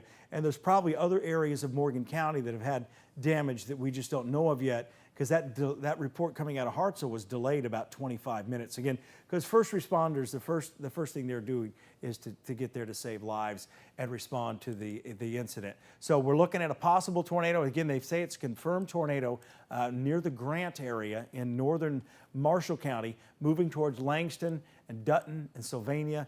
And Rainsville, you're kind of in the southern edge of this track.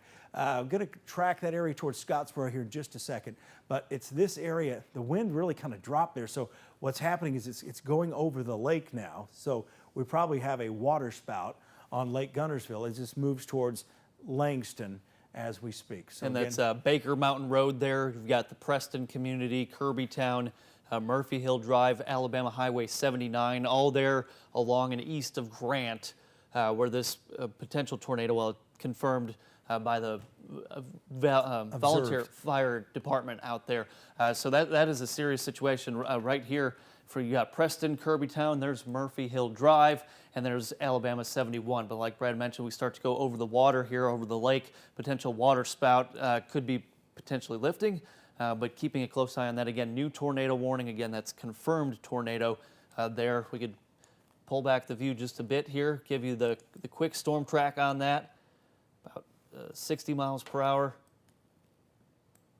All the way out to Rainsville, still a ways away, but watching that closely. You got the Preston area, I just mentioned you, 115. We are in Saturday morning now. Kirbytown, 119. The Langston area, 121. Section here at 123.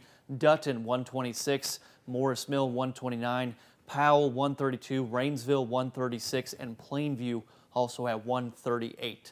I've been rocking the debris detection back and forth. Haven't caught anything coming up yet.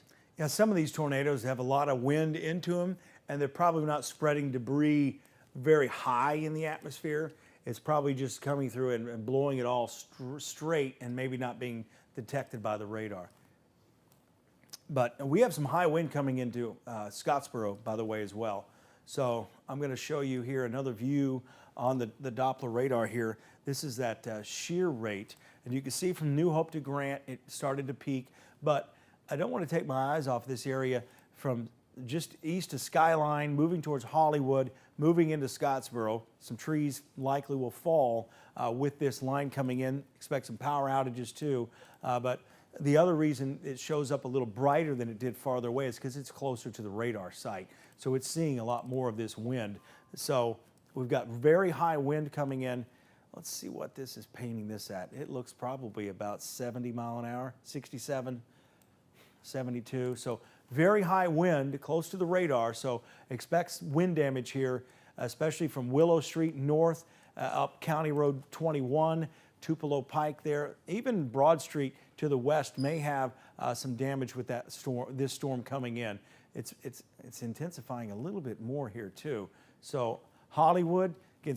You want to be in the interior part of your home as these storms come in, mainly because they could knock trees on your homes, and that will cause significant damage. So Hollywood, it's coming in. It'll be there soon. Scottsboro, current time is 1:13.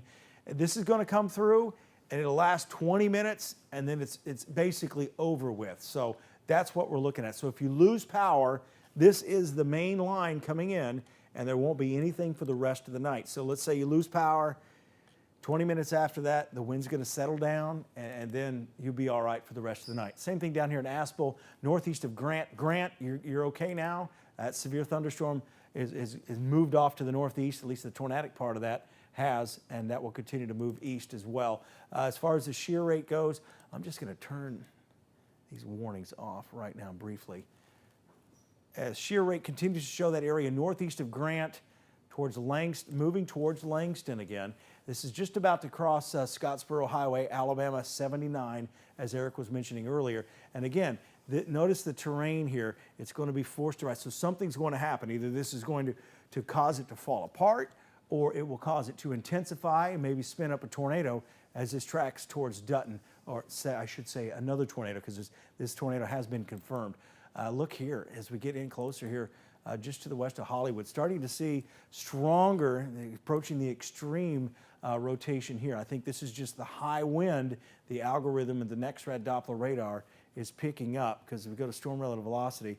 Yeah, and that's the other thing here, is it's going to flag this more for rotation when it's looking basically down radial, so to speak, of this storm. But Scottsboro, damage possible with this storm as it moves in. Same thing in Hollywood and down the road in Stevenson. And Bridgeport down the way, probably about 30 minutes from now. But as we go farther to the south, we continue to see moving towards Langston, the tail end of this, the possibility that there's that tornado still going on. But I think it's kind of rearranging itself as far as the radar goes. But down here southeast of Hartselle, just very heavy rain. This is causing problems down here for the first responders. And with that said, I'm going to go back in time here, and we're going to go take a look at what that storm looked like earlier as it was moving through Hartselle and Decatur. That's the storm. I'm going to set this for about. Time, Brad, what was confirmed? There was a tornado that was confirmed near Grant, the Hebron. Correct. Apparently on radar as well there, but the volunteer fire department in Hebron there, but also the Weather Service mentioned earlier, just based on the sheer amount of reports that we've been relaying to you, Margot's been relaying to you, the Hartselle area likely had a tornado at some point this evening. Brad's about to go through that. Before he does, watching you in Scottsboro, the strongest winds right now, a lot of you on our Facebook stream are saying that the winds are really picking up there in Scottsboro, probably 60 miles per hour or stronger with that. You might lose power here in a few minutes, so really quick, go grab that flashlight, or also make sure you have a way to keep our coverage going if your TV goes out. I know some local radio stations, that's why we always stress have a battery-powered radio with you in your safe spot. Madison, Marshall counties out of that tornado warning. They kind of just trimmed the end of it there. If you're in Grant, you're okay to come out right now. Still want to take a closer look here in the Preston, Swearingen, Langston area. Again, along that Alabama Highway 79. You've got Goose Pond Island Drive there, start going up. And then also if you're in the Section area, very strong wind coming your way. Dutton, same thing there, all the way up to Hollywood, just moving now into parts of Jackson County. If you're in the Yucca area and Stevenson especially coming your way, we could probably sample these winds here just because we are pretty close to the radar, 65. Yeah, consistent with the severe thunderstorm warning too. Brad, you want to take over? Yeah, I was watching that as well. Again, these are mainly straight line winds, and this is where it is. It basically follow this line in red and green, moving towards Langston. Now, I don't see the tornado signature here. However, I was going back and looking at that Hartselle storm, and there really wasn't a big tornado signature there either. So this is very low to the ground, below the radar beam. So that, again, so I might we're have it gonna now take that into consideration. here northeast of Preston, right along Okay. 79. I might have that debris. If you want to pop up Max 2 really quick, please. Could be that area right there, northeast of Preston, right along 79. And this is heading toward you in the Langston area too, potentially out to Section here in a few minutes, as well as Hancock Crossroads. So that is the area that has the tornado warning at the moment. It's this area of rotation that we've been watching. So anyone east up to Hodge there, Section, Hancock Crossroads, Langston, please go to your safe spot now. You are under a tornado warning for a confirmed tornado, and then farther downstream you've got Sylvania, Henniger, Rainsville. Your siren's probably going off at the moment all the way out to I-59 now and the Valley Head area. Yeah, that too. storm is changing. So again, it's climbing the mountain and it's going through. You see how it's starting to have that kind of a supercell look on the back edge, but again, we don't have the lightning that we usually have associated with it either.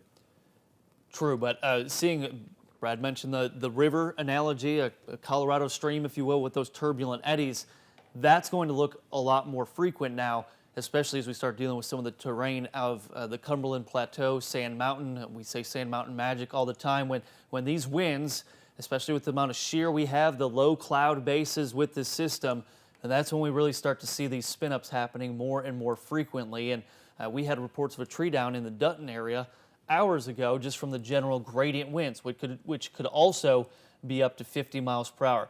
Arab seeing very heavy rainfall. If you're in Gunnersville right now, this is knocking on your door, coming your way. Also out to Geraldine here in a second. Grant just seeing some of that rain, probably pounding your roof, maybe some hail associated with this. If you're in Fife, Fort Payne, coming your way. I'll just put a quick storm track on this really quick. Scottsboro, your strongest winds probably coming to an end in about 3 minutes. Here's the latest storm track on this. We mentioned the severe threat would wrap up very early on Saturday morning. The Langston area, 122. This is the arrival time of the winds. Right now, maybe even giving you a few extra minutes of lead time here out to Gunnersville at 125. Powell, 133. Henniger, 135. Rainsville, 138. Geraldine, 142. And Valley Head at 147. So tornado warning continues. That's until 1:45, and that's again for DeKalb and Jackson County there, the Kirbytown area out to you in Powell, leaving the Grant area and moving to the east. I got another storm track on just that tornadic part of that storm. Again, you need to be seeking shelter immediately if you haven't already, if you've been waiting here in Langston. And you're not going to see this tornado coming in because there's just no lightning associated with it. But it's climbing up Sand Mountain, moving towards Dutton, Henniger, Sylvania, and Eider. And here are the times of arrival. Langston here in 2 minutes. So you've got 2 minutes to get to where you need to go. It's going to last about 5 minutes, and then it's going to be over. Sylvania, 137, Henniger, 141, Hammondville, 148, Eider, 148, Valley Head, 149, Mentone, 150, and then it gets into Georgia. And you've got a new tornado warning right now. If you're in Pisgah and Morris Mill, heads up. This is just east of you in Scottsboro. Hollywood, this should miss you to the southwest, but there's going to be a new tornado warning right there. You'll see it, yeah. Again, that's what they're triggering on. These little areas that are developing, probably looking at 100, maybe 110 mile an hour type tornadoes coming through. Again, this is east of Scottsboro. Scottsboro, you're going to be all clear here in about 5 minutes. It's still raining there. There's still lightning there, but the severe weather threat's quickly moving out. If anything, these have sped up here just in the last, I would say, last 30 minutes or so. We've got some development going on down here towards Fort Payne. So we're going to start focusing in here towards Fort Payne and Rainsville. And we're going to take a storm track here. Going to move it. This whole line is pretty much moving to the east and southeast at about, I would say the line's moving at about 48, 50 miles per hour. And then within the line, these storms are tracking northeast. So we've got a lot of wind shear out here. So this is a heads up. Dutton, I'm going to have to stop the loop here so this doesn't loop. Henniger 133, Eider 135, Rainsville 138, Shiloh, and that's been a pretty consistent storm track for you in Rainsville. 138, Shiloh 139, Fife 139, Geraldine 142, Hammondville 146, the Pine Ridge area around 148, Valley Head 148, Mentone 150, Crossville 150, Fort Payne around 152, and Menlo right around 2 o'clock. So this is going to move through, and I would say by 2:30, 3 o'clock in the morning, this entire line will be out of here. If you guys are kind of wondering, when's this going to come to an end, right? Let me put the warnings back up here, and you can see our new warnings here. Again, this is the one east of Scottsboro, moving towards Henniger, and the other one, this storm just continues to look a little bit more ominous, the one moving through Langston right now. If you're in Grant, this is basically over, but there's still some strong gusty winds on the back side of this. Gunnersville, the same thing here, and down towards Arab, you're kind of at the tail end of it. I want to kind of reset the view here. Coleman, a lot of lightning, but as far as the entire state goes, I think we're probably the only ones seeing any active warnings right now. Yep, that's it. This is pretty much how it played out with the model guidance as well. It's been really spot on. I've been really impressed with that, the model guidance. But again, that's the reason we look at it so much, is because when we're in the moment here, we remember what the forecast guidance was showing us, and it's really showing this area flaring back up. Let's get back in here just east of Langston now. This is, again, going to be close to Section, so you need to be seeking shelter in Section here as well. Velocity is probably going to show, a little bit tighter, but again, it's kind of separated here. I've had a lot of really odd velocity signatures tonight, and that's what this is, the velocity. So again, there's a lot going on with this wind, probably looking at the spin right here. So it's now east of Langston, moving towards Section and Dutton, as it is now right on top of Sand Mountain, approaching Dutton from the southwest. This is Alabama Highway 35, County Road 337. Again, this is now east of the Tennessee River. And secondary area we're watching is that second Warren storm. This is now east of Hollywood, possible tornado developing, moving towards Henniger. So all of these areas, you need to be really seeking shelter for a possible tornado with winds at 100 miles an hour or straight line winds, which could be at 70 miles per hour. It's going to happen very quickly, too. Very quick. On the northern part of Jackson County, got a storm track really quick for you. Looking at winds, I just used the query tool, Brad. Just mentioned that 70 mile per hour wind potential. Here you go. This includes you in Stevenson. You're probably seeing the worst of it as I'm talking to you right now. You go out to Long Island, 128. Sulphur Springs, 130 there. The Vulcan area 134, Floral Crest 136, and Whiteside at 138. Again, almost everyone that hasn't seen the action yet, I would find your safe spot. Things are going to start to happen very quickly. The good news, our severe threat will wrap up very quickly too, but we are watching areas of rotation right now. If you're in Scottsboro right now, everything is now moving to the east of you, but we still have active tornado warnings. Areas of rotation we're watching. We've been talking about in Pisgah, Morris Mill, Rosalie, out to Eider. Oh, another circulation outside of the tornado warning. Yeah, right. I would say it's going to be northeast of Hollywood. It shows up quite well near Fabius, west of Flat Rock, and I believe it's a Yucca in there. If you look over your shoulder at the... Got Yucca, Yeah. Old Fabius there, Sulphur Springs. And you are not in a tornado warning right now, but that is the area of rotation. Again, we said this is going to happen quickly here. This is moving now just east of 72, and eventually we'll move toward Alabama 117 and also Highway 71, the Yucca, Old Fabius, Sulphur Springs area, watching that too. I mean, the shear tool at this point is, Yeah. And that happens out here in these Again, parts. you're forcing what's been basically at the same elevation to rise, and it's all rising at the same time. So just consider yourself under the tornado warning here all along this line. You get from Bridgeport and even that area that's just outside of the tornado warning, what we were talking about south of Yucca and Flat Rock. This is going to be along County Road 81. It's kind of glowing right here in yellow. That it would indicate approaching the higher end of the extreme, which no doubt we have damaging wind here, may have an embedded tornado in here as well as the velocity kind of definitely backs it up now. So storm relative velocity, possible tornado. We're going to get a new tornado warning probably right in this area here for the northern half of the county. And this is just changing, just like we were talking about the moving river. It just continues to rapidly change and evolve over here as it moves through the higher terrain here into DeKalb and Jackson counties. Farther back behind it, is the Weather Service getting any reports of higher wind gusts back here behind this? I'm just curious. Nothing I'm seeing at the moment. We talked about the possibility of a wake low. We have seen that anomaly this evening of the lightning on the backside of this, the leading edge of the wind as opposed to the front side of things. We've seen some strange things showing up on radar this evening, but look at those three areas of rotation Brad's got on the screen right now. Not all of you under a tornado warning, but these things can happen in a matter of a minute's time. Oh, wow, look at that. Yep, that's I'm sure there's Man. one coming here shortly. Yeah, see how fast that just spun up right there? Probably a tornado on the ground right now with this storm here.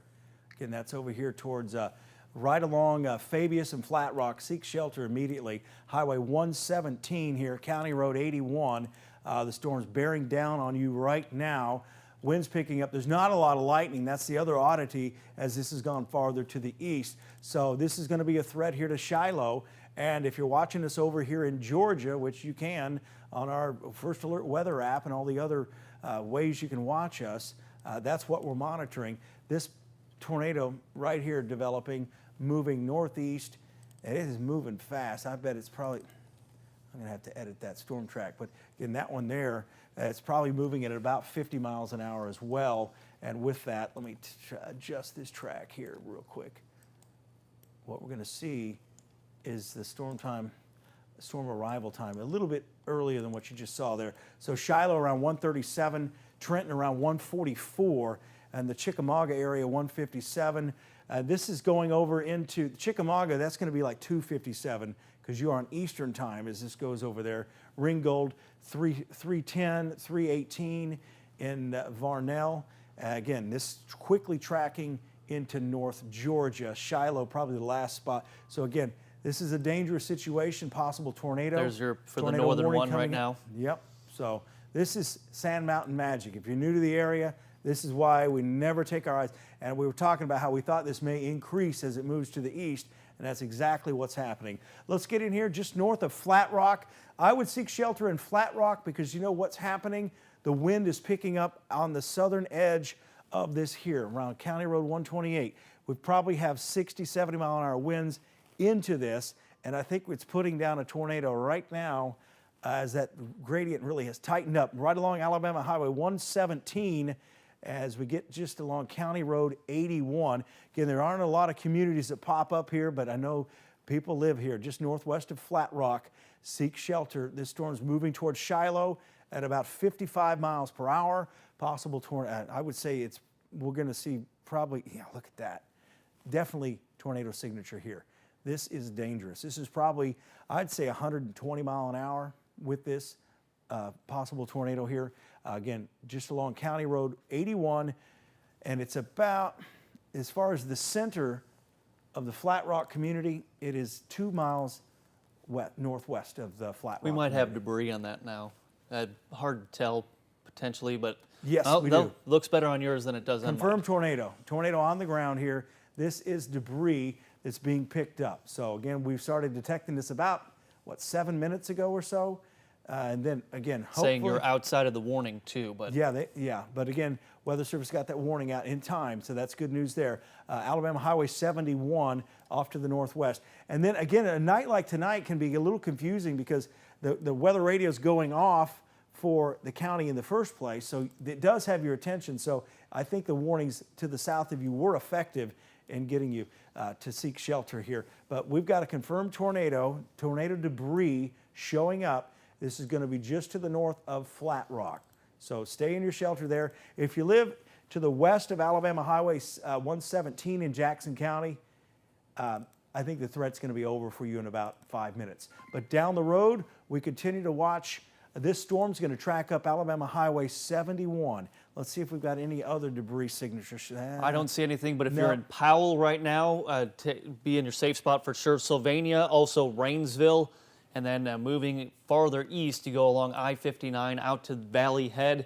You guys are kind of in the middle here. So we've got 3 distinct areas of rotation, and that doesn't mean we can't see additional areas of rotation, but here's Sylvania here. I just panned a little too far to the east, but want to show you exactly what we're watching. It's right over Powell right now, Alabama 35.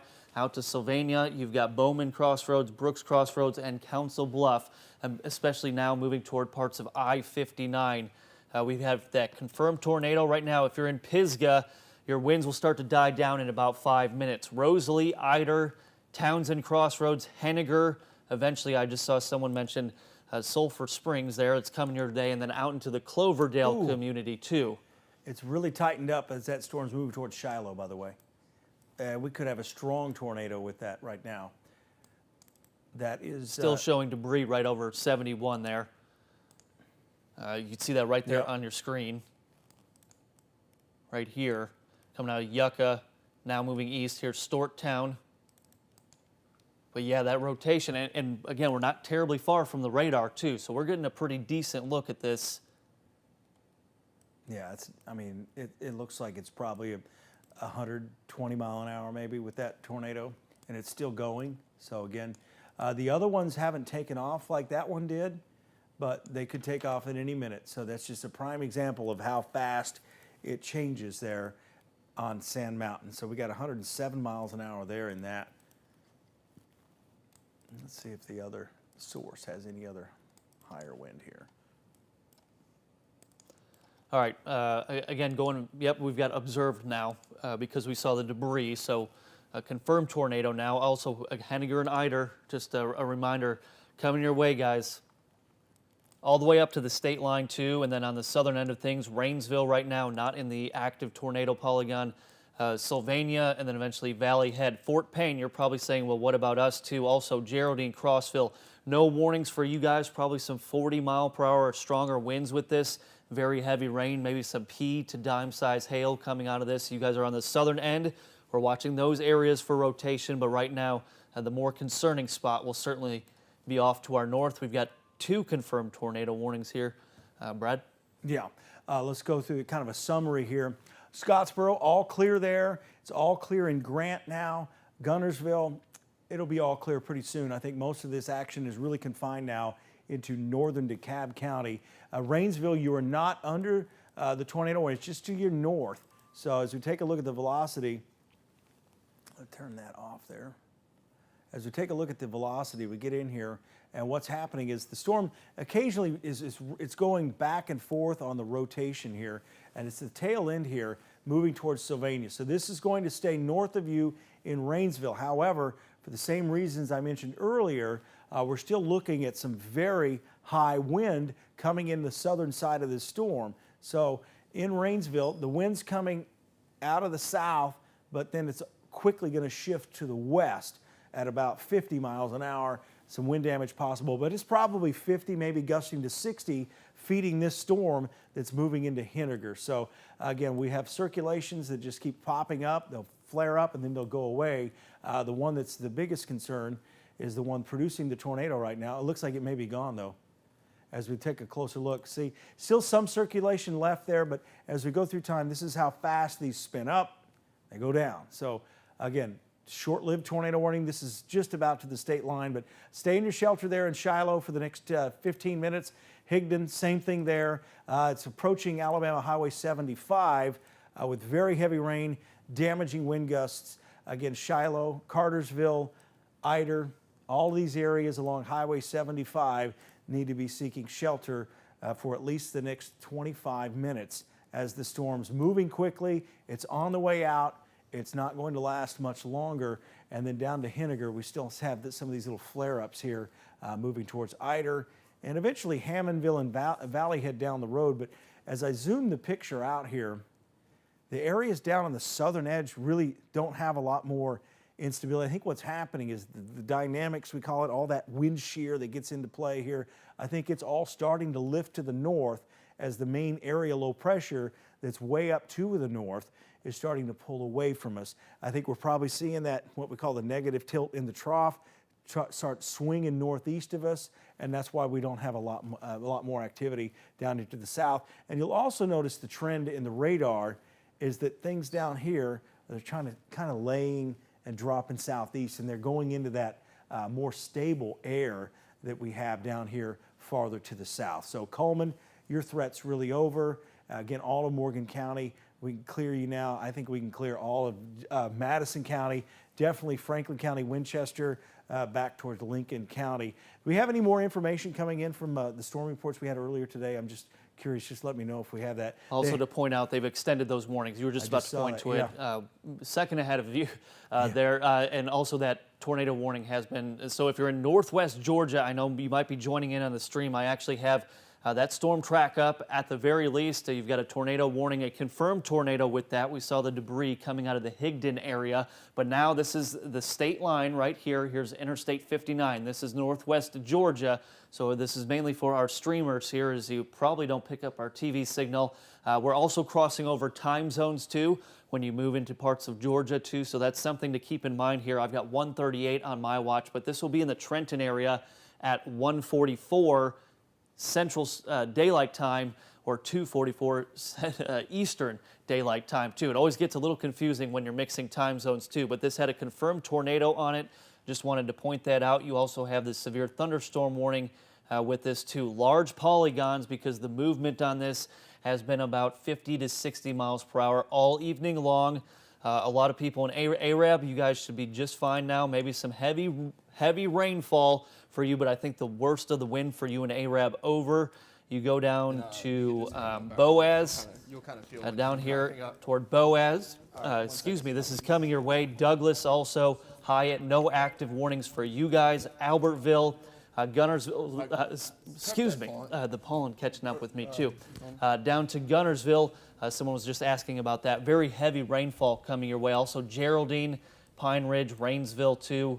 Some of the tornado warnings have been started to be dropped and trimmed, but Powell probably seeing the worst of it at the moment, as well as Sylvania, up to Henniger, Ider too. But thankfully, the severe threat will be wrapping up pretty quickly here. I've drawn kind of a white line here on the radar, and basically this is kind of to emphasize of who is pretty much all clear if you live to the north and west of this white line. And for those that may not be actually watching, maybe you're just listening, maybe you're in your shelter, it's going to be areas west of Fort Payne. DeKalb County still not clear. You probably got another 30 minutes in the entire DeKalb County area.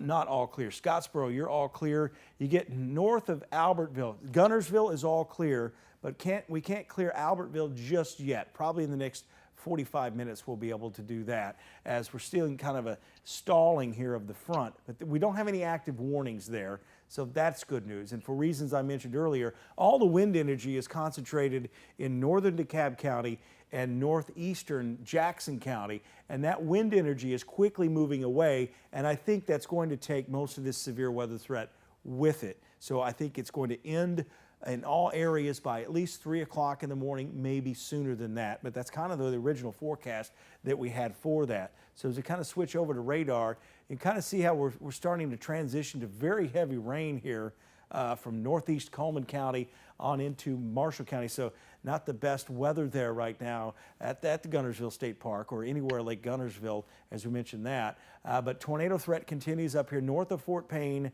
and that tornado signature on that storm, that storm now that we had you seeking shelter for in Shiloh, you're all clear in Shiloh too. That storm is now moved east of you. You're not going to see another storm coming in or at least severe storm come in for the rest of the night. And just as quickly as they issued this tornado warning here for northwest Georgia, it fell apart. So it was a strong spin-up tornado. Yes, Margot. Brad, you were asking about updated storm reports. A majority of those storm reports are still coming in from Morgan County, and we have Sean Dowling is joining me now, starting his morning shift. We have Mike Swafford, Morgan County Sheriff's Office spokesperson, on the phone joining us now because he's been up all night. Mike, can you hear me? I can. Fantastic. So can you give us the rundown, because now we're even hearing Lacey Spring is seeing damage as well, maybe a tree on a home, someone trapped. Can you give us the rundown of where the worst of it is right now? So far, the brunt of it's been basically there's an intermittent path of damage and debris from Danville through Hartselle to just past the interstate. That's what volunteer fire, our deputies, Hartselle PD, Priceville PD are all responding to. We have roads blocked. We have power lines, trees on homes. We've had a group home where people were stuck inside it, and thankfully they're safe. They just can't get out until the power lines are handled. So that's kind of the first part of the storm. Now we're hearing reports and are responding to similar all the way through Lacey Springs. That was kind of described as them being trapped in maybe some sort of collapse in that group home on Highway 31. What was that? What trapped them? So the initial call came in that there was some structure that had collapsed and they were trapped inside. Once responders got on scene, there was no collapse. They were just stuck inside because of live power lines and trees that were out in their yard, so they couldn't move from the home. Got it. So with all the trees that are down, that is complicating how you guys respond as well. It is. We do have two trailer on the west side of Hartselle that was overturned with somebody trapped under it, getting through that driveway because there were trees down. That's probably been the worst hit area along Vaughn Bridge Road, around Vest Road. So just getting through the debris, through the trees to the home, thankfully they were able to get there and help him. Similar situation, a camper was overturned on Howbrooks Road. It took a little bit to get to them, but we're able to get him out and get him out of the mud. Anything that we can tell viewers at this hour to help you, help us, anybody? If they're out and about, just use caution. If you got blockage on roads, report that. Volunteer fire and street crews are getting to it as fast as they can. The brunt of it is going to really show up tomorrow, but as people wake up in the morning and start noticing things, if it involves a power line, utility poles, just report those things so we can get crews out there to fix them. And one thing quickly, don't call 911 to report that. Call the utility company? Yeah, 911 is getting bombarded, and they're short-staffed most days anyway, so we just get a massive influx of calls with this. If it's a utility pole, call the utility company. They have crews. They have people answering those phone calls. And if you are going to call them dispatch, don't call 911. Use the non-emergency line. Okay. Well, we appreciate you so much. Thank you so much for tuning in and giving us the update on where things stand out in Morgan County. You guys have a lot on your plate tonight. Just stay safe for us, and we will try to do our job and update folks as information comes in. Thank you. You're doing a great job updating Twitter as well. I've been monitoring it nonstop. Thank you so much. Thank you, sir. Thank you. It's going to be a long night. Yes, for sure. Take care. All right, very helpful information there. Still have some active tornado warnings now. If you're in Ider, you're okay. Henniger as well. Sylvania, give it a few minutes here. We're going to take a closer look. Obviously, watching these areas of rotation that prompted the warnings. We had the confirmed tornado up there in toward the Higdon area as well. But looking at some of these areas of rotation at the moment, also our shear tool here has just, as soon as it hits the topography, these winds have to go somewhere, and that's where we get these signatures coming in, and we kind of get that S shape coming. That's also concerning. So a lot of you, you're almost out of it here. We said the severe weather threat would be wrapping up. Good news, no active tornado warnings. If you're in parts of northwest Georgia, still have an active tornado warning there.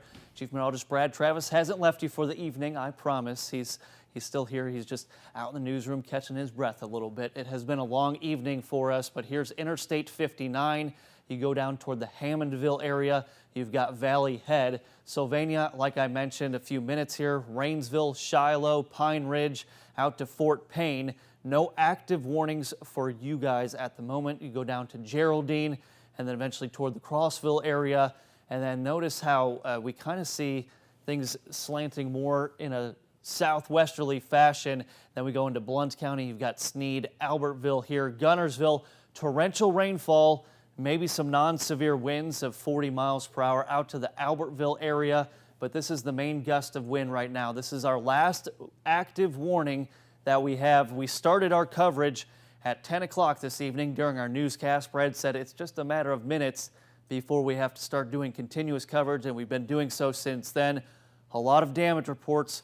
Power outages, still people without power likely in the shoals, parts of northwest Alabama, but here's Henniger and Ider. I can put one quick storm track on this polygon, just pull back the view because, again, these storms have been moving very, very quickly this evening. We'll take it right down I-59 and then take it off to the east here. I can give you, easier said than done sometimes, 40 miles per hour, but here's your latest arrival time for the Rainsville area now. Hammondville 156, Pine Ridge, that'll be 157, Valley Head, that'll be 159, the Mentone area. You guys were on Facebook saying our sirens were going off. That's because you were under a tornado warning.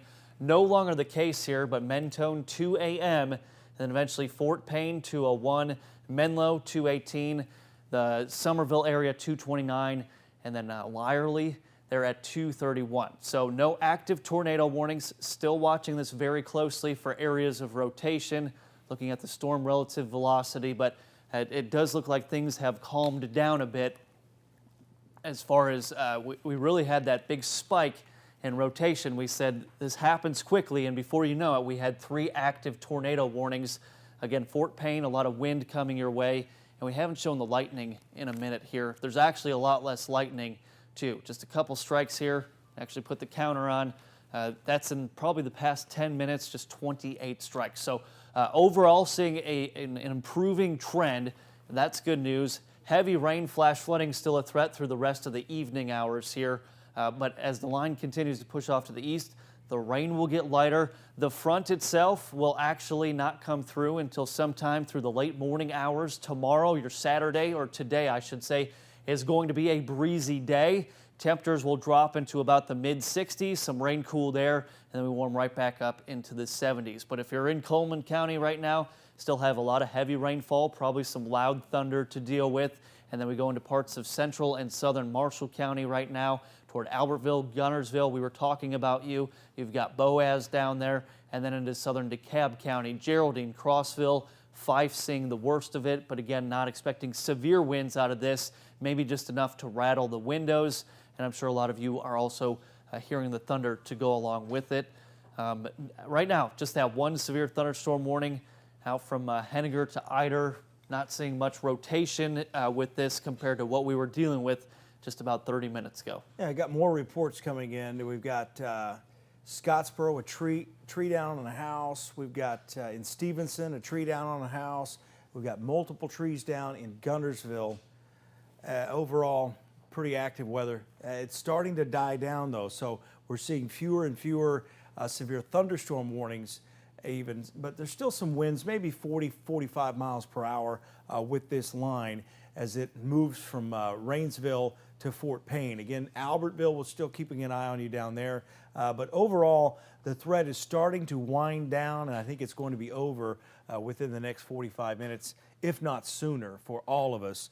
Continue to watch the storms. Again, I think Jackson County, all clear now with those storms. It's clearly the northernmost part of DeKalb County that we are seeing the potential for some of these strong gusty winds to continue. I'm going to go back over to the key wall here in just a sec. All right, we still have the radar up, and this is what we're tracking. Mentioned the threat for maybe some stronger wind gusts here, and then probably some 30 to 40 mile per hour winds moving through parts of Marshall County, now into also DeKalb County. And a lot of you probably saying, can we go to bed yet? We've been trying to clear you as we go. This is kind of just the big picture view. Obviously, if you're in Lauderdale, Colbert, Franklin County, you guys have been okay for some time. Also Lawrence, Morgan into Limestone, Madison. Lincoln County saw a lot of action. We'll definitely have a storm survey coming out of that in the next couple of days. There will be a couple surveys going on. When they actually start those, that will be the question. A lot of reports coming out of the Hartselle area and still some heavy rain. And also, interesting enough, no activity really off to our south. The atmosphere kind of stabilizing itself now. Still have our storm reports on there. And that Amory tornado, they had that tornado emergency earlier. That eventually started to track toward the Phil Campbell area. Luckily, nothing of that magnitude actually made it into parts of Franklin County there. But this last warning here goes until 2:15, so we've got a little bit of time left. It might even be dropped early. I haven't seen anything horribly concerning with those winds, but we did have that tornado there that was confirmed on radar, had that debris ball, and then now tracking off. You can see still have an active tornado warning there into parts of northwest Georgia. You've got Trenton here, and even now extending those polygons even farther east downstream. Yeah, they're going to continue to do that into North Georgia basically over time. And again, I think a lot of this is focused as, if you missed this earlier, a lot of this wind energy is really the highest here in northern DeKalb County right now. And if you're wondering what's going on down here to the south, let's get in here to Fort Payne. We'll show you some velocity data and we'll see what it's showing right now. I would imagine we're looking at probably 40 mile per hour winds or so down here with this area. Let's switch over to the high top and look at velocity. Oh yeah, there's not much left here at all. However, got to watch this area here in and around Albertville to the east. So we'll be watching this area down here. I'm going to put this into motion, see what's been going on down there. Put that into motion there. A lot of this is just wind moving due east. So we'll watch this area, but right now it doesn't pose a severe threat the way it looks, but some strong gusty winds nonetheless. So all clear in Gunnersville, all clear through the Lake Gunnersville area. In fact, all the severe threat is now east of the entire Tennessee River, at least here in northeast Alabama. But still watching an area near Sneed, maybe see a little bit of circulation here. But boy, the lightning is just gone. Yeah, because I had it turned off. But overall, less lightning, we'll say, than we have seen lately. But as we continue to watch this area in and around Fife, it's not over yet for Crossville. Geraldine, still the possibility this may spin a little bit more as it moves in from the west. So again, Geraldine and Crossville, we're watching that storm to your west. It's going to be getting, let's go ahead and put a storm track here. I'm going to take the radar and talk about this a little bit more. So as we put this area into motion, back here to the west from Albertville east, and Boaz, still looking at some strong gusty winds there. This is all kind of moving at about 50 miles per hour. So Geraldine around 2 o'clock in the morning. That's kind of what we had in the storm track earlier today as well, Crossville 206. So again, not seeing anything severe right now, but there's an area we're watching a little bit more intensely than we have been earlier. And that's the area east of Albertville. You get back towards, I believe it's going to be Douglas. Watching that area, still some heavy rain and lightning going on all the way from Arab to Gunnersville, but that severe weather threat looks like it is over as you get north. So again, no real severe weather threat as you get north of Albertville Gunnersville, all clear. Arab, Baileyton, Joppa, Coleman, all clear as well. New Hope, Owens Crossroads, all clear. And if you missed it earlier, Huntsville, all clear here as of 1:54 in the morning. Let's turn the warning off here real quick, just so it doesn't clutter up the screen. Geraldine, still watching that area to your west. Let's take a look at the shear rate on that. It's again, the algorithm's going to pick up a little bit of what we're seeing here with the naked eye as well. So we'll have to watch that, but it kind of comes and goes there. Moving towards Geraldine, I think we probably have maybe 50-mile-per-hour winds there with that, so we'll watch that with time. Fife and Rainsville, I think you're all clear right now. Sylvania, all clear. As soon as this moves to your east, and this is fading away here, this area in green. Remember how it looked all red earlier, and it had the extreme winds in it? It's really fading away, and what we're starting to see is this rain-cooled boundary spread due south here out of these thunderstorms. So we're going to see this probably stall out for an hour or so maybe, with heavy rain and gusty winds from Albertville to Boaz, just to the east of Fort Payne.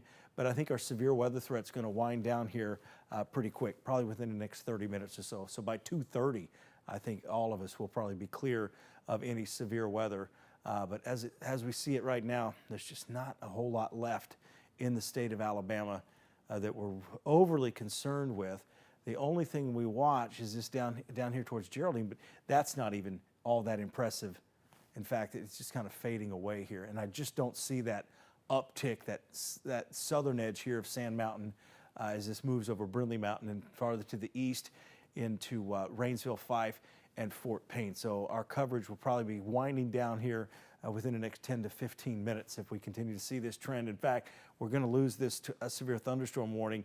We're going to evaluate it for another 10 minutes, and then we're going to go back to a regular scheduled program, probably have radar information on our digital platforms. As again, what we had earlier today, we're not seeing any of that right now. So that's good news. That's good news. Again, we're staying with you over here east of Albertville, Fort Payne, and Boaz. Just strong gusty winds here continue to come through, but no twisting wind, and I'm about ready to clear Albertville with this as this moves in. So again, probably the next 10 minutes, I think we're going to be in pretty good shape here. We're starting to see more rain developing back here to the west. So what we've got going on, heavy rain from Smith, what, that was wild. I'll do that again. Heavy rain from basically Smith Lake down here to the south towards Aniana, and that is tracking to the north.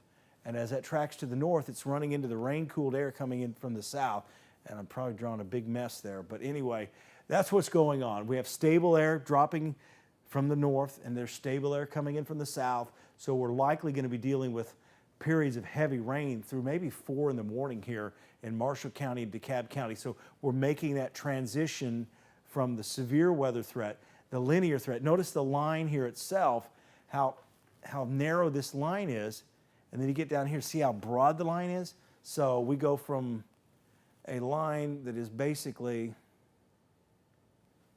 I would say, I'll draw that, about 4 miles wide to a line down here that is about 20 miles wide. So that's the other thing you look at when you're looking at the radar. You get that narrow. We talk about this when we look at the forecast, the hour-by-hour forecast that we do. When it gets real narrow, and you know you're getting a lot of wind with it. When it gets fatter, when it spreads out, that's when you're getting a lot of heavy rain. So I think that's exactly what's happening here. So that is some good news overall. So lightning continues from Henniger down to Fort Payne, but the severe weather threat is over in Rainsville now. Again, over in Grant, over in Gunnersville. It'll be over here in about 10 minutes in Albertville. Boaz, I don't think there's a whole lot of threat for severe weather left with this on 431, going from Sneed to Mountain Borough. Again, Boaz, right in here. It's just some rain down there right now. Again, we are approaching 2 o'clock in the morning. We've been in continuous coverage since about 10:15 this evening. We started the Facebook Live, I think it was around 9 o'clock, 9:30, as we knew the leading edge was starting to come in. If you know people on the road, spring break, late night, I don't see any threat of severe weather down south on I-65, and really everything's really been confined here, and that's it. And all that wind energy, is there anything else going on in the country, I wonder? I don't see any other warnings out there at all. This is pretty much it. Let's talk a little bit about You know, if you're up here on spring break, maybe watching us, trying to keep track of things at home, if you're up in the Smoky Mountains, this line of storms will come in. I don't think it's going to be as intense as it is now. It's likely going to weaken some, but it still has a lot of momentum with it. And this line has kind of been slowly sneaking up towards Knoxville. In fact, let's get up here towards Severe. We can actually show you more of this. In fact, I guess it's a little closer to the Smoky Mountains now than I thought it was. We got Oak Ridge and Kingston and Sevierville. Here's Pigeon Forge. Let me just go ahead and give you guys a storm track. I know some of you may be watching up there. Take a look at this down here, and then this moves northeast. And it's not moving that fast. We'll put it at 63 miles an hour. So Pigeon Forge, I would say probably, again, these are central times here. And this is going to be add an hour to that. So probably around 3:45, 4 a.m. Pigeon Forge, but strong gusty winds. It's doing the same thing basically as it goes into the higher terrain up there, the Cumberland Plateau, moves east of there into the Smokies. Just some very heavy rain, strong gusty winds. This is now east of Chattanooga, so if you're watching us from Chattanooga, that severe weather threat there is over as well. So here we are, a little after 2 o'clock now. Going to take a look at a radar trip here, a tour I should say, and take a look at storm relative velocity. I don't see anything threatening here. Down there towards Geraldine, Albertville, nothing. Are they discussing anything about dropping other counties? No, they will. They've been shaving them from left. Yeah. The only people still in it are Marshall, Jackson, and DeKalb. The watch goes until 3 a.m. I think you give it about 15 minutes. Interesting to note here on Max 2, just look where the rain cooled air is versus who still has kind of the more unstable air. We've got lower 60s out into parts of northwest Alabama, still looking at 70, 69 there in Fort Payne, 61. So that's where that leading edge is. The dew point will also kind of tell a story, although the actual cold front won't come through until sometime mid-morning. I'll cover that on the newscast, but still much drier dew points off to our north. We've had some real wind to deal with this evening, and it's going to be a fairly breezy day as a whole for your Saturday. A sustained wind, probably 5 to 15 miles per hour, gusting up to 30 from time to time. I know we have a wind advisory that goes through 7 a.m. Not sure if that will be extended. And still dealing with these are sustained winds, not necessarily gusts at the moment, 20 to 30 miles per hour. We're going to start to see those winds take on more of a westerly component. Now, this will be interesting to see the maximum wind gusts today. They don't always, it has to hit the sensor, obviously. Here they come. I know Huntsville reported a 53 mile per hour wind gust. Huntsville International, we had a 66 mile per hour wind gust out there in Muscle Shoals. So a lot of wind. That was the result, was the cause rather. The result was the power outages, but the wind being the cause here. Quick check of our tornado watch. Again, this goes through 3 a.m. Still hanging on to it for parts of Coleman, Marshall, Jackson, and DeKalb County. You guys will be out of this. We're watching the radar very closely, but things are looking a whole lot better than they were just half an hour ago. Brad's been kind of taking you on that trip on the radar here of what we've been seeing, but likely, for sure, large tornado was in Amory, Mississippi. They had a tornado emergency there. It looked horrible on radar. It's going to, unfortunately, once daylight comes, see exactly how bad things were there. We likely had a tornado potentially up there in Lincoln County in Tennessee, coming out of Giles County up into Franklin and Moore. And we likely had one in Morgan County for the Hartselle area. We had a confirmed tornado there in Jackson and also DeKalb County too. So it has been a very active and busy evening for us here in the 48 Weather Center. A first alert weather day continues for all of you that were watching on the stream and saying great coverage. We appreciate you tuning in. We appreciate all of your feedback. Also shout out to Margot Gray and now Sean Dowling at the desk. Of course, coverage led by Chief Meteorologist Brad Travis this evening. Yeah, just continue to watch this area in southern Marshall County, basically. I think Fort Payne, I think you're going to be okay for the rest of the night. Again, I think Coleman County, I think they're going to be all right too. It's just this area.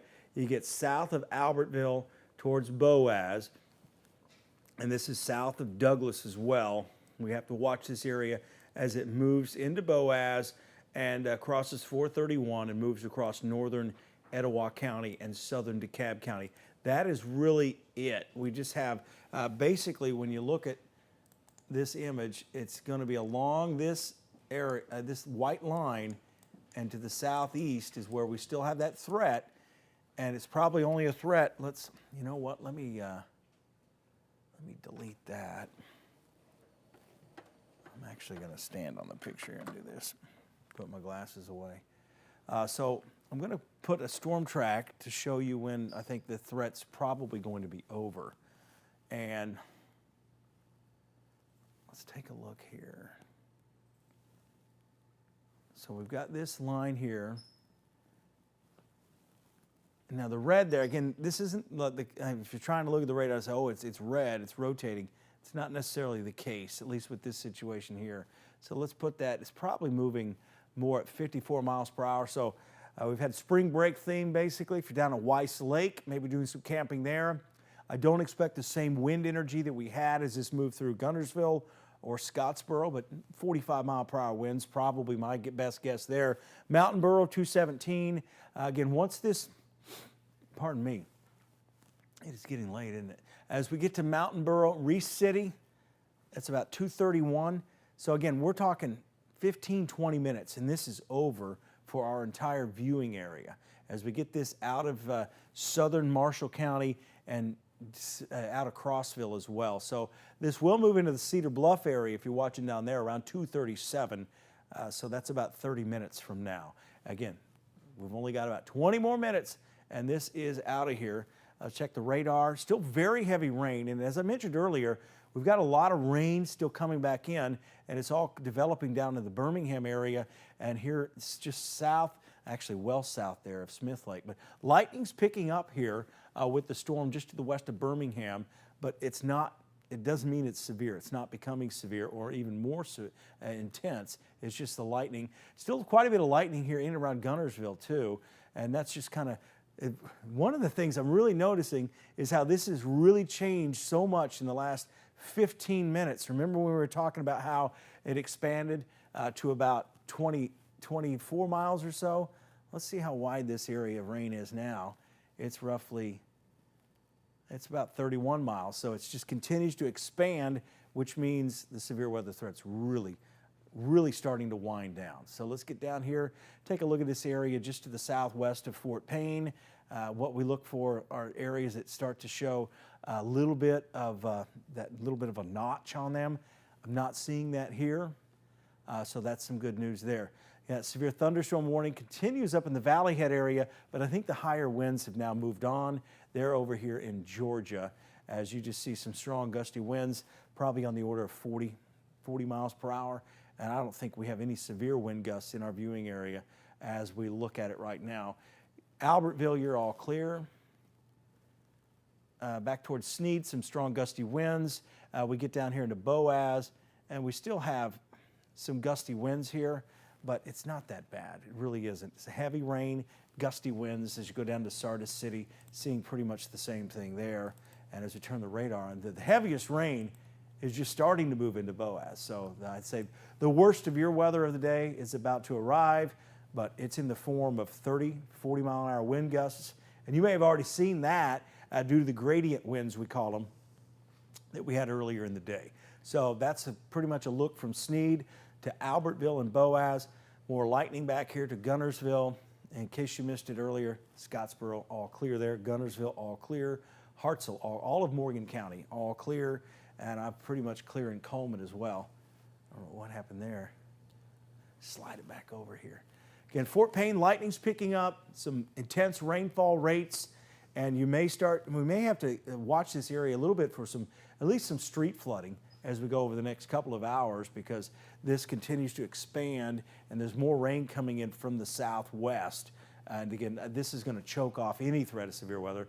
I haven't looked at the SPC as far as the mesoanalysis goes, but I know that the Cape is probably near zero in some of these They areas. put out a discussion mainly for northwest Georgia, basically talking about the confirmed tornadoes we had, a lot of that interaction with the low-level jet like we were talking about all evening long, but they said, you know, Cape's going way down, things will start to calm down, still have some straight-line wind concerns, maybe a brief tornado. Again, we're talking about areas farther to the east into parts of eastern Tennessee, northwest Georgia too. So Brad's been talking our severe weather threat quickly winding down.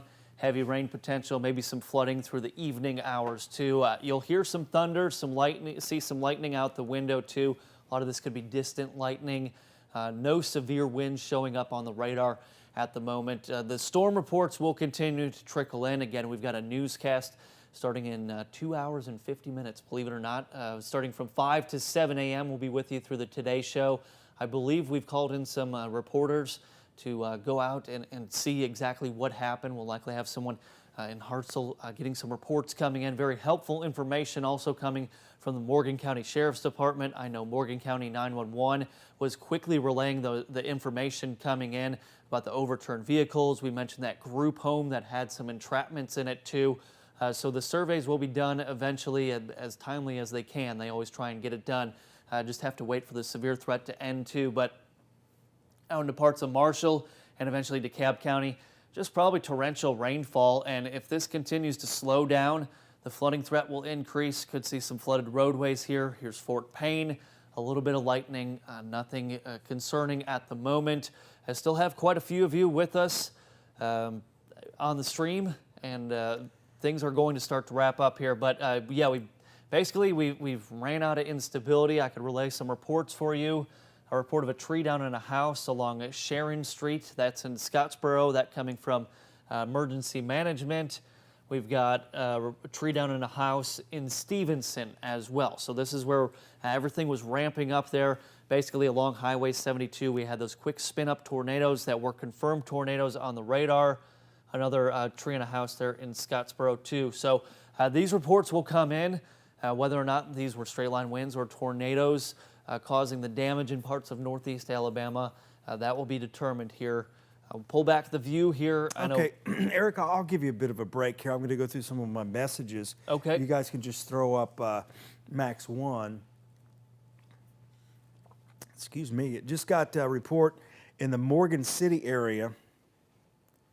Can you guys hear me? Okay, we're back. Power's out in Morgan City. Power lines down, blocking, roads are blocked by trees. She says she just left the shelter and some people can't get home. Says there's multiple people trapped in trailers. My husband is trying to get some help to someone. I'm not sure of the name of the road, but it's behind the Dollar General and a Food for Less that's off Highway 231. So again, multiple people reported trapped in trailers, and I'm assuming this is going to be perhaps RVs. I'm not sure if it's mobile home or like an RV park, things like that. So again, this is going to be in Morgan County, in the Morgan City area. It's behind the Dollar General and the Food for Less off of Highway 231. Let's see. Power lines, tree down everywhere, no way out of our neighborhood. This was in the Florence area. This was earlier today. Again, we've had several areas that possible tornadoes. Danville, Alabama, got awning damage at the middle school. I'm looking at pictures here out of Danville. Looks like fairly significant wind damage in these areas. Again, this is that area. I see the Dollar General here. It's just behind the Dollar General there. Again, the awning damage in Danville, and that's going to be at the middle school. So that's as you go farther west. Got another photo here. Just let's see. The section area. Looks like some wind damage there. Again, this is from earlier. And let's see, Langston all the way to a lot of permanent campers from Langston all the way up the Tennessee River, basically. So, again, I've had this video out of Florence of what appears to be a possible tornado, definitely a mesocyclone, and that was associated with the damage as well. So, again, continue to get reports from earlier of the storms. No active reports right now. A lot of that wind energy has lifted off into northwest Georgia. Fort Payne still dealing with very heavy rain. Albertville, heavy rain, and this is becoming a heavy rain event from northeast Coleman County through just really right over Arab, seeing some very heavy rain there. Nothing severe left for Arab. You guys are all clear. And then continue to monitor just heavy rain, pockets of wind gusts, probably 40, 45 miles per hour. Again, there is a wind advisory for those types of wind gusts, but those are typically associated outside of the thunderstorm. So again, low-level jet stream coming through at about 4,000 feet, starting to see the highest of those winds moving away from us. So I think we're going to fare pretty well here for the rest of the night. But again, there's a lot of cleanup that needs to be done out there all across, especially north central Alabama, into northwest Alabama, Florence area. Again, may have had a tornado there. The Hawk Pride Mountain area as it moved northeast of there. We'll do a little bit more storm tracking here for you. We'll get back in here and just wanted to give you some of those reports to kind of give you some of the ground truth behind what we've been interrupting programming for throughout the night. And again, thank you for your viewership as we've been watching a lot of you interact on social media, and that's a really good way to help us get those reports. I know we rely a lot on the National Weather Service, but sometimes those reports get a little delayed and we can get some immediate reports, ground truth of what's going on in our communities and help spread that warning out and information. Here's Fort Payne. Valley Head. The lightning's picking up, but the severe threat is not. Still some strong gusty winds. You see those coming through Geraldine, and notice how they kind of fade away as well. And the color on the radar isn't necessarily as important here when you're looking at the back edge as it is when you're looking right at the main line as it's coming in. So warnings have been dropped now for our viewing area so far, but we still have some areas down here we'll have to watch. Here, I think this is close to the Collinsville area, Crossville. So this area here, this looks a lot like what we had in around Boaz about 10 minutes ago or so.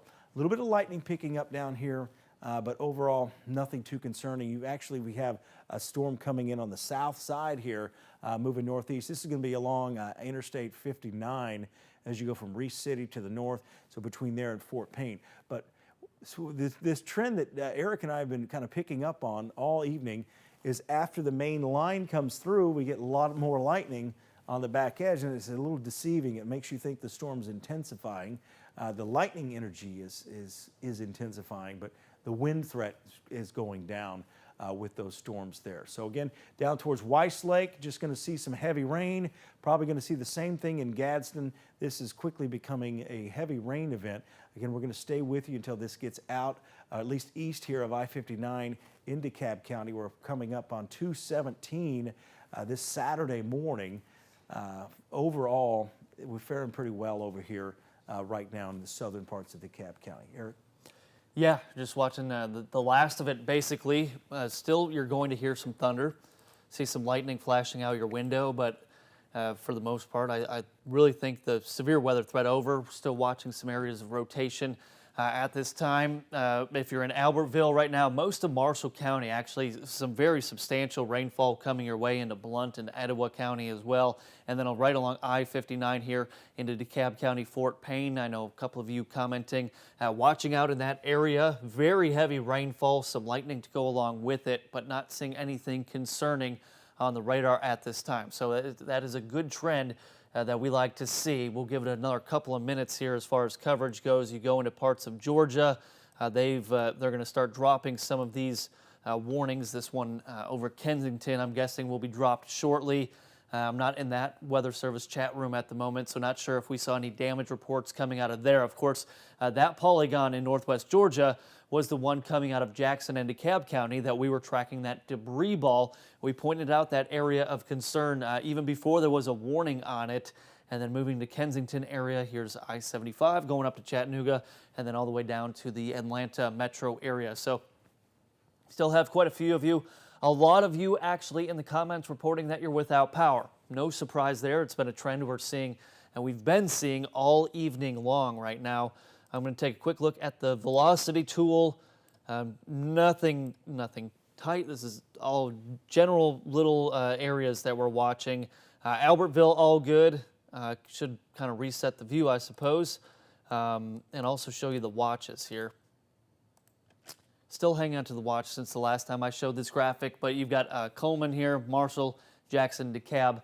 Once the Weather Service, again, they've probably been bombarded with phone calls. They've been working side by side with emergency management. These reports come piling in. They're also, of course, looking at the radar. Same thing we're looking at, and they have to write up every single warning, all the tornado warnings we've seen and issued this evening. But the rain quickly ending, and this is the last of it. This will be a dry day today once we get through the rest of this rainfall. Now the rain could be heavy here over the next couple of hours. From Coleman, even seeing the heaviest rain now push out of the area and off to your east.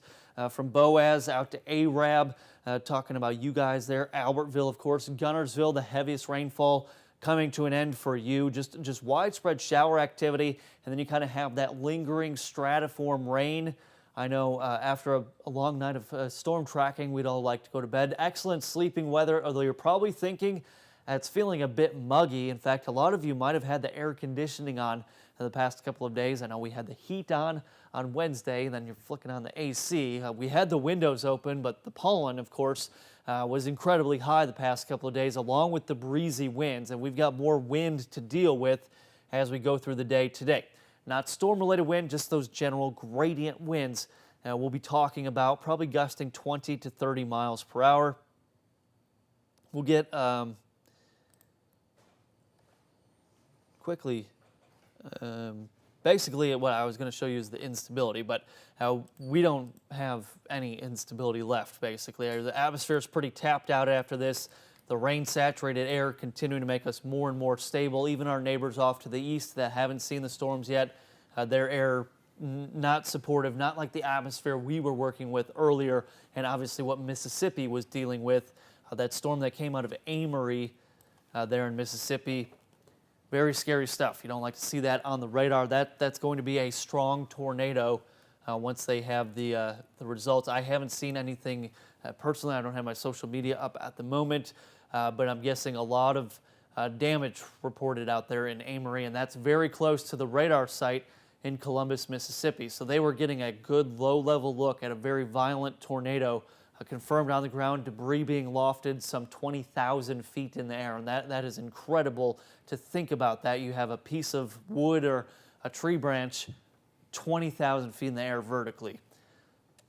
Don't like to see that ever show up on radar. It doesn't matter where it is, but definitely scary stuff earlier from Mississippi, and then eventually that warning was continued all the way into Franklin County out toward Phil Campbell. But right now, if you're in Ider, you're okay. Long Island, Stevenson, High Top, Scottsboro, Woodville, Grant, all good. Stratiform rain, even Arab, you're all right. The Eva community, Coleman, heavy rain still ongoing right now from Douglas to Albertville, Boaz. You've got Crossville, Collinsville, and Geraldine. You guys should be just fine. Just some distant thunder. And it looks like we've got the tornado watch canceled now for Coleman, Jackson, and Marshall. So DeKalb County, you guys are the only ones that are still under that tornado watch, and give it 10, 15 minutes and you'll be out. They're kind of just having to tidy up. I'm guessing they're still receiving phone calls, still working with the 911 centers across the area, and they have to input every single storm report manually to get it into the system, recorded by who and what they're reporting, and then also try and match up the radar data with the time too.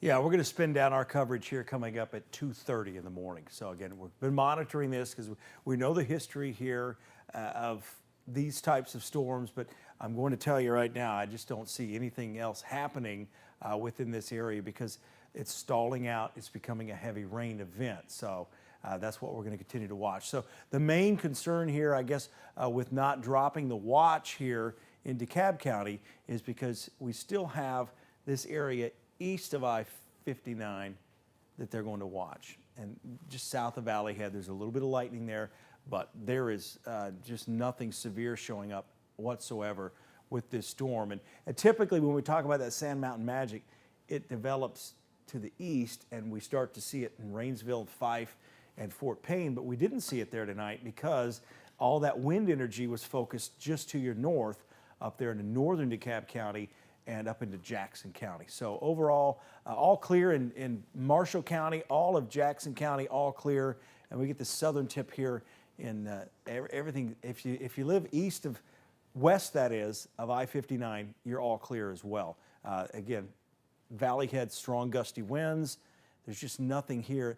The main area here is now along this line here. That's the main wind shift line, and that just continues to track southeast. So again, this is just about out. You know, I don't even think we need to go all the way till 2:30. So we're going to shut it down right now. We'll still have some radar imagery, but we're going to be taking a break. You can find that on our social media platforms and digital platforms. We really want to thank you for staying with us as we've gone through this severe weather event on this 48 First Alert Weather Day. We're going to drop the 48 First Alert Weather Day. Eric's going to have your forecast coming up during the morning newscast. What time does that start? 5 a.m. 5 a.m. So if you're going to keep staying up, again, find more information there. For meteorologist Eric Burke, I'm Chief Meteorologist Brad Travis, and on behalf of all of us here at WFF 48, hope you have a safe night and a safe weekend, and we'll have more on the damage that happened throughout the overnight hours tonight coming up on our morning newscast. Now, back to your regularly scheduled program.